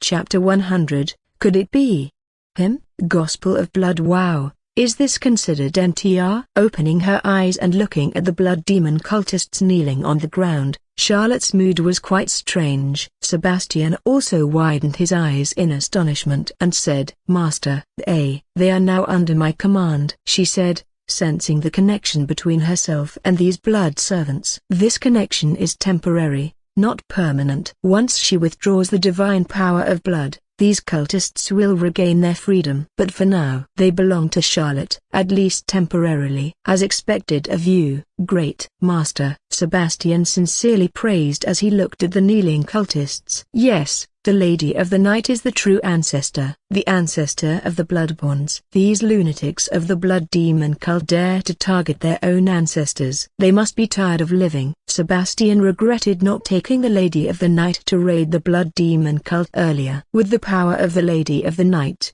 if SHE had acted earlier, SHE might have wiped out the board's blood demon cult long ago. Of course, Sebastian was unaware that Charlotte had just discovered this method of overriding others' blood servants only after awakening her royal bloodline. Looking at the kneeling cultists, Charlotte also had some new ideas. "Lift your heads and tell me, who is your master?" Her voice was crisp but carried an unexpected majesty that contradicted her appearance. The cultists looked confused. Upon hearing the girl's words, they trembled incessantly, as if experiencing an epileptic fit, as if in a struggle with the contract within their souls.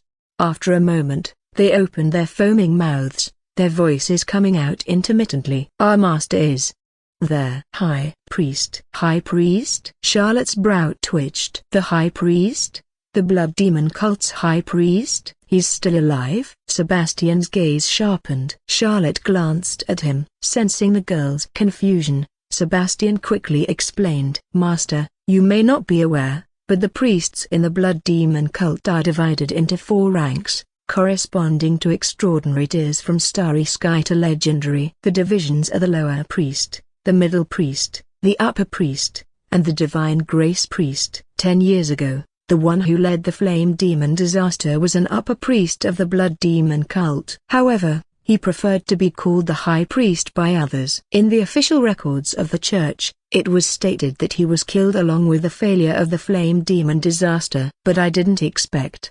He's still alive," Sebastian explained. Charlotte looked at him strangely. "Even now, do you still believe in the records of the board church?" Sebastian hesitated, then awkwardly nodded. "You have a point." He then curiously looked at the blood servants. "Strange. Are they all blood servants of the High Priest?" No wonder the blood demon cult is so well hidden this time. In addition to their connection with the nobles and the church, their internal connections are even tighter than 10 years ago. But how did the High Priest of the blood demon cult manage it? From what I know, the burden of the blood servant contract is significant on the soul. Even a third-tier Blazing Sun would selectively sign contracts. Even those who are not even Tier 0 extraordinary are turned into blood servants. How much soul power does he have? Sebastian was puzzled. Listening to him, Charlotte had some speculations. The blood demon cult was collecting fragments of the gospel. Although the gospel fragments were cursed, they did have some power. Her grandmother once controlled a large number of undead using the power of the gospel's fragment. If the High Priest of the blood demon cult also had similar fragments of the gospel, she wouldn't be surprised. As Sebastian said, they were a group of lunatics. "Who are your collaborators among the nobles?" After thinking about it, Charlotte continued to question these cultists. "We rely on your support. Novelplex.org. Donate now." Before confirming the presence of a believer entering the Dark Knight Castle, Charlotte was reluctant to directly summon them into the spiritual world for questioning. Sebastian was an accident last time. At that time, she was naive and hadn't experienced the power of the god yet. After signing the blood contract with Sebastian and feeling the power similar to that of a god, she became more cautious. However, now that she had overtaken these blood servants, it was a good opportunity for questioning. She wanted to seize this opportunity to dig out all the secrets of the blood demon cult and the nobles behind it. After hearing Charlotte's second question, the blood servants stopped trembling. Obviously, the answer to this question was not within the constraints of the contract. They immediately responded straightforwardly. "It's the Count, my lord." "The Count?" Charlotte frowned. In Board, there were only 10 people who could be called counts, including herself. Excluding her and those court counts who had no real power, there were only 6 territorial counts left. "Which count?" she asked again. However, this time, the blood servants stared blankly, not giving an answer. Seeing their vacant gaze, Charlotte quickly realized that her miraculous control power also had drawbacks. Her control belonged to forced control. The controlled blood servants only retained some instincts and subconsciousness. For them, this control might be more like sleeping and dreaming. Obviously, their subconscious knowledge of the Count was limited to the Count. Charlotte's gaze fell on the end of the corridor, where the room was guarded by 2 forbidden blood servants. "Tell me, what's behind that room?" she asked. "It's the temporary study of the Count, my lord." The trembling blood servant guarding the room replied. "The study of the Count?" Charlotte exchanged a glance with Sebastian. "Master, shall we go in? How are the conditions of these girls?" Charlotte didn't act directly but looked at the cells on both sides and asked. In the cells, the imprisoned girls were all quiet. She hadn't noticed before, but now she saw that everyone was unconscious. Sebastian went over to check and said, "It should be some kind of delayed excitement sleeping potion, to keep them energized for convenient service to guests." "Beasts!" Charlotte cursed coldly. Pausing on her own maid, she said, "Let them continue sleeping for a while, and we'll rescue them later." Her current state was special. Even if she disguised herself, the fewer people who saw her, the better. "You two, open the study," Charlotte ordered the 2 forbidden blood servants guarding the door. Receiving the order, the forbidden blood servants mechanically opened the door at the end of the corridor. Then, the servants stepped aside, making a path. With Sebastian accompanying her, Charlotte walked past the blood servants standing on both sides and entered the room. Behind the door was an extravagantly decorated circular chamber. Curved bookshelves were filled with densely packed magical books. Several magnificent mage robes hung on the rack, and there was even an astrolabe on the table. Sebastian casually picked up a book, squinted his eyes, and then put it down, picked up another one, and then put it down again, and picked up another one. "TSK, Master, the magic books here all record astrology magic," he said, squinting his eyes. "Astrology magic, Count?" Charlotte's movement paused slightly. Looking at the astrolabe on the table, her gaze narrowed slightly, and in her mind, an elegant figure from her original memory floated. Could it be him? Chapter 101, Count Tulip. Gospel of Blood. In the world of Myria, although astrology magic is niche, it is not uncommon. Many mages would dabble to some extent in astrology studies, at least enough to conduct certain magical divinations through star observations to enhance the success rate of their magical research. Looking at the plethora of astrology magic books in the room, it was evident that the owner of the study was quite obsessed with astrology magic.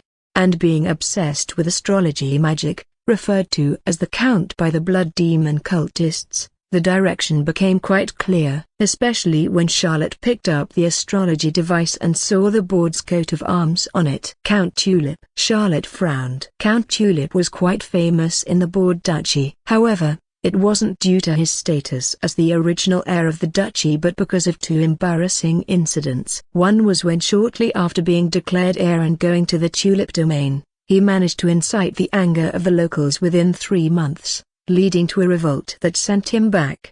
The other was his obsession with astrology magic, and his utter disregard for governance, which even caused the political alliance Duke Board had painstakingly arranged for him to be ruined, infuriating the Duke to the point of nearly breaking the Count's legs. It could be said that Count Tulip, while holding a prestigious position with minimal presence, had become quite a laughingstock in Bord's aristocratic circles. Even Charlotte only remembered him because of his relationship with the original body owner as her cousin, due to her occasional contact during her childhood. However, this person, such a waste in the public eye, was actually a collaborator with the Blood Demon cult. Disguise? Had he been pretending all along? Charlotte was genuinely surprised. However, after some deep thought, she had a sudden enlightenment feeling. Charlotte knew that the nobles were colluding with the Blood Demon cult and plotting her assassination because they aimed to gain control of Castile.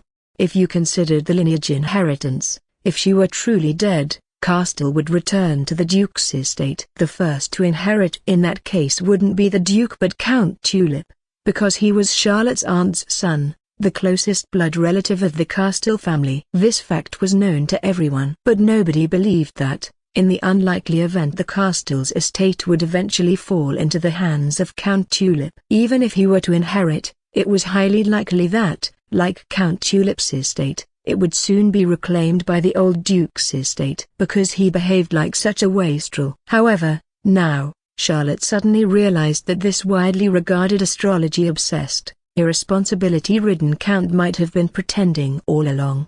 Wastrel? If he had been covertly rallying the nobles of the estate through the dreaming salon, if he had clandestine dealings with the Blood Demon cult, and with the High Priest, he was no wastrel. It turns out to be Count Tulip. It seems that the entire noble circle of Bord has been deceived by him.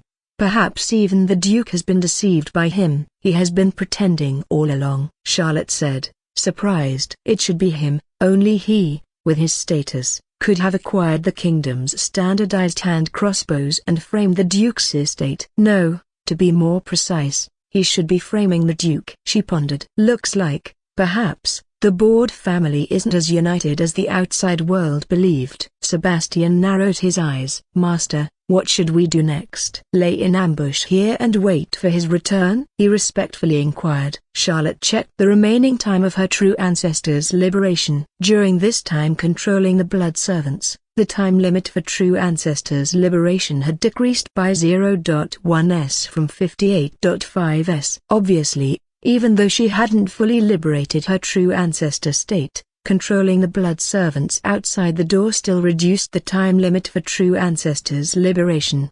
Sensing around the study and confirming the absence of any gospel pages, Charlotte thought for a moment and said, "No need. A fleeing monk cannot escape the temple. The Blood Demon cult's conspiracy is the more important matter. We will continue tracking the secrets of the Blood Demon cult." After identifying the mastermind behind the dreaming salon, the two exited the study. This assault turned out to be even smoother than Charlotte had imagined. It had to be said. When you possess sufficient power, many things that once seemed quite difficult become simple. Even if the obtained power is temporary. Returning to the corridor, over 20 blood servants respectfully bowed to Charlotte. As the girl stepped out of the study, she once again caught sight of the little girl in the white dress darting past, disappearing in the direction opposite the corridor.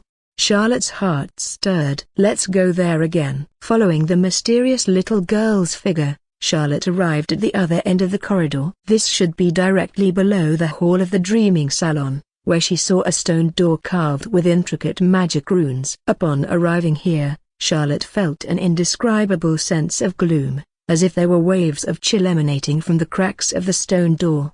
Sebastian stepped forward, examining the magic runes on the stone door, and soon raised his eyebrows. "Master, this is a sealing door. Something must be sealed behind it, and there are warning runes on the seal. Unauthorized entry may alert the person behind the scenes. We rely on your support.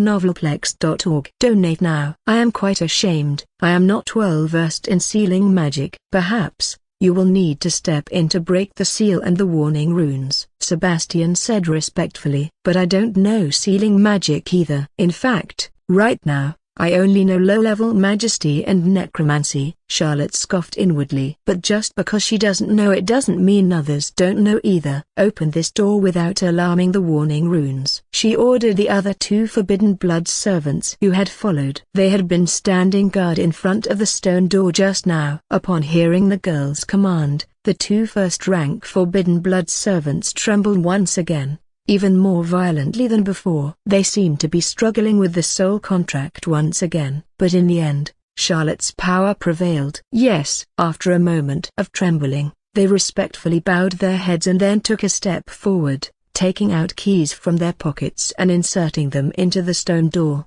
The next moment, the magic runes on the stone door suddenly lit up, emitting a deep light. With a grating sound that made one's heart ache, the stone door swung open, and a tide of blood and malice gushed out, causing Sebastian and Charlotte to pale simultaneously.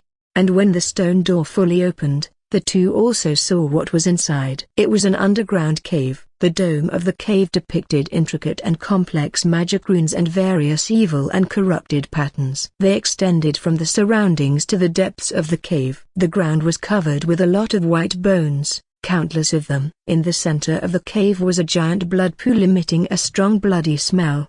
The blood pool was designed in the shape of an incredibly sinister and evil eye. It's the eye of a demon. It's the symbol of the Bloodborne Archduke Abaddon. Sebastian's expression turned grave. Bloodborne Archduke Abaddon. Charlotte's heart twitched. Her gaze quickly fell on the blood pool. In the center of the blood pool, white bones were stacked to form the pupil of the eye, and in the center of the pupil, a black coffin emitting a chilling aura was placed. For some reason, looking at that coffin, Charlotte felt a strong sense of unease in her heart. Charlotte looked around, wanting to find the little girl's figure again, but found no trace of her. Thinking for a moment, the girl withdrew her gaze and looked again at the blood servants behind her. The brilliance flowed in her eyes. "Tell me, what is the blood demon cult planning?" Upon hearing the girl's command, the blood servants trembled once again. This time, their trembling was even more violent than the first. Their expressions were ferocious, their eyes rolling back, and Charlotte could sense their souls undergoing intense turmoil, beginning an unprecedented frenzy. Obviously, Charlotte's question touched on their deepest restrictions. Charlotte exerted a bit more force, slightly increasing the output of her blood power. The next moment, the blood servants trembled even more violently. Not only that, Charlotte even sensed the soul contracts within them beginning to emit a faint light, as if they were about to tear their souls apart at any moment. Her heart sank, and she quickly stopped the interrogation. It was evident that these blood servants' soul contracts were built around keeping the secrets here. If Charlotte forcefully obtained the answers, even if she got results, it would inevitably alert the Blood High Priest behind the scenes. She didn't want to alert the High Priest unless absolutely necessary. Withdrawing her gaze from the blood servants, Charlotte looked again at the dry bones in the cave. The Bloodborne's keen perception, coupled with the Dark Path's unique awareness, allowed her to clearly sense that there were still countless lost souls lingering here. Associating with the various illusions she had just seen in the hall, she formed a slight idea. Charlotte approached the countless bones, gently closed her eyes, and spread her consciousness over them. Then, she once again connected to her divine power of blood. Under Sebastian's awestruck gaze, a hint of ancient and vast aura slowly rose from Charlotte's body, then vanished in an instant. A crimson light radiated from the girl, quickly enveloping the entire cave. In a flash, Charlotte felt a huge memory filled with boundless hatred, fear, and despair rushing into her mind. Then the world before her eyes shattered. Chapter 102, Buried Memories. Gospel of Blood. A vast memory surged into Charlotte's mind, shattering her vision abruptly. No, it wasn't her vision that shattered. In reality, she had her eyes closed. What shattered was her perception. After a burst of light, Charlotte found herself in a magnificent world. More precisely, it was a world of dreams. She discovered herself standing in a long floating corridor, surrounded by darkness, with countless shattered mirrors floating on either side. Each shard emitted a faint halo, like slides playing independent images. Some glowed brightly, radiating soft light, peaceful and serene. Some gleamed with blood, emanating a chilling aura, causing intense discomfort just by looking at them. Charlotte chose the shard closest to her. In the next instant, her view shifted, revealing an adorable little girl giggling, sitting in a shabby room celebrating her birthday with her modestly dressed parents. On the crude wooden table, the food was not plentiful, just some simple black bread and a small piece of stale cheesecake. However, gazing at the girl's innocent and radiant smile, at the indulgent gazes and gentle eyes of her parents, one could vividly feel the family of three's simple, easily contented happiness. But in the next moment, the scene was engulfed in flames. Amidst the harrowing cries, the girl's parents collapsed in a pool of blood, while a blood cultist in black robes grabbed the girl by her hair, roughly stuffing her into a sack. The scene continued to flicker. Charlotte saw the girl being imprisoned, saw her being auctioned in the dreaming salon, saw the confusion and terror on her face. She saw the girl being violated, saw the blood demon cultists pursuing her after the dreaming salon, and saw the girl slowly approaching death in pain and fear. Charlotte quickly retreated from the fragments of memory, the immersive despair and agony chilling her heart. With a slight perception, she judged that browsing through memories had only taken an instant. Although she saw many scenes, the vast memory information had actually flooded into her consciousness in an instant. Hesitating for a moment, Charlotte looked towards the next memory fragment. The view changed, and another new girl appeared in the scene. This was another girl's memory. Still, it was a memory of happy moments. However, the simple happiness was soon once again consumed by blood and despair. Charlotte saw the appearance of the blood demon cultists again, saw them abducting the girl, saw in the midst of desperate cries, they used the girl as a sacrifice, pushing her into the abyss of death. Charlotte quickly withdrew from the memory fragments again. Her mood grew heavier. Looking at the countless fragments around her, she knew that each one represented a girl who had met a tragic end. The memories here were the most profound memories of their short lives, happy memories, fearful memories, painful memories, desperate memories. Even in death, their memories lingered like remnants of their souls. Charlotte was a little hesitant to continue. The immersive sense of despair made her heart cold, and her soul trembled. But she knew she had to continue. The secrets of the blood demon cult were likely hidden in these memory fragments. She continued to look towards the next fragment, one after another. Charlotte didn't know how many memory fragments she had seen. She only knew that she saw one shattered happy family after another, saw one innocent girl after another being consumed by despair. She saw the evil and brutality of the blood demon cult. She saw the decadence and darkness of the nobility. Watching, repeatedly watching, she felt herself growing numb. In her heart, there was only disgust and anger towards the blood demon cult and the corrupt nobility. After watching countless memory fragments, Charlotte suddenly paused in front of one of them. In this memory fragment, she actually saw someone she knew. Gara, the chief captain of the Blood Demon Hunter Bureau. However, this wasn't Gara's memory fragment. It was a little girl's. That little girl bore a striking resemblance to Gara, and in the memory fragment, Gara had no scars on her face. Moreover, Gara in the memory fragment looked quite young. She appeared to be at most 18 or 19 years old. It was a beautiful memory of two sisters. We rely on your support. Novelplex.org. Donate now. As a mercenary, the elder sister took care of the younger, adorable sister. They depended on each other, living happily, though not wealthy, but warm and joyful. The beginning of the memory was still a simple and beautiful one, but when the thugs appeared, everything changed. Charlotte saw the girl being abducted and saw Gara severely injured. She saw the female knight, bearing gruesome scars on her face, awakening extraordinary power in despair, yet could only watch as her sister was taken away. Thugs? Wait a minute. Not the blood demon cultists? Charlotte was stunned. And the subsequent development of the memory images was different. Charlotte didn't see the dreaming salon. Instead, there was fire. Blazing fire. She heard countless vague voices reciting praying. She heard people praising the abyss and darkness, heard them extolling corruption and decay. She heard fervent voices shouting the title of the Bloodborne Archduke. She saw the girls locked in the dungeon embracing each other in fear, looking out through the window into the night, at the towering figure engulfed in flames. The sinister goat head.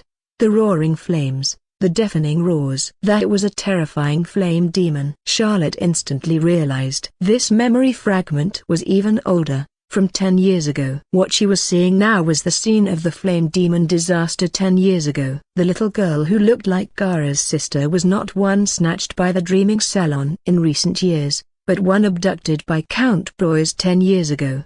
After realizing this, doubts quickly arose in Charlotte's mind. Wait a minute. If she remembered correctly, 10 years ago, the flame demon ritual originated from Count Broyes. According to records, during the flame demon disaster, all underage girls who were abducted ultimately died in the sacrifice. As for the Dreaming Salon, it only gradually appeared after the flame demon disaster. But here is beneath the Dreaming Salon. If Gaara's sister was abducted 10 years ago, how could her memory fragment appear here, in the ritual sacrificial site of the Dreaming Salon? Wrong. In the memory, the girl saw the flame demon. This indicates that she didn't die at that time. Not only that, but none of the girls imprisoned in the dungeon died. So, what happened later? Charlotte's mind was full of doubts. But soon, her doubts were answered. With an angry roar, the flame demon disappeared into a brilliant light. After who knows how long, the dim dungeon was smashed open with a loud bang.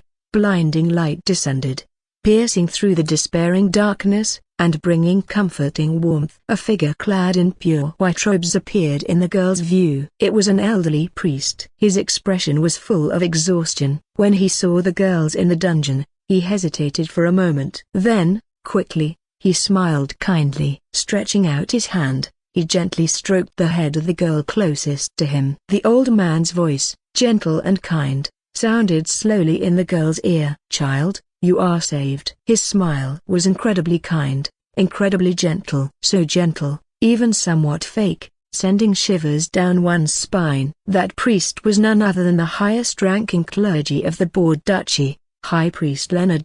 Chapter 103, The Depraved High Priest. Gospel of Blood. Children, you've been saved. It's still not safe outside. I'm sorry to inconvenience you to stay here for a while longer. Children, I have some unfortunate news. The church has judged you as objects that need to be purified. You can't go back. Is it true or false? Of course, it's true. Don't worry, I'll protect you. You want to meet your family? I'm sorry, that's not possible. Let me help you check your bodies, and purify the impurities. Listen. Why aren't you listening? Do you want to be purified by the holy light? Do you want to bring trouble to your family? Be obedient. Yes, that's right. Be obedient. That's good. I like obedient children. Come, my darlings, let me teach you some new knowledge today. Ah, my dear, why did you grow up so fast? So fast. It's already disappointing me.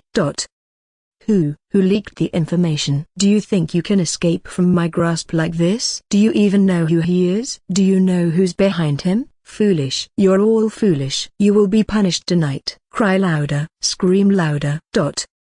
HMPH, Anthony, don't think you can threaten me like this. I can agree to cooperate with you, but you must do something for me too. What should you do? Of course, help me deal with them. I'm already tired of them. I need new darlings.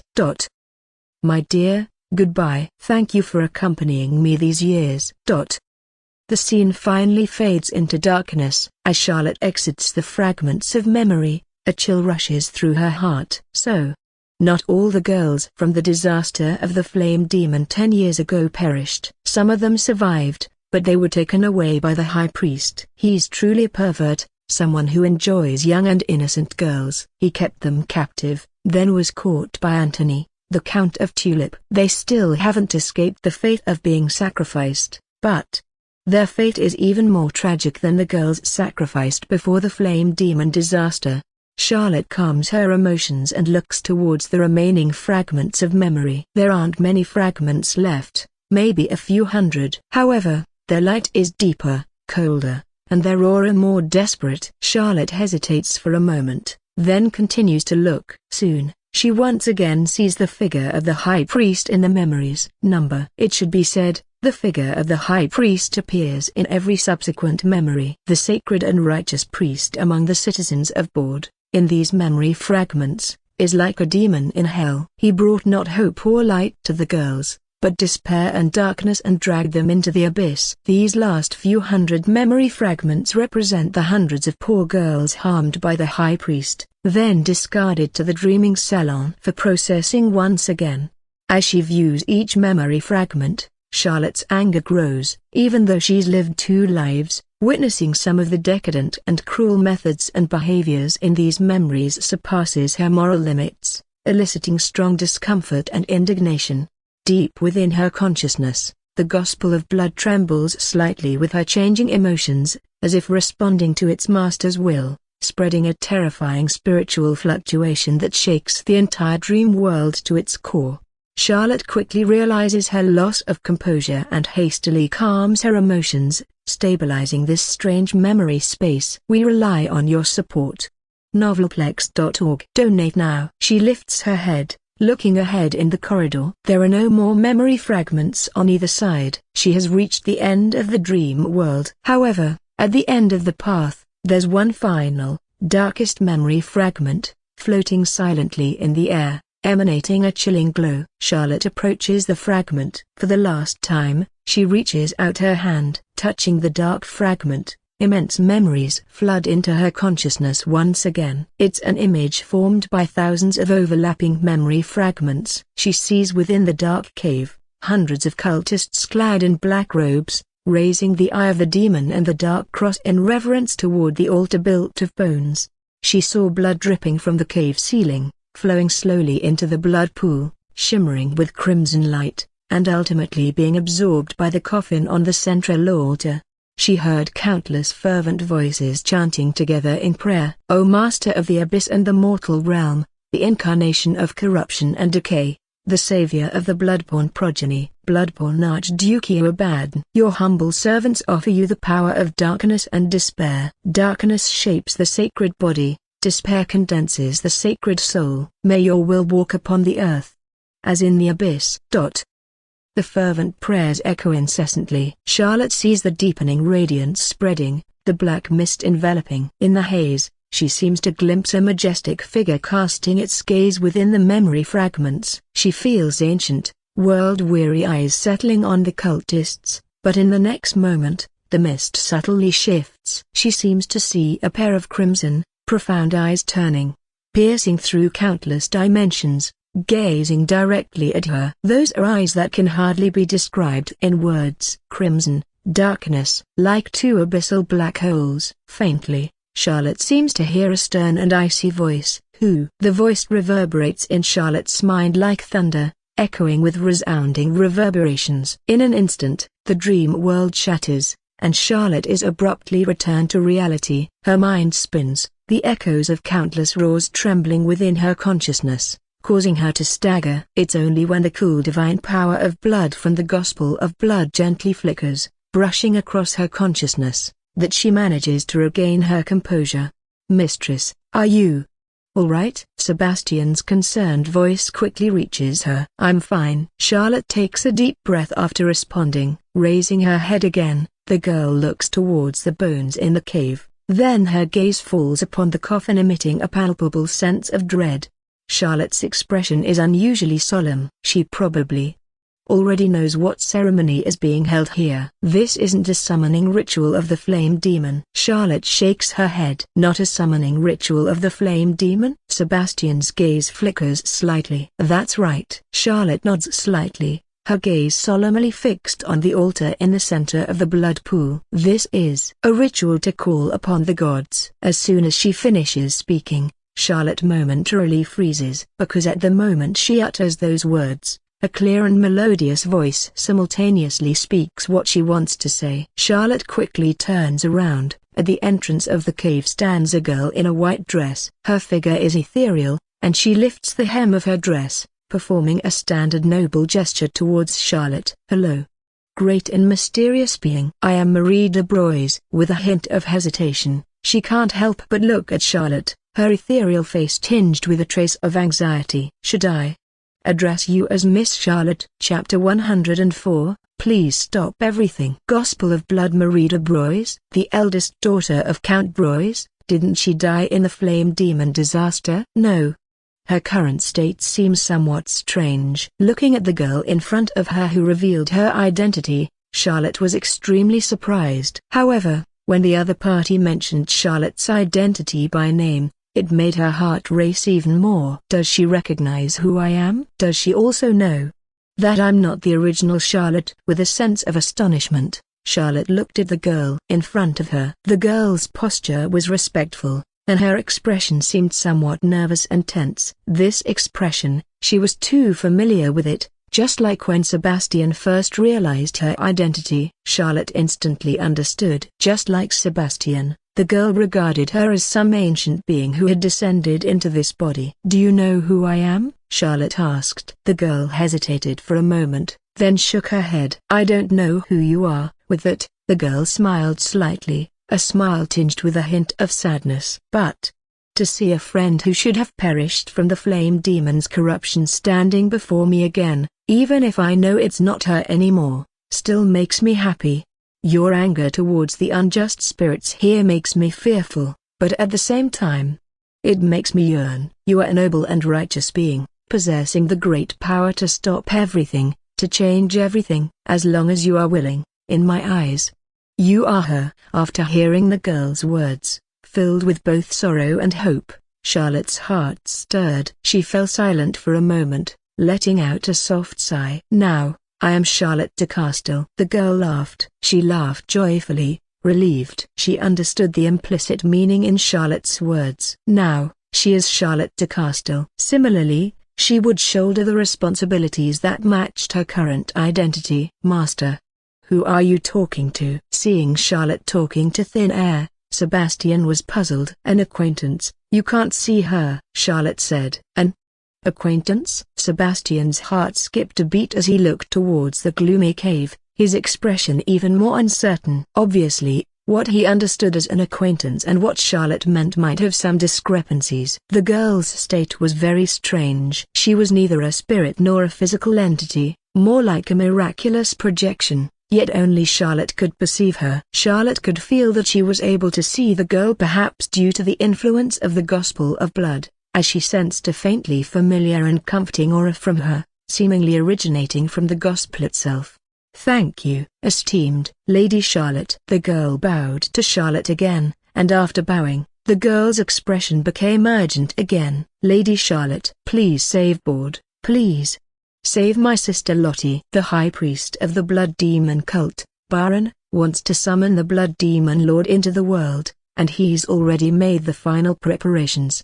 The true purpose of the flame demon summoning 10 years ago was not to summon the flame demon. My father was framed. He was framed. He only wanted to cure congenital frailty of my sister Lottie and me, but he was manipulated and framed by the blood demon cult. The failure of the flame demon summoning didn't matter to the blood demon cult at all. They wanted to use the power of the flame demon to leave a vessel and node for the blood demon lord in this world. He wants to use my body as the sacred vessel for the blood demon lord's descent. With the twins united, he wants to use my sister's soul as the medium to awaken the blood demon lord. There's not much time left. Really not much. The death of the Great Knight made him decide to advance all actions. Once the incarnation of the Blood Demon Lord descends, the entire Bord Duchy will face a disaster. We rely on your support.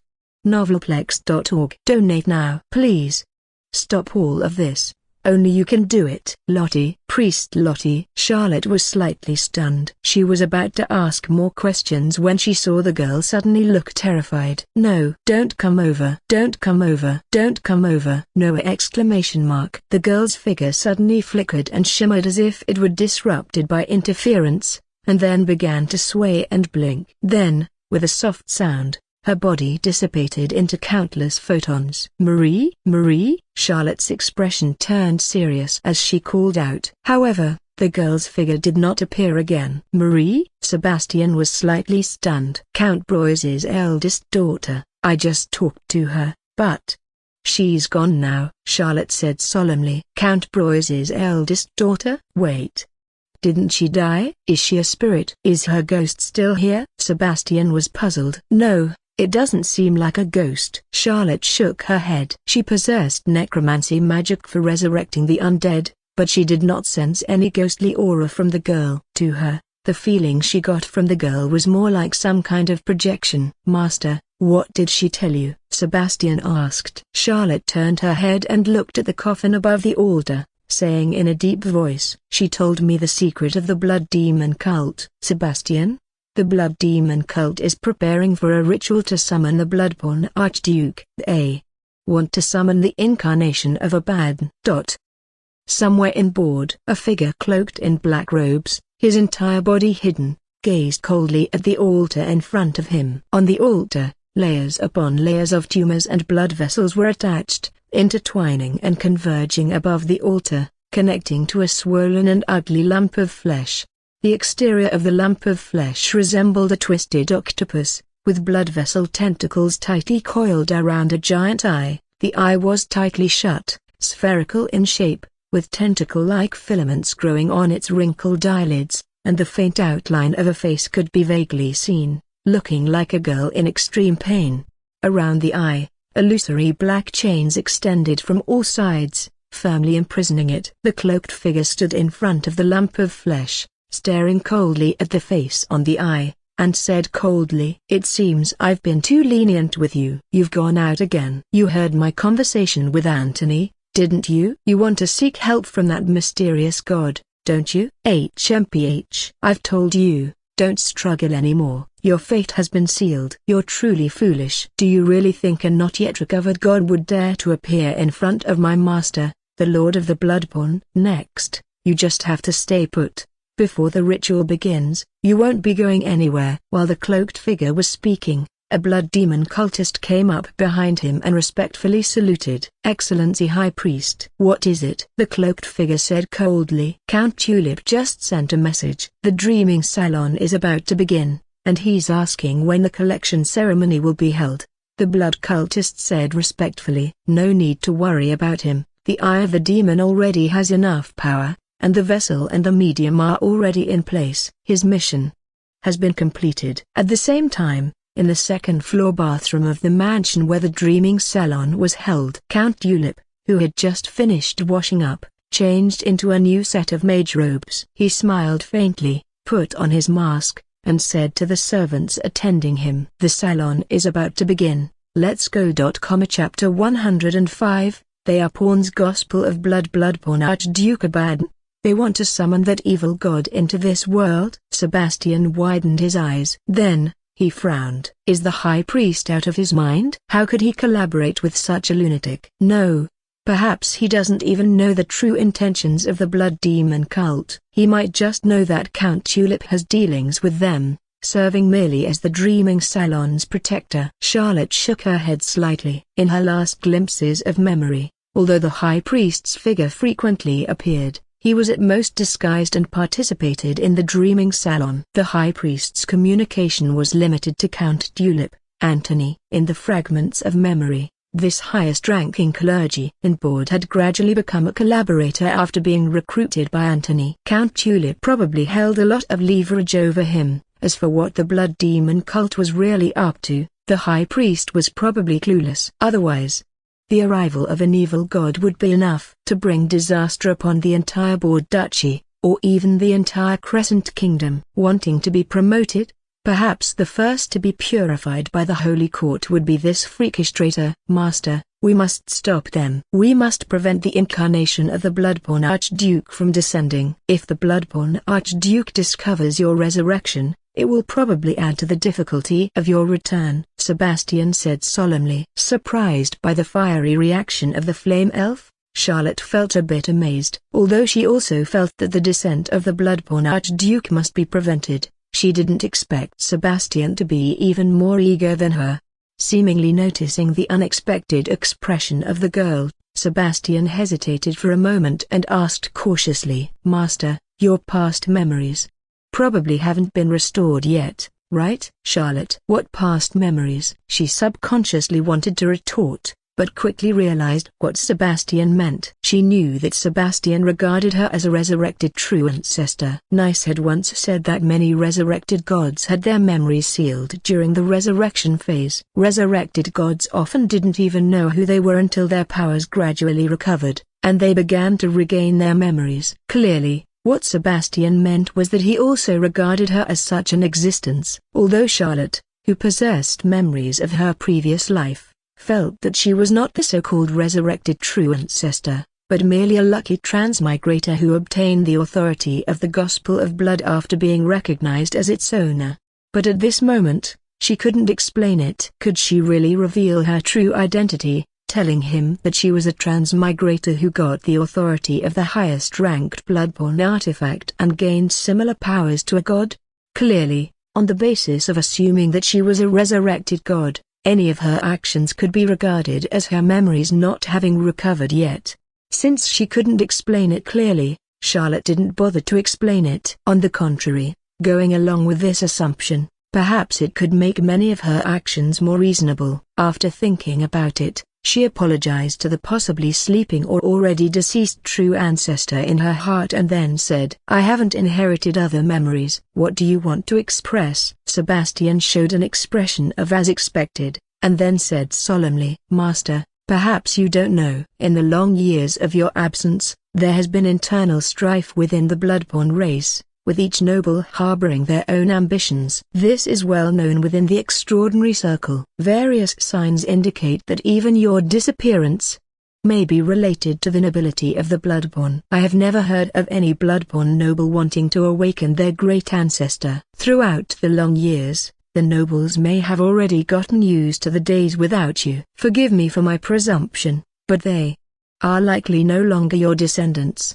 but your enemies. Master, the power of a true god exceeds the imagination of mortals, and every action has its own meaning. After you were resurrected, you have never sought support from the blood demon cult but chose to confront them. I believe.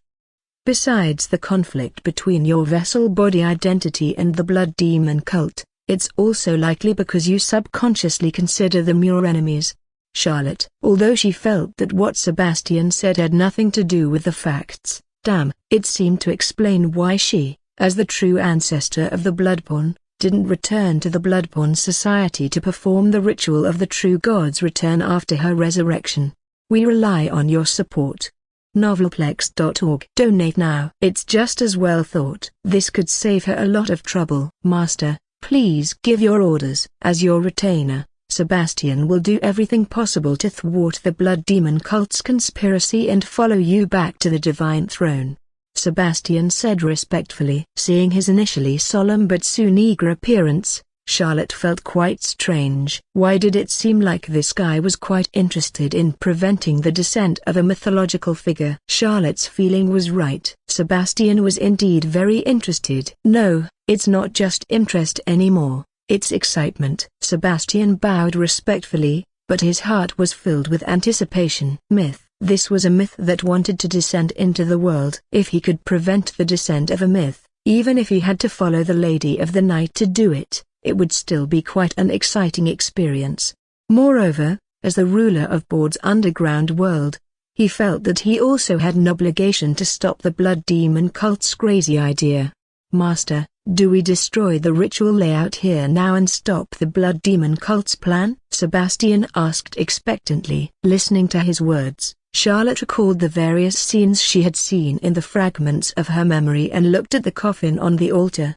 After a moment of contemplation, she shook her head and said, "This place is not the true venue for the god summoning ritual. This is just a place for sacrificial offerings to accumulate dark energy and despair. The place is only a cover location. The true location is probably elsewhere, and they're probably almost ready." With that said, she looked at the blood servants who had followed and a golden light flashed in her pupils. "Tell me, where is your true ritual venue?" This time, she didn't hold back and increased the output of her blood power. At this moment, knowing the secret of the blood demon cult, it didn't matter whether she alarmed the high priest or not. No.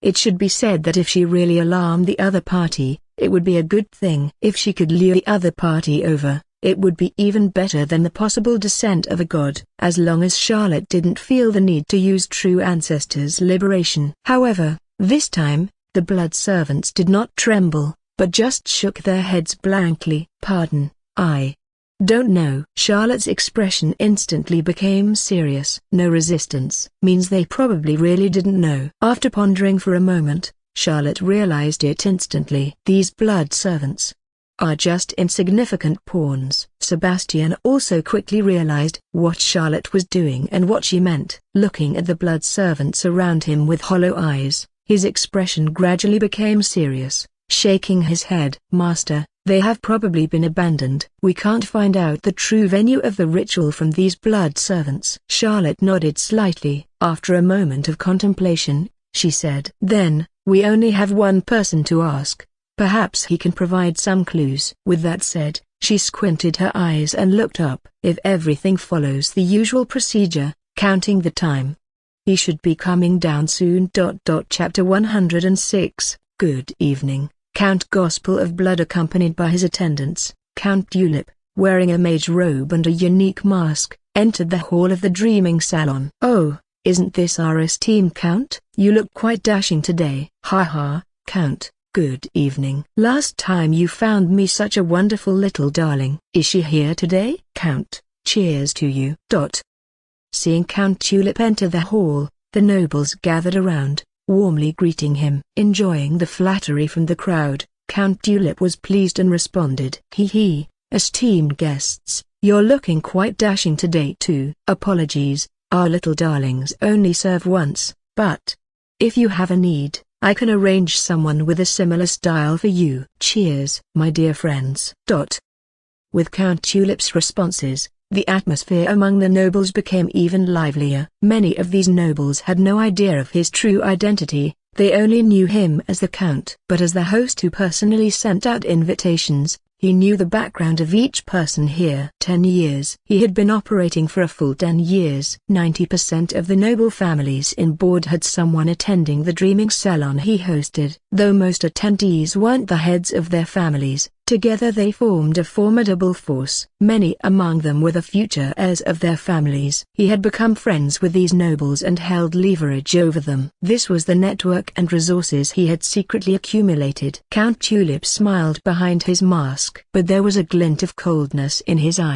"Hey, elder brother. Thanks to you, the whole of Board thinks I'm just a waste. But this waste will eventually reclaim what's rightfully his. The county of Castle, and the Duchy of Board. Soon, they will all be mine." With that thought, Count Tulip quickly suppressed the sharpness in his gaze. He raised his glass to the crowd, smiling, and downed the crimson wine. The hall erupted in cheers. He made a slight gesture, signaling for everyone to quiet down, then spoke gently. "Ladies and gentlemen, the Dreaming Salon is about to begin. I'll go check on tonight's highlight first. We'll meet again later." "Ha ha. See you later." "I heard tonight's highlight is extraordinary individuals." "Yes, indeed." Stepping onto the path of the extraordinary at such a young age, even among commoners, they're considered a genius. "I'm suddenly more excited for tonight's salon." The nobles chattered amongst themselves. Meanwhile, Count Tulip smiled as he crossed the hall and walked toward the iron door at the end. However,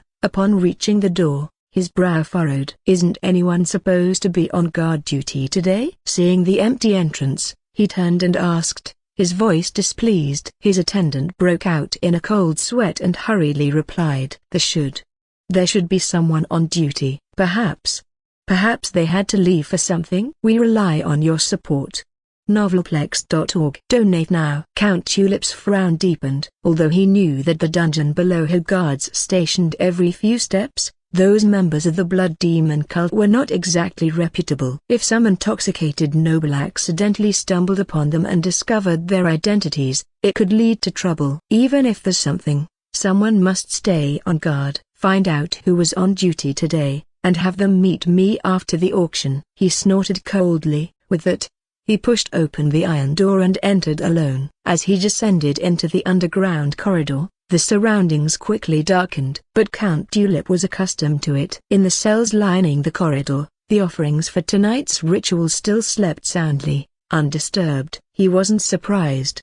The effects of the drugs on these girls hadn't worn off yet. The deeper they slept now, the more energetic they would be later. One of his purposes in coming to check on them was to administer a tonic to wake them up. It's about time. Administer the tonic to wake them up. Their stage awaits them soon. Count Tulip commanded the Blood Demon cult member who was standing guard. However, upon hearing his words, the cultist did not respond. Stopping in his tracks, Count Tulip turned around to face the cultist he had just ordered, his brow slightly furrowed. "What are you standing there for? Didn't you hear me?" The cultist slowly turned around, not answering, but bowing respectfully, their voice devoid of emotion. "Count, the master awaits you in the study. The high priest is here early today." Count Tulip was somewhat surprised. He nodded slightly and, leaving a reminder, proceeded deeper into the corridor towards the study. Today's dungeon was unusually quiet. Not only were the sleeping girls silent, even the cultists on guard were quieter than usual. What was going on with these lazy fellows today? Muttering to himself, he arrived at the study door. Two first-tier Forbidden Blood servants stiffly bowed, then opened the door. Count Tulip casually walked in, feeling at home. As he entered the study, the two blood servants closed the door behind him. Count Tulip paid no mind. He preferred discussing matters with the high priest in private, away from prying ears, even those of the blood servants. Scanning the study, Count Tulip searched for the high priest's figure. However, after looking around, he didn't see anyone. What he did notice was that the alchemy product rotating chair behind the desk had shifted direction, facing the bookshelf. The tall backrest obscured everything, leaving only the sound of flipping pages audible. Count Tulip chuckled. No wonder he couldn't find the high priest. Turns out he was sitting in that chair. He wanted to tease. The high priest of the Blood Demon cult was already short in stature and usually hunched over, so now, sitting in that chair, his head couldn't even be seen from behind. Hey, Your Excellency, the high priest. When did you become interested in my collection of magic books? Count Tulip took off his mask and placed it on the shelf, smiling as he spoke. At the sound of his voice, the flipping of pages abruptly stopped. The chair slowly turned around to reveal a silver-haired maid seated on it, holding a stack of parchment scrolls. Her amber eyes sparkled with amusement. "Good evening, Count Tulip." Count Tulip was stunned. Chapter 107. You've actually sided with the evil god. Gospel of Blood. You. Who are you? Seeing the girl sitting in front of his desk, Count Tulip became wary. The girl didn't answer his question but continued to read the parchment in her hand, reciting the words written on it. On April 21st, 5 newcomers were brought to Nasni by the high priest, the youngest of them being 11 years old and the oldest 14. At the same time, 3 female servants were dealt with. After offering their blood, their bodies were buried at South Street No. 15 in the outer city area. On July 6, 4 newcomers were brought to Nasni by the high priest, the oldest of them being 13. 6 female servants were dealt with, 5 were offered as sacrifices, and 1 was taken in as a servant for the salon. The girl recited the words on the parchment lightly, her voice devoid of emotion. She slowly lifted her head, looked at the wary Count Tulip, and suddenly smirked. To let the high priest shelter this filthy place, you really have put in quite an effort. I'm afraid no one would expect that behind the infamous dreaming salon of Board, the true mastermind would actually be Count Tulip from the Board family.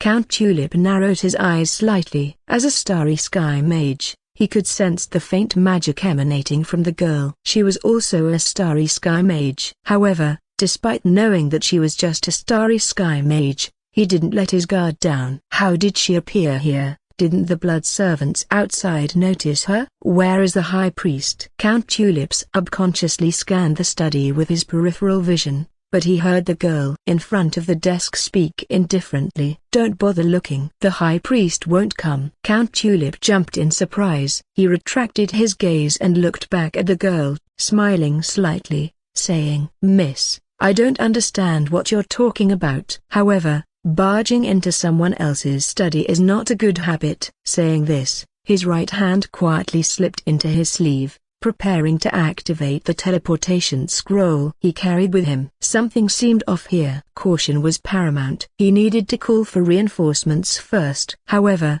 Just as he was about to reach for the scroll, a hand wearing white gloves gently rested on his shoulder. A gentle voice suddenly sounded beside his ear. "Count, making small moves in front of Master isn't a polite habit." "Who?" Count Tulip was startled. He almost subconsciously jumped to the side but was horrified to find that he had lost control of his body. The hand with the white glove felt like a rock, making it impossible for him to move even an inch. A silver moon. This was a silver moon. Count Tulip felt a chill in his heart. He stiffly turned around, only to see a tall figure wearing a mask standing behind him. The servant skillfully reached out and snatched the teleportation scroll from his arms, opened it, and examined it for a moment, then clicked his tongue.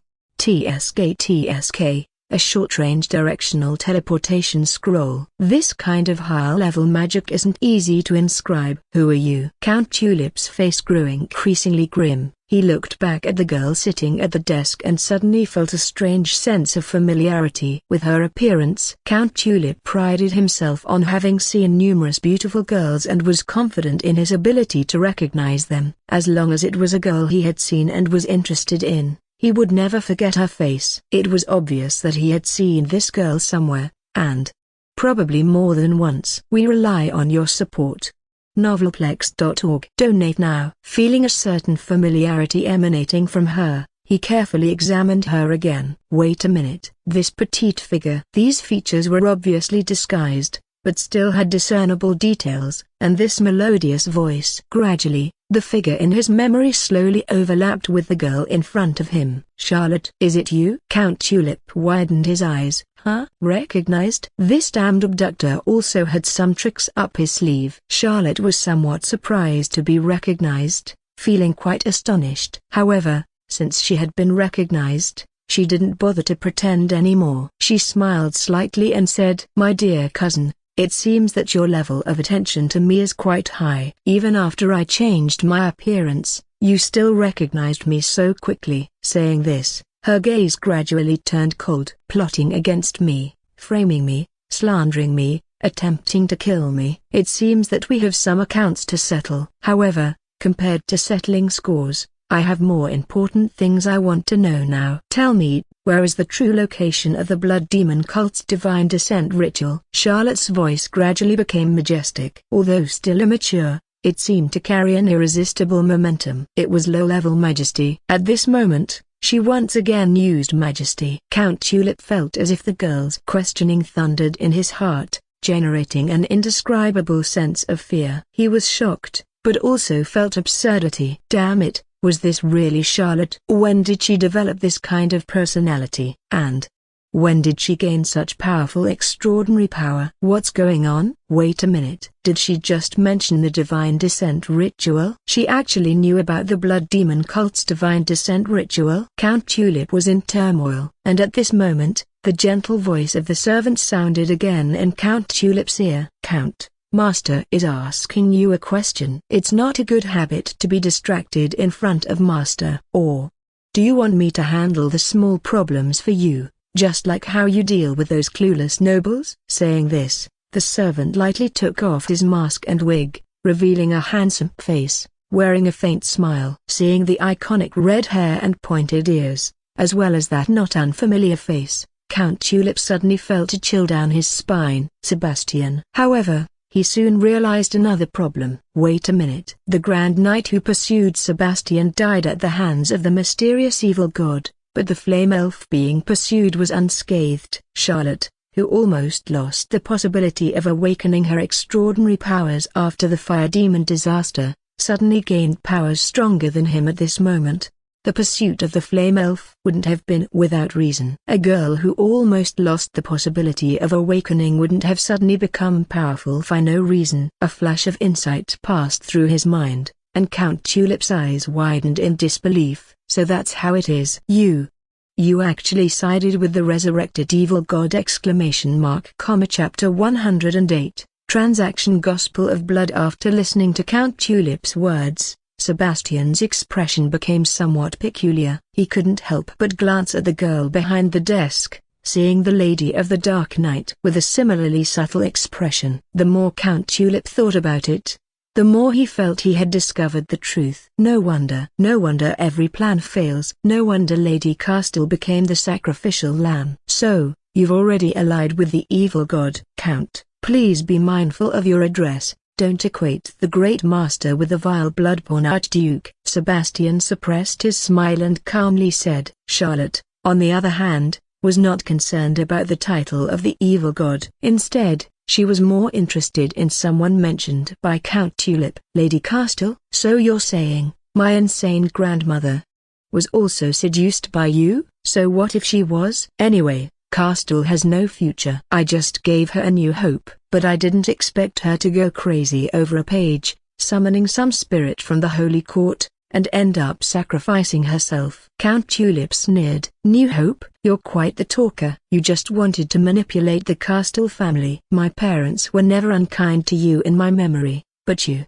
Is this how you treat your family? Charlotte's expression turned cold. However, upon hearing her words, Count Tulip became enraged. Kind to me? Ha! What would you know, you caged canary? What do you know? No, you know nothing. Count Tulip almost gnashed his teeth. Everyone treated me like trash. Everyone saw me as a disgrace to the nobility, driven back to board by a peasant uprising. But who knew that uprising was orchestrated by your Castle family? Back then, I went to Tulip County with a heart full of passion, wanting to make a difference as a count. But it was your dear parents who ruined everything for me. They were nothing but two dogs raised by my hypocritical brother. My hypocritical brother never intended to let me inherit the land. It was he who planned the uprising with the Castle family. It was he who spread all my disgrace in board, and his purpose was just to pave the way for his illegitimate child who couldn't see the light. Do you know any of this? No, you know nothing. How I've lived these years, how I've endured the disdainful gazes of other nobles, you have no idea. My hatred, my anger. You know nothing. The more Count Tulip spoke, the angrier he became, his expression incredibly fierce. Meanwhile, Charlotte fell silent. Was the uprising in Count Tulip's domain 11 years ago orchestrated by the original body's parents under the Duke's orders? She really didn't know about this. She had heard about the uprising. It seemed like many people died. However, thinking back to the loyalty and pride of the Castle people in the outer city, she found it hard to imagine that her original parents, who sacrificed themselves to defeat the flame demon, were such people. About this matter, I do know some details. Just then, Sebastian suddenly spoke. He glanced at the enraged Count Tulip and calmly said, as far as I know, the Count and Countess Castle were not the instigators of the uprising. They went to help quell the farmers' anger after receiving advance notice. However, they failed. You're lying. Count Tulip glared fiercely at Sebastian. I have no reason to deceive you, after all. 11 years ago, I had just entered the Crescent Kingdom, and my foothold was in the Castle domain. Sebastian shook his head, but he couldn't help but glance at Charlotte and continued. According to the Rose Society, the uprising in Count Tulip's domain 11 years ago was indeed related to the Duke's estate. Charlotte looked at the flame elf in surprise, relieved that her original parents were innocent. As the heir of the Castle family, she certainly hoped that her family had no stains, at least no major stains. No matter what happened, it's not a reason to harm the innocent, let alone collaborate with the Blood Demon cult. We rely on your support. Novelplex.org. Donate now. Charlotte shook her head gently. HMPH. What right do you have to speak against me? Haven't you also allied with the evil god? The Board Duchy should have been mine. Everything is mine. Sacrificing just a few subjects is nothing. Count Tulip sneered. Sebastian frowned slightly, looking at Charlotte. Mistress, this guy has gone mad. Charlotte looked thoughtful at the furious Count Tulip. As if realizing something, she looked deeply at the other party and chuckled. My dear cousin, if you're trying to delay time by talking and waiting for the High Priest of the Blood Demon cult to return, I'm afraid you'll be disappointed. It's been so long and no one has come. Haven't you realized you've been abandoned? Wake up! The Blood Demon cult has already decided to proceed with the ritual without you. They won't come. Upon hearing the girl's words, Count Tulip was about to retort sarcastically. However, he soon saw the door of the study gently pushed open, and 2 black-hooded blood demon cultists bowed respectfully to Charlotte at the desk.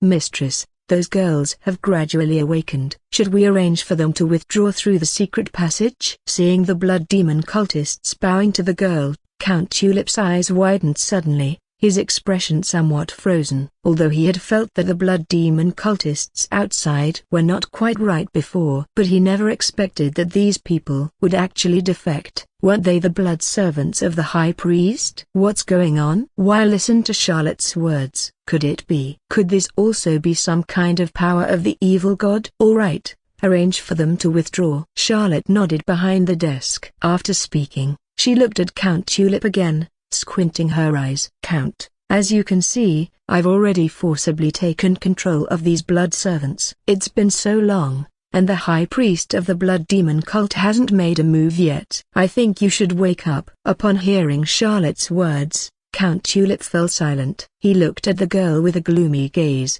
his expression changing constantly. After a few seconds, he said in a deep voice, "If I tell you the location of the blood demon cult's ritual, can you let me go?" "Let you go?" "Even if I say I'll let you go, would you believe it?" Charlotte looked at Count Tulip calmly. After a moment of silence, Count Tulip suddenly raised his head and stared at the girl firmly. "I have a divine contract scroll. If you can swear to the god of contracts, and let me go after I tell you the location, I'll tell you where they're holding the ritual.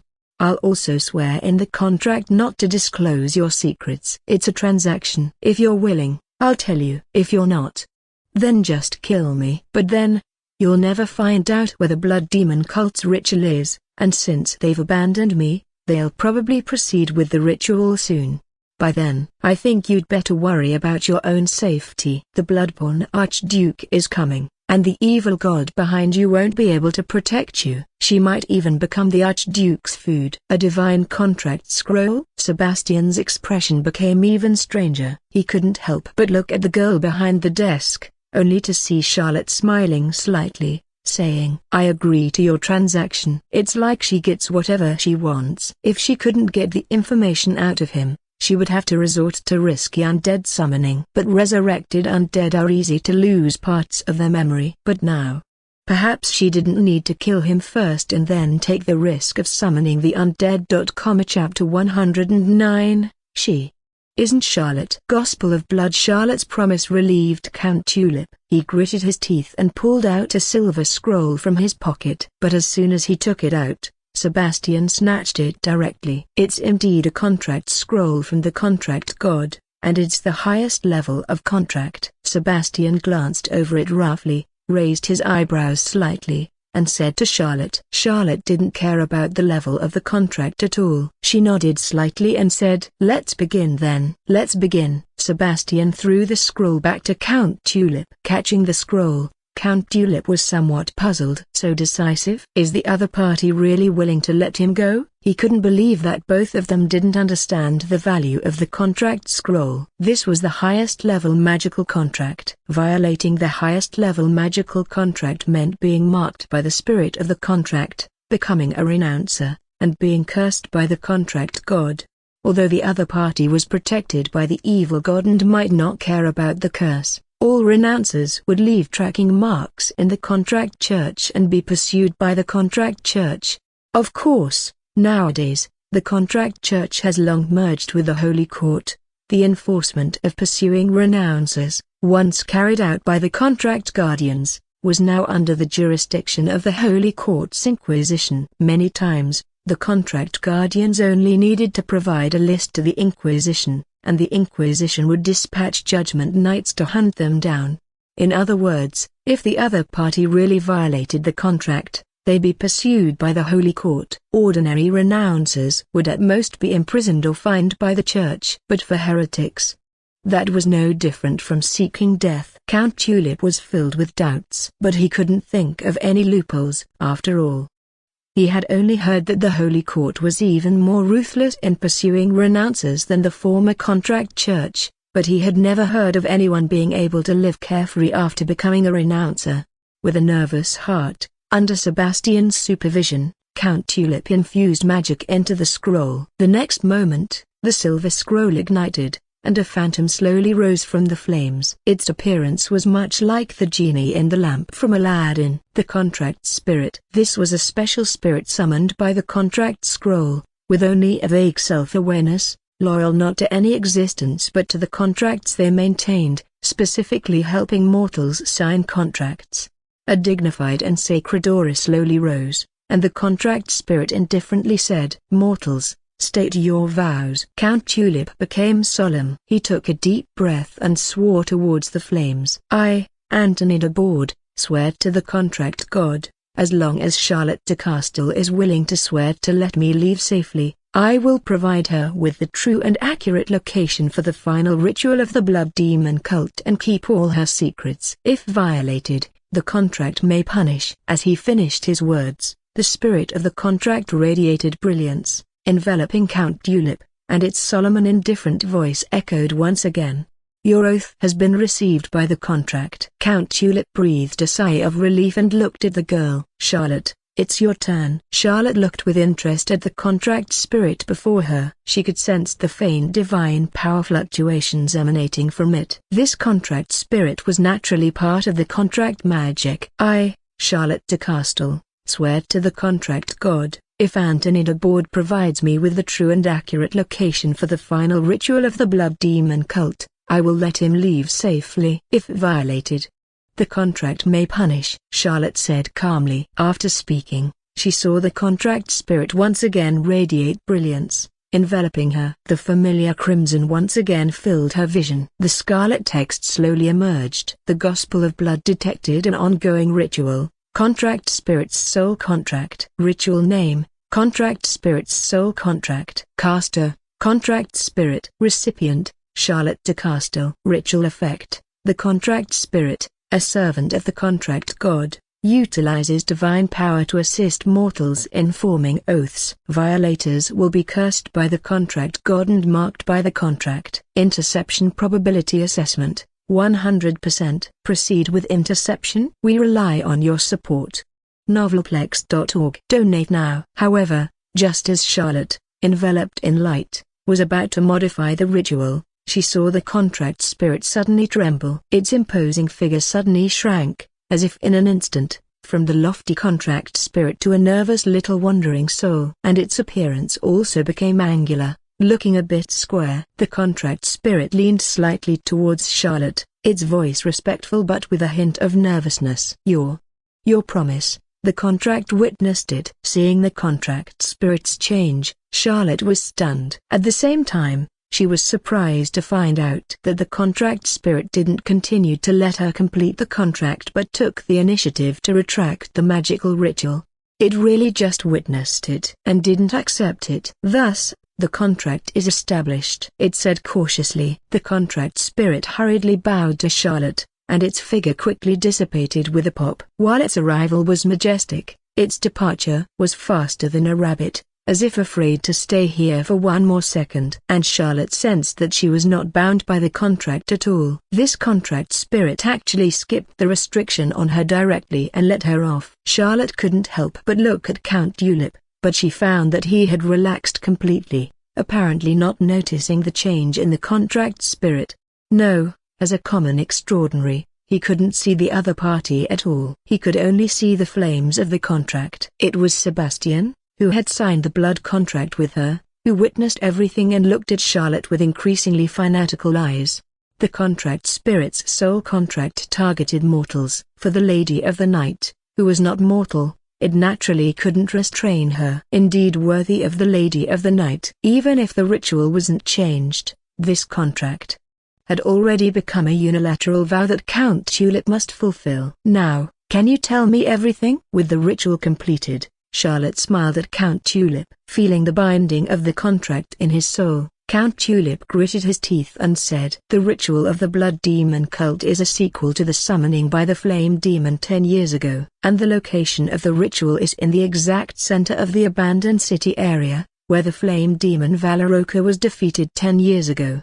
In there's a hidden passage leading to an underground temple about 30 meters deep. That's the final ritual location." The abandoned city area. Noting the location provided by Count Tulip, Charlotte thought for a moment. She stood up, put away the scroll recording the crimes of nobles and the high priests, and walked out of the study. "Wait. I'm done speaking. Can you let me leave now?" Count Tulip hurriedly asked. Charlotte glanced at him and said to Sebastian, "Tie him up and disable his magic pool." Sebastian smiled faintly. "I will obey your command." Watching the girl and the malicious fire elf gradually leave, Count Tulip widened his eyes. "No, you can't violate the contract." "How can you violate the contract?" "Being marked by the contract. Do you really think the evil god can protect you? You are only mortals after all. You will inevitably be hunted by the Holy Court." "Are you insane?" Sebastian lifted the shouting Count Tulip. He snapped his fingers and took out a set of ropes from the storage space, elegantly tying him up. Then he leaned over and whispered softly in Count Tulip's ear. "Your Excellency, what you said is correct. Mortals indeed cannot violate the contract. However, unfortunately, the Great Master is not in this category." "The Great Master?" Hearing his words, Count Tulip was about to mock, but suddenly realized something. His eyes widened. Watching the petite figure disappear from his sight, gradually, he began to tremble. His face turned pale. She's not Charlotte. She is the resurrected evil god." Chapter 110, Awaken, O Slumbering Dead. "Gospel of Blood Master, are we really not going to kill him?" Sebastian respectfully asked as he handed over the bound count to the blood servants and followed Charlotte. "Kill him? After all the sins he has committed, simply killing him would be too easy." Charlotte shook her head. "So, what do you plan to do?" Sebastian inquired. "Every wrong has a retribution, and as the mastermind behind the Dreaming Salon, he should receive the punishment he deserves," the young woman said meaningfully, looking towards the cells on either side of the corridor. The cells were now empty. The girls who had been imprisoned there had been sent away by the blood servants under her command, including the Castell's maidservants. They had been saved, and by now, they should have left the mansion. Perhaps someone had already gone to contact the city guard. Of course, even if they had, it probably wouldn't make a difference, because this was the Dreaming Salon. Even the city guard probably wouldn't dare to offend so many nobles. Thinking of this, Charlotte sighed lightly. Nobles are the maintainers of the Order of Myria, but they are also its destroyers. Power brings not only responsibility but also corruption and decadence. Though the light still shines, where it cannot reach, darkness reigns. The corridor was quiet. The controlled blood servants stood on either side, stiff and submissive. Every time Charlotte passed by, they would bow, not daring to look directly at her. Faint noises from the ground level could be heard, indicating that the Dreaming Salon was still ongoing. Charlotte, with her keen senses, could even hear the laughter of the nobles mingling as they enjoyed themselves. Crossing the long corridor, the girl returned to the cave where the sacrifice ritual had taken place. In the dark and cold cave, countless white bones piled up like mountains, as if one could hear the cries and wails of the girls who had been slaughtered in despair and pain. Charlotte, who had once examined these lingering memories, could truly understand their pain, and feel their despair and resentment. That kind of resentment, that obsession, kept their spirits from departing. Even after so many years, even after experiencing ritual after ritual of sacrifice, they still lingered here. Not only did they not dissipate, but they also increased in number. This farce should end. Charlotte sighed lightly. Hearing the girl's words, Sebastian narrowed his eyes. He rolled up his sleeves, looking eager to try. "Master, are we going to destroy this place?" "No, not us." Charlotte gently shook her head. Her gaze fell on the countless white bones, and she said softly, "They will." Sebastian's heart stirred. "Master, are you going to?" "I want to wake them up. I want them to return to this world, to end the evil that brought them despair," Charlotte said. Sebastian frowned slightly. "Master, with so many souls, it might attract the attention of the Duke's mansion and the church." Charlotte smiled lightly. "We rely on your support. Novelplex.org. Donate now. Wouldn't that be better? Let the world see the evil here. Let the Duke's mansion and the church see the hatred of those girls. Everything here, nothing should be hidden. But you may also expose your identity. That remains to be seen if the Duke and the High Priest, who did not personally fight against the Flame Demon disaster, have the courage to come and face the Lady of the Night themselves. With that, Charlotte took a step forward, coming to the front of the Bone Mountain. She gently closed her eyes, channeling the divine power of blood stored in the Gospel of Blood. The huge power was drawn by her, and an ancient and vast aura rose from the girl's body. Sebastian felt a vast and majestic momentum spreading from the girl's center, giving him an urge to worship. He widened his eyes, looking at the girl in front of him with fanaticism, feeling that the petite figure at this moment seemed like a giant emitting a crimson radiance. Charlotte gently closed her eyes. With the blessing of the divine power of blood, the time for the true ancestors' liberation was further shortened, but she felt an unprecedented strength in her five senses, and her magical energy surged. Although true ancestors' liberation was not fully activated, her senses could easily cover every inch of land in the entire mansion. She could feel the wandering spirits, hear their cries, and see their resentment towards the nobles still indulging in debauchery in the dreaming salon. She also had a feeling that she could communicate with them. Thinking back to the undead resurrection inherited in the bloodline talents, Charlotte's magic quietly circulated. With the resonance of divine power, her magic seemed to carry an incredible power, quickly spreading and diffusing throughout the entire cave.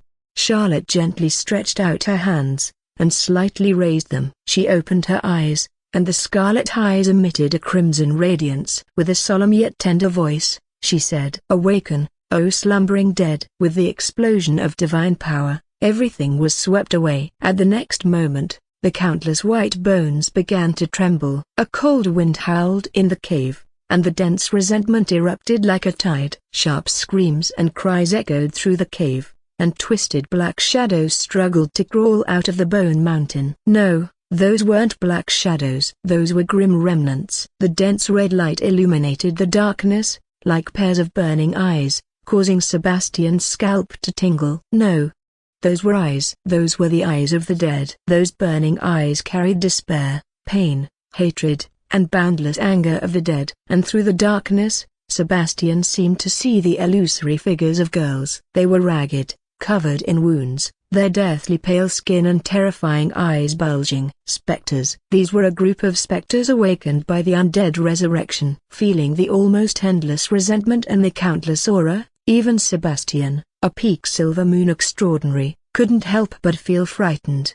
Lady of the Dark Night above. How many dead had she awakened? Charlotte looked at the spectres she had summoned, her solemn yet tender voice echoing in the cave. Go. The time for revenge has come. Find your enemies. End all of this. Hearing her words, the spectre's crimson eyes suddenly burst into crimson light. They all raised their heads and looked upwards. Faintly, the music of the dreaming salon seemed to still be lingering. And that elusive music completely ignited the fury of the dead. They began to scream angrily, their bodies bursting with unprecedented terror and resentment, turning into twisted shadows that rushed towards the hall above the cave! Chapter 111, It's That Evil God. Gospel of Blood. In the dreaming salon, adorned with masks, the aristocrats in splendid attire continued to revel in the wild, decadent, depraved, and dark party. Music, sinister laughter, lashes, curses, mingled with moans,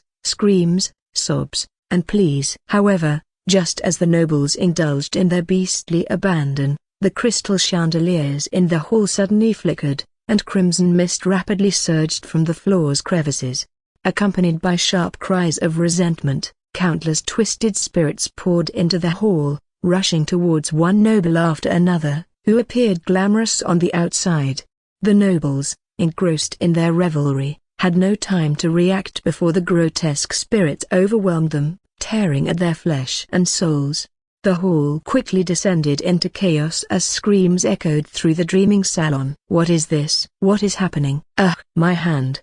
My hand! Evil specters! They're evil specters! Don't come near! Stay away! Ugh! The vengeful spirits roamed everywhere, seeking revenge on the nobles in the hall. Thousands of souls attacked simultaneously, catching the unsuspecting nobles off guard. Those without extraordinary powers were quickly torn to pieces. However, upon closer inspection, it was evident that these attacks by the specters followed a pattern. The imprisoned girls and the music-playing women, although equally terrified, were not targeted by the specters. Their targets were only the nobles present. "Get away, you filthy things!" Some powerful attending nobles quickly realized what was happening. They disregarded their attire, picked up weapons, and fought the specters. However, their counterattacks only further enraged the spirits, and they were soon overwhelmed by the countless specters. Amidst the piercing screams, a noble with power almost reaching the silver moon was bitten into pieces by the specters. As the mansion turned into chaos, Jordan, the son of Count Gaston who served as the auctioneer, was stunned. With a cry of alarm, Jordan's expression turned pale, and his legs weakened. Gritting his teeth, he crawled desperately out of the hall. However, he soon felt something grab his legs from behind. Jordan shuddered slightly, turning stiffly to see a hollow-eyed female corpse crawling on the ground, sharp nails embedded in his flesh. With bloodied tears streaming from her pitch-black eye sockets, she spoke in a hoarse and horrifying voice. Dan. Jordan's eyes widened in recognition. It was the commoner girl whose eyes he had gouged out during his first attendance at the Dreaming Salon. More specters crawled towards him as he was caught. As he looked through the specters' black mist and saw those familiar faces of girls, he finally understood what was happening. There. They've come back to life. They've come for revenge. No, I was wrong. Jordan collapsed to the ground, releasing all his bodily fluids, crying and pleading. But no one listened to him. The specters overwhelmed him, drowning him in darkness. He only let out a piercing scream before soon falling into silence. In the dungeon study. With the destruction of the magic pool by Sebastian, Count Tulip, now completely devoid of extraordinary power, looked pale. He remained vigilant, watching the motionless blood servants outside the door, enduring the excruciating pain from the destruction of the magic pool, slowly cutting the ropes behind him with a hidden knife. However, as he was halfway through, faint cries of agony could be heard from above. His movements paused slightly before he quickly lowered his head, accelerating his efforts to free himself from the ropes. And just as Count Tulip was about to succeed, a black mist began to spread in the study. Distorted specters emerged one after another from the ceiling, the walls, and the door cracks. More and more specters gathered. By the time Count Tulip finally regained his freedom, the entire study was almost filled with malevolent energy. The joy of regaining his freedom had not yet risen, and as Count Tulip raised his head, he saw those twisted and terrifying figures shrouded in black mist. We rely on your support. Novelplex.org. Donate now. Looking at those girls with their grotesque faces, his expression froze. Struggling to force a smile, he murmured dryly, "So, this is how it is." The next moment, the specters screamed in unison, swarming and engulfing him completely. Tonight is destined to be another sleepless night in Board City. With the eruption of overwhelming resentment, almost all the extraordinaries in Board City sensed it. Looking towards the area where the outer city district meets the western city district. Among them, it was the mages and clergies of the church who felt it the most deeply. In their perception, the astonishing resentment surged like an erupting volcano, almost obscuring the sky. As for the mansion where the Dreaming Salon was located, it had already been completely engulfed by the black malevolent energy. Above the ground, the demon hunter knights who discovered the problem had already taken action, rushing to the scene of the resentment outbreak at the fastest speed. However, someone was faster. In the eastern city district, from the direction of the cathedral and the Duke's mansion, two powerful auras rose successively. In the darkness of the night, two streaks of meteor-like light rose into the sky, swiftly heading toward the direction of the resentment outbreak. It was none other than High Priest Leonard and Duke Andre of Board City. Where did this necromancer come from? How dare they summon undead in Board City? The expression of the High Priest, who was faster, was one of shock and anger. He was furious, truly furious.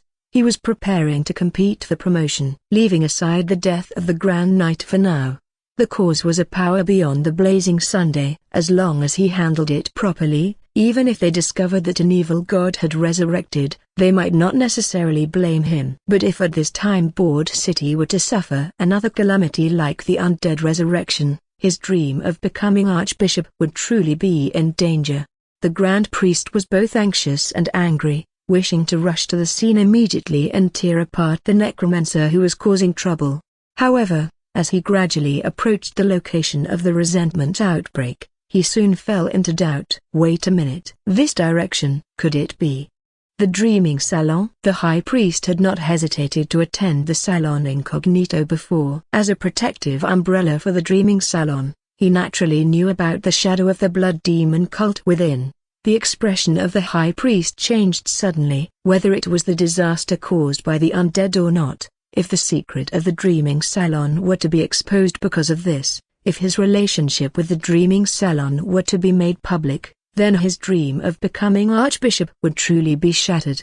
He had to be quick. He must be quick. He had to get there before anyone else and kill this necromancer who seemed to have lost their mind, then completely destroy the secret of the Dreaming Salon. Feeling the increasingly close aura of the Duke, the High Priest took a deep breath and hastened his pace towards the scene of the incident. However, as soon as he arrived at the scene, he immediately slammed on the brakes, looking at the mansion where the resentment was erupting with suspicion. As a clergy, he could see more than common extraordinary in that overwhelming resentment. He felt a familiar aura, that ancient, profound, and dark aura. It made him tremble. It filled him with terror. It was the aura of the evil god that he had sensed from the holy symbol of the Grand Knight Erd, which had been destroyed. The High Priest swallowed hard, trembling as he activated his faith's eye, which allowed him to directly perceive the power of the gods. Immediately after, he saw in that black malevolent energy, a dazzling crimson radiance, like a hanging high blood moon. An evil god. The one causing this undead disaster was that resurrected evil god. That evil god was now in the mansion of the Dreaming Salon. Realizing the mastermind behind the undead disaster, the High Priest's face turned pale in an instant. Chapter 112, Revenge of the Dead.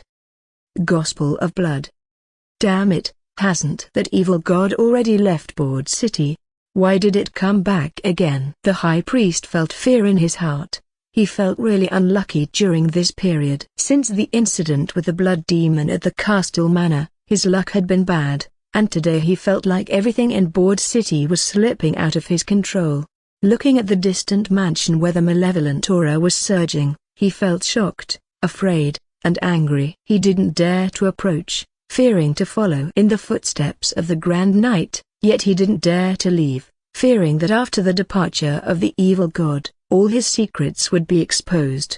Until the Duke's board also arrived. Your Excellency, the High Priest. Seeing the High Priest, the old Duke greeted him respectfully. Suppressing the anxiety in his heart, the High Priest returned the gesture with difficulty. Your Grace. The old Duke withdrew his gaze, his eyes falling on the mansion in the distance. His expression gradually became serious. It's the undead summoning. Such a large-scale undead summoning. How many souls have the necromancer behind this collected? Your Excellency, we must stop him. However, after saying this, he saw that the High Priest did not act. The old Duke frowned, sensing that something was not quite right with the other's expression. Your Excellency. After a moment of silence, the High Priest said dryly, this is not an ordinary undead summoning. I sense her presence. SHE's inside, SHE's behind everything. Her Duke Board was slightly stunned, quickly grasping the key point. That evil god? His face changed immediately. The High Priest took a deep breath and nodded gently. Your Grace. This undead calamity,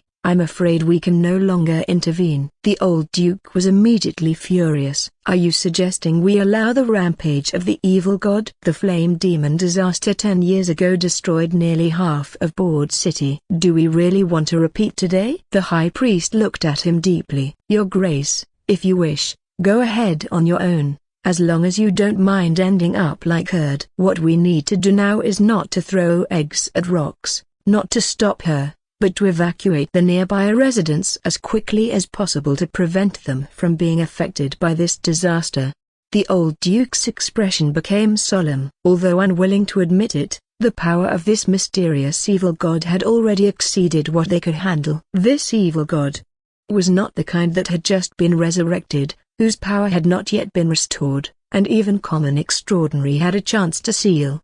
Her strength was already formidable enough. If they were to deal with her, they would have to rely on legendary figures dispatched by the church. I will arrange manpower to evacuate the nearby residents as soon as possible, but I also wish you to arrange priests and deploy divine ritual as soon as possible, Duke Bord said. However, upon hearing his words, the high priest shook his head. No, we don't need to deploy divine ritual. That would only further anger her. Saying this, he looked deeply at the old duke and said meaningfully, Your Grace, even if she is an evil god, she is still a transcendent myth, and myths should be revered. The old duke frowned. He felt that the high priest's attitude today was quite strange, and his words were quite cautious. Not only did he not exhibit the usual aversion and hostility of the holy court towards evil gods, but instead, there was a strange sense of respect in it.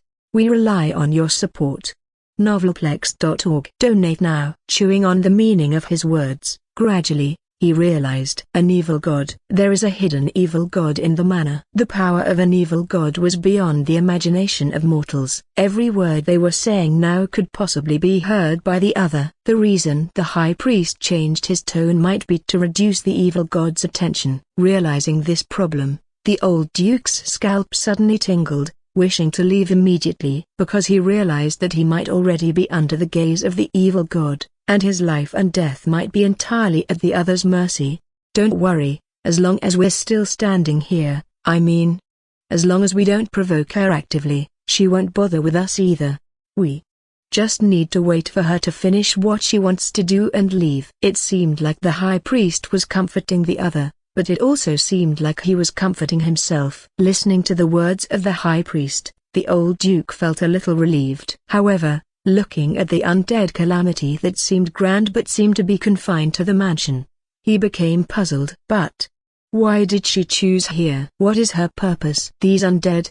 Where did they come from? The high priest fell silent. The actions of the gods were not without meaning. They often had their own purpose. Although he was not clear why this evil god suddenly went crazy, he could roughly guess what it was related to. Not only that, combined with the secrets hidden in the mansion, he also roughly guessed the origin of these resurrected undeads. Of course, he wouldn't say these things. However, while the high priest remained silent, someone spoke up for him. Why choose here? Probably because this place is full of decadence and evil. This is the venue for the Dreaming Salon. Two blazing suns turned their heads at the same time, only to see the demon hunter knights and the city guard finally arriving. The chief of the demon hunting squad, Gara, dismounted and saluted the two of them, and a black cat which was familiar, Nice, jumped off her horse.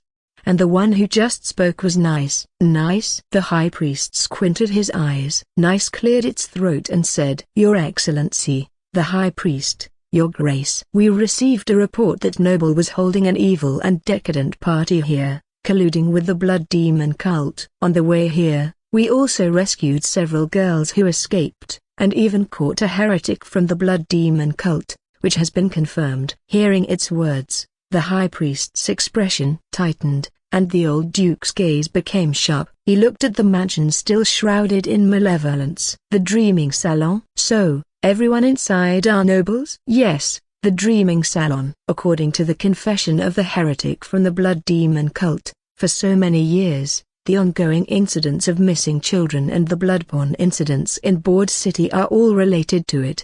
The black cat's expression was solemn, full of a sense of justice. Saying this, it looked back at the demon hunting knight behind it. Bring that blood demon cultist up here. A blood demon cultist with a blank expression was soon brought over. Nice jumped in front of him and ordered, Speak up, tell his grace and the high priest what exactly happened here. Hearing its words, the blood demon cultist raised his head. His eyes were blank, and his expression quickly became fanatical. Obviously not normal. Revenge. It's revenge. The majestic monarch listened to the pain and despair of the girls and gave them a chance for revenge. Hearing the words of the blood demon cultist, the high priest's expression changed slightly. The next moment, The malevolent aura shrouding the manor suddenly changed, and groups of specters flew into the sky, flying toward various parts of Board City.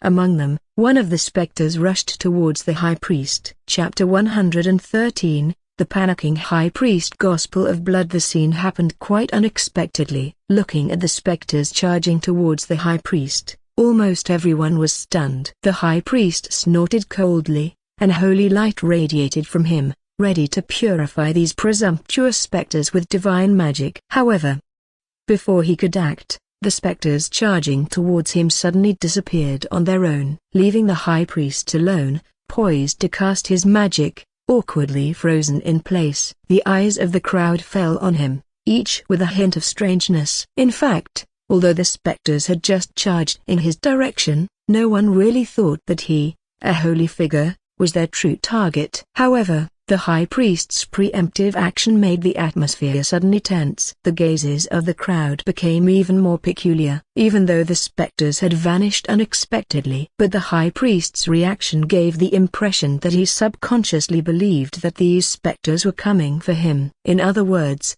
it gave off a sense of guilt. The high priest also realized his lapse and quickly tried to remedy it. This heretic has gone mad. The specters are getting out of control, and if we continue like this, it may harm the innocent. We must intervene. However, as if defying him, the mad heretic fervently exclaimed, "Harm the innocent? No. The majestic monarch is just, and only the sinners will receive retribution from the dead." Seeing that the heretic seemed like he wouldn't stop, the high priest decisively unleashed a sacred fire, burning him to ashes. Then, he commanded the demon hunter, "Gara, take the demon hunters and quickly pursue those specters. We cannot allow the threat to expand any further." The high priest looked solemn, his face stern with righteousness. However, upon hearing his words, the usually swift female captain didn't immediately move. Gara silently watched him, seemingly waiting for further explanation, while the high priest frowned impatiently, urging, "Kara, why haven't you sent anyone yet?" "As you command." Under the pressure from the high priest, Kara finally averted her gaze and led the demon hunters away. But the high priest knew that his momentary lapse had left lingering effects. Once suspicion and estrangement took root, it was difficult to eradicate them. "High priest, didn't you say not to act trashly to avoid angering the one behind the scenes?" Seeing the high priest's somewhat uneasy expression, Duke Board frowned slightly and said quietly. The high priest fell silent. He glanced at the mansion gradually returning to normal after the specters dispersed and said, "Her presence has disappeared. That god should have left." Upon hearing his words, the Duke's attention also turned to the mansion and noticed that, indeed, after the specters scattered, the oppressive aura above the mansion began to dissipate rapidly. "So that's it." "I thought that perhaps you were also involved in the salon and were being pursued by the specters." The old Duke chuckled and said. The high priest's expression instantly turned unpleasant. "Duke, the heretics are adept at manipulating hearts and sowing discord. I believe you are aware of that." "You're right." The old Duke nodded. With that, he looked at the mansion where the specters had erupted and said, "Now that the god has left, let's go and take a look." With that said, he didn't wait for the high priest's response, leaping up with the aid of his unleashed power, and flew towards the mansion first. Seeing the Duke's indifferent expression, the high priest's mood turned sour. If he could, he wouldn't want to go forward with the Duke but rather go ahead himself and erase all evidence related to him. But now, he was somewhat stuck in a dilemma. With a grim face, he quickly caught up. The two Board's formidable figures soon entered the mansion. After the undead calamity, the mansion had turned into a veritable hell on earth. We rely on your support. Novelplex.org. Donate now. The thick smell of blood assaulted them, and the entire ground was stained red with blood. In the hall, there were no living nobles to be seen. Only from the piles of flesh and debris on the ground could one vaguely discern the fragments of fine clothing. However, from the empty iron cages in the hall, the beds and chairs that still bear traces, and the various torture instruments and toys, one could vaguely discern what this place used to be. It seems that this was indeed the venue for the salon. Duke Bord frowned. Search around and see if there are any survivors. He turned back to command the guards who followed. The high priest hesitated, wanting to stop the guards from searching. However, looking at Duke Bord, he eventually swallowed his words. His strength was not much greater than the Duke's. He had missed the best opportunity. He knew that Duke Bord was already suspecting his involvement with the salon. Now, if he tried to stop them, it would only deepen their suspicions. The high priest could only hope now that there were no survivors here who knew his secret. There shouldn't be. Right? After all, the nobles had all turned into minced meat. However, what one least wants to happen always happens at the least opportune moment. Before long, the guards returned. My Lord Duke, High Priest, we've found several surviving members of the Blood Demon cult in the dungeon. They are all unconscious. Surviving members of the Blood Demon cult? The High Priest's expression changed instantly. Duke Bord's face also became serious. He snorted angrily. These damned bastards are actually associated with the Blood Demon cult. If I find out who is behind the salon, I will make sure to send their entire family to the Inquisition. Hearing the old Duke's words, the high priest couldn't help but glance at him, while the guards who had returned coughed awkwardly.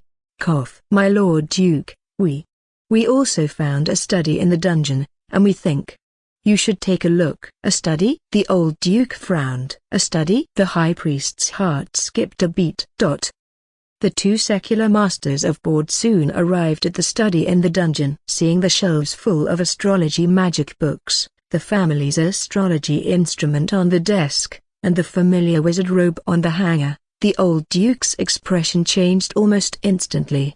And when he saw the pile of minced meat on the study floor, he fell into silence. After a long while, the old Duke sighed lightly. High Priest, let's go. The two quickly left the study. But as soon as they left, more guards came up to them. My Lord Duke, High Priest, we found something new over here. Something new? Seeing the study, the Duke seemed obviously distracted. Something new? The High Priest became nervous again. Over here. It looks like some kind of evil ritual, the guard said respectfully. Ritual? The high priest frowned, suddenly feeling a sense of unease. Guided by the guard, the two heavy-hearted blazing suns quickly arrived at the sacrificial site on the other side of the corridor. And at the sight of the iconic demonic eye and the altar made of bones, the high priest's expression changed completely. The God's Descent ritual. Damn it. These madmen of the Blood Demon cult. They're actually preparing for the God's Descent ritual! Chapter 114, Cooperation with the Evil God. Gospel of Blood. The God's Descent ritual. That lunatic Count Tulip. He's actually collaborating with the Blood Demon cult to prepare for the God's Descent ritual. The high priest was shocked, fearful, and angry all at once. By the gods above, if he knew these reckless fellows were up to such things, he would never have mixed with the Dreaming Salon even if it meant giving up his holy position and retiring. It's crazy. If the God's Descent ritual were to succeed, allowing the Bloodborne Archduke to descend, forget about the Bord city, the entire Bord duchy would be done for.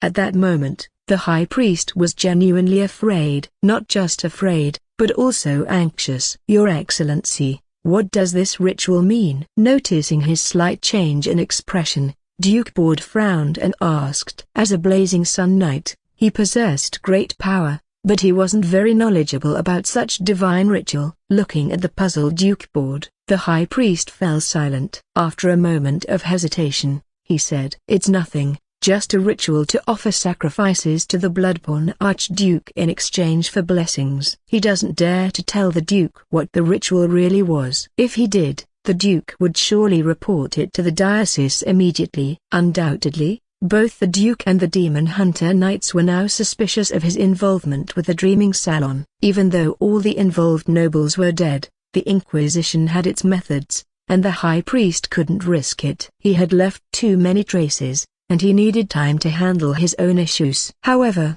the High Priest also knew that this matter could not be delayed. If the Blood Demon cult's conspiracy really succeeded and the Bloodborne Archduke descended, his fate would be grim as well. The High Priest was caught in a dilemma, an unprecedented dilemma. Damn it! It's the Blood Demon cult again. And the evil god too. It's never ending. The Duke cursed. After calming down a bit, he said to the high priest, "Your Excellency." The corrupt nobles of the country held evil dreaming salons and colluded with the blood demon cult. We must carry out a severe purge. I hope you can support me in striking at these audacious fellows. Upon hearing the Duke's words, the high priest's heart trembled slightly. He looked up at the Duke and saw an old, calm face, with firm belief and profound sincerity. The high priest understood immediately that the Duke wanted to make a deal with him. He didn't mention what happened in the study just now. He wanted to exclude the Duke's family from the dreaming salon. At the same time, he wanted to take this opportunity to cleanse the restless nobles in the country. As for the content of the deal, although the Duke didn't say it, it was quite obvious. He would not delve into the high priest's involvement with the dreaming salon, nor would he pursue whether the high priest had any connection with it. This suited the high priest just fine. He was troubled enough as it was, and having another blazing sun knight causing trouble would be too much. "Of course, Your Excellency. The fallen nobles of the country must be severely punished," he said solemnly. "Your Excellency, I'll take my leave now. I'll leave the handling of these heretics to you. I believe you can extract a complete list of nobles from them," the Duke said meaningfully. It was a plain exchange of interests. "Of course, Your Excellency can also provide the church with a list of suspicions, to corroborate each other." After thinking for a moment, the high priest reciprocated. The two old foxes quickly exchanged demands. There was no point in staying any longer, and Duke Board soon left. "We rely on your support." Novelplex.org. Donate now. Before leaving the dungeon, he destroyed Count Tulip's study completely with a sword. The high priest's eyelids twitched, but he didn't stop him. In fact, he even breathed a sigh of relief. After all, who knew if there was any evidence left in that study that could incriminate him? It wasn't until the Duke left that his expression gradually became serious. Duke's Board was willing to make this deal because he didn't know what the ritual in the dungeon represented. But the high priest did. He could deceive others, but he couldn't deceive himself, nor the truth. The god's descent ritual was a serious matter, one he couldn't conceal, and he had to report it. However, the high priest didn't dare to report it. Even if he wiped away all traces of himself, even if he blamed the blood demon cult's actions on the dead nobles, it wouldn't work. The reason was simple. Count Tulip knew his secret. Count Tulip collaborated with the blood demon cult. So was there a possibility that someone in the blood demon cult also knew his secret? The high priest didn't dare to gamble. If he really attracted the attention of the diocese, even if he thwarted the blood demon cult's conspiracy, his secret might be exposed. His actions were almost tantamount to cooperating with the blood demon cult. By then, his fate would be either being sent to the Inquisition or being purified directly. The more the high priest thought about it, the more desperate he felt. He suddenly realized that he had walked into a dead end without knowing it. Reporting this matter would likely expose his secret, and the outcome would be almost the same as death. But not reporting this matter, letting the blood demon cult grow bigger, and if the god descent really succeeded, everything would become more serious. Not only that, but even if he didn't mention this matter, the death of the Grand Knight had already alarmed the diocese. The diocese would eventually send someone down to investigate. Never mind the blood demon cult, even his news hiding of the bloodborne Archduke's descent might be discovered. Wait a minute. Evil god? It seemed that he thought of something, and the high priest's heart moved. All signs indicated that this mysterious evil god seemed to have a grudge against the blood demon cult. Whether it was the failed bloodborne sacrifice at Castile Mansion or the destruction of the dreaming salon, it seemed that the other party was targeting the blood demon cult.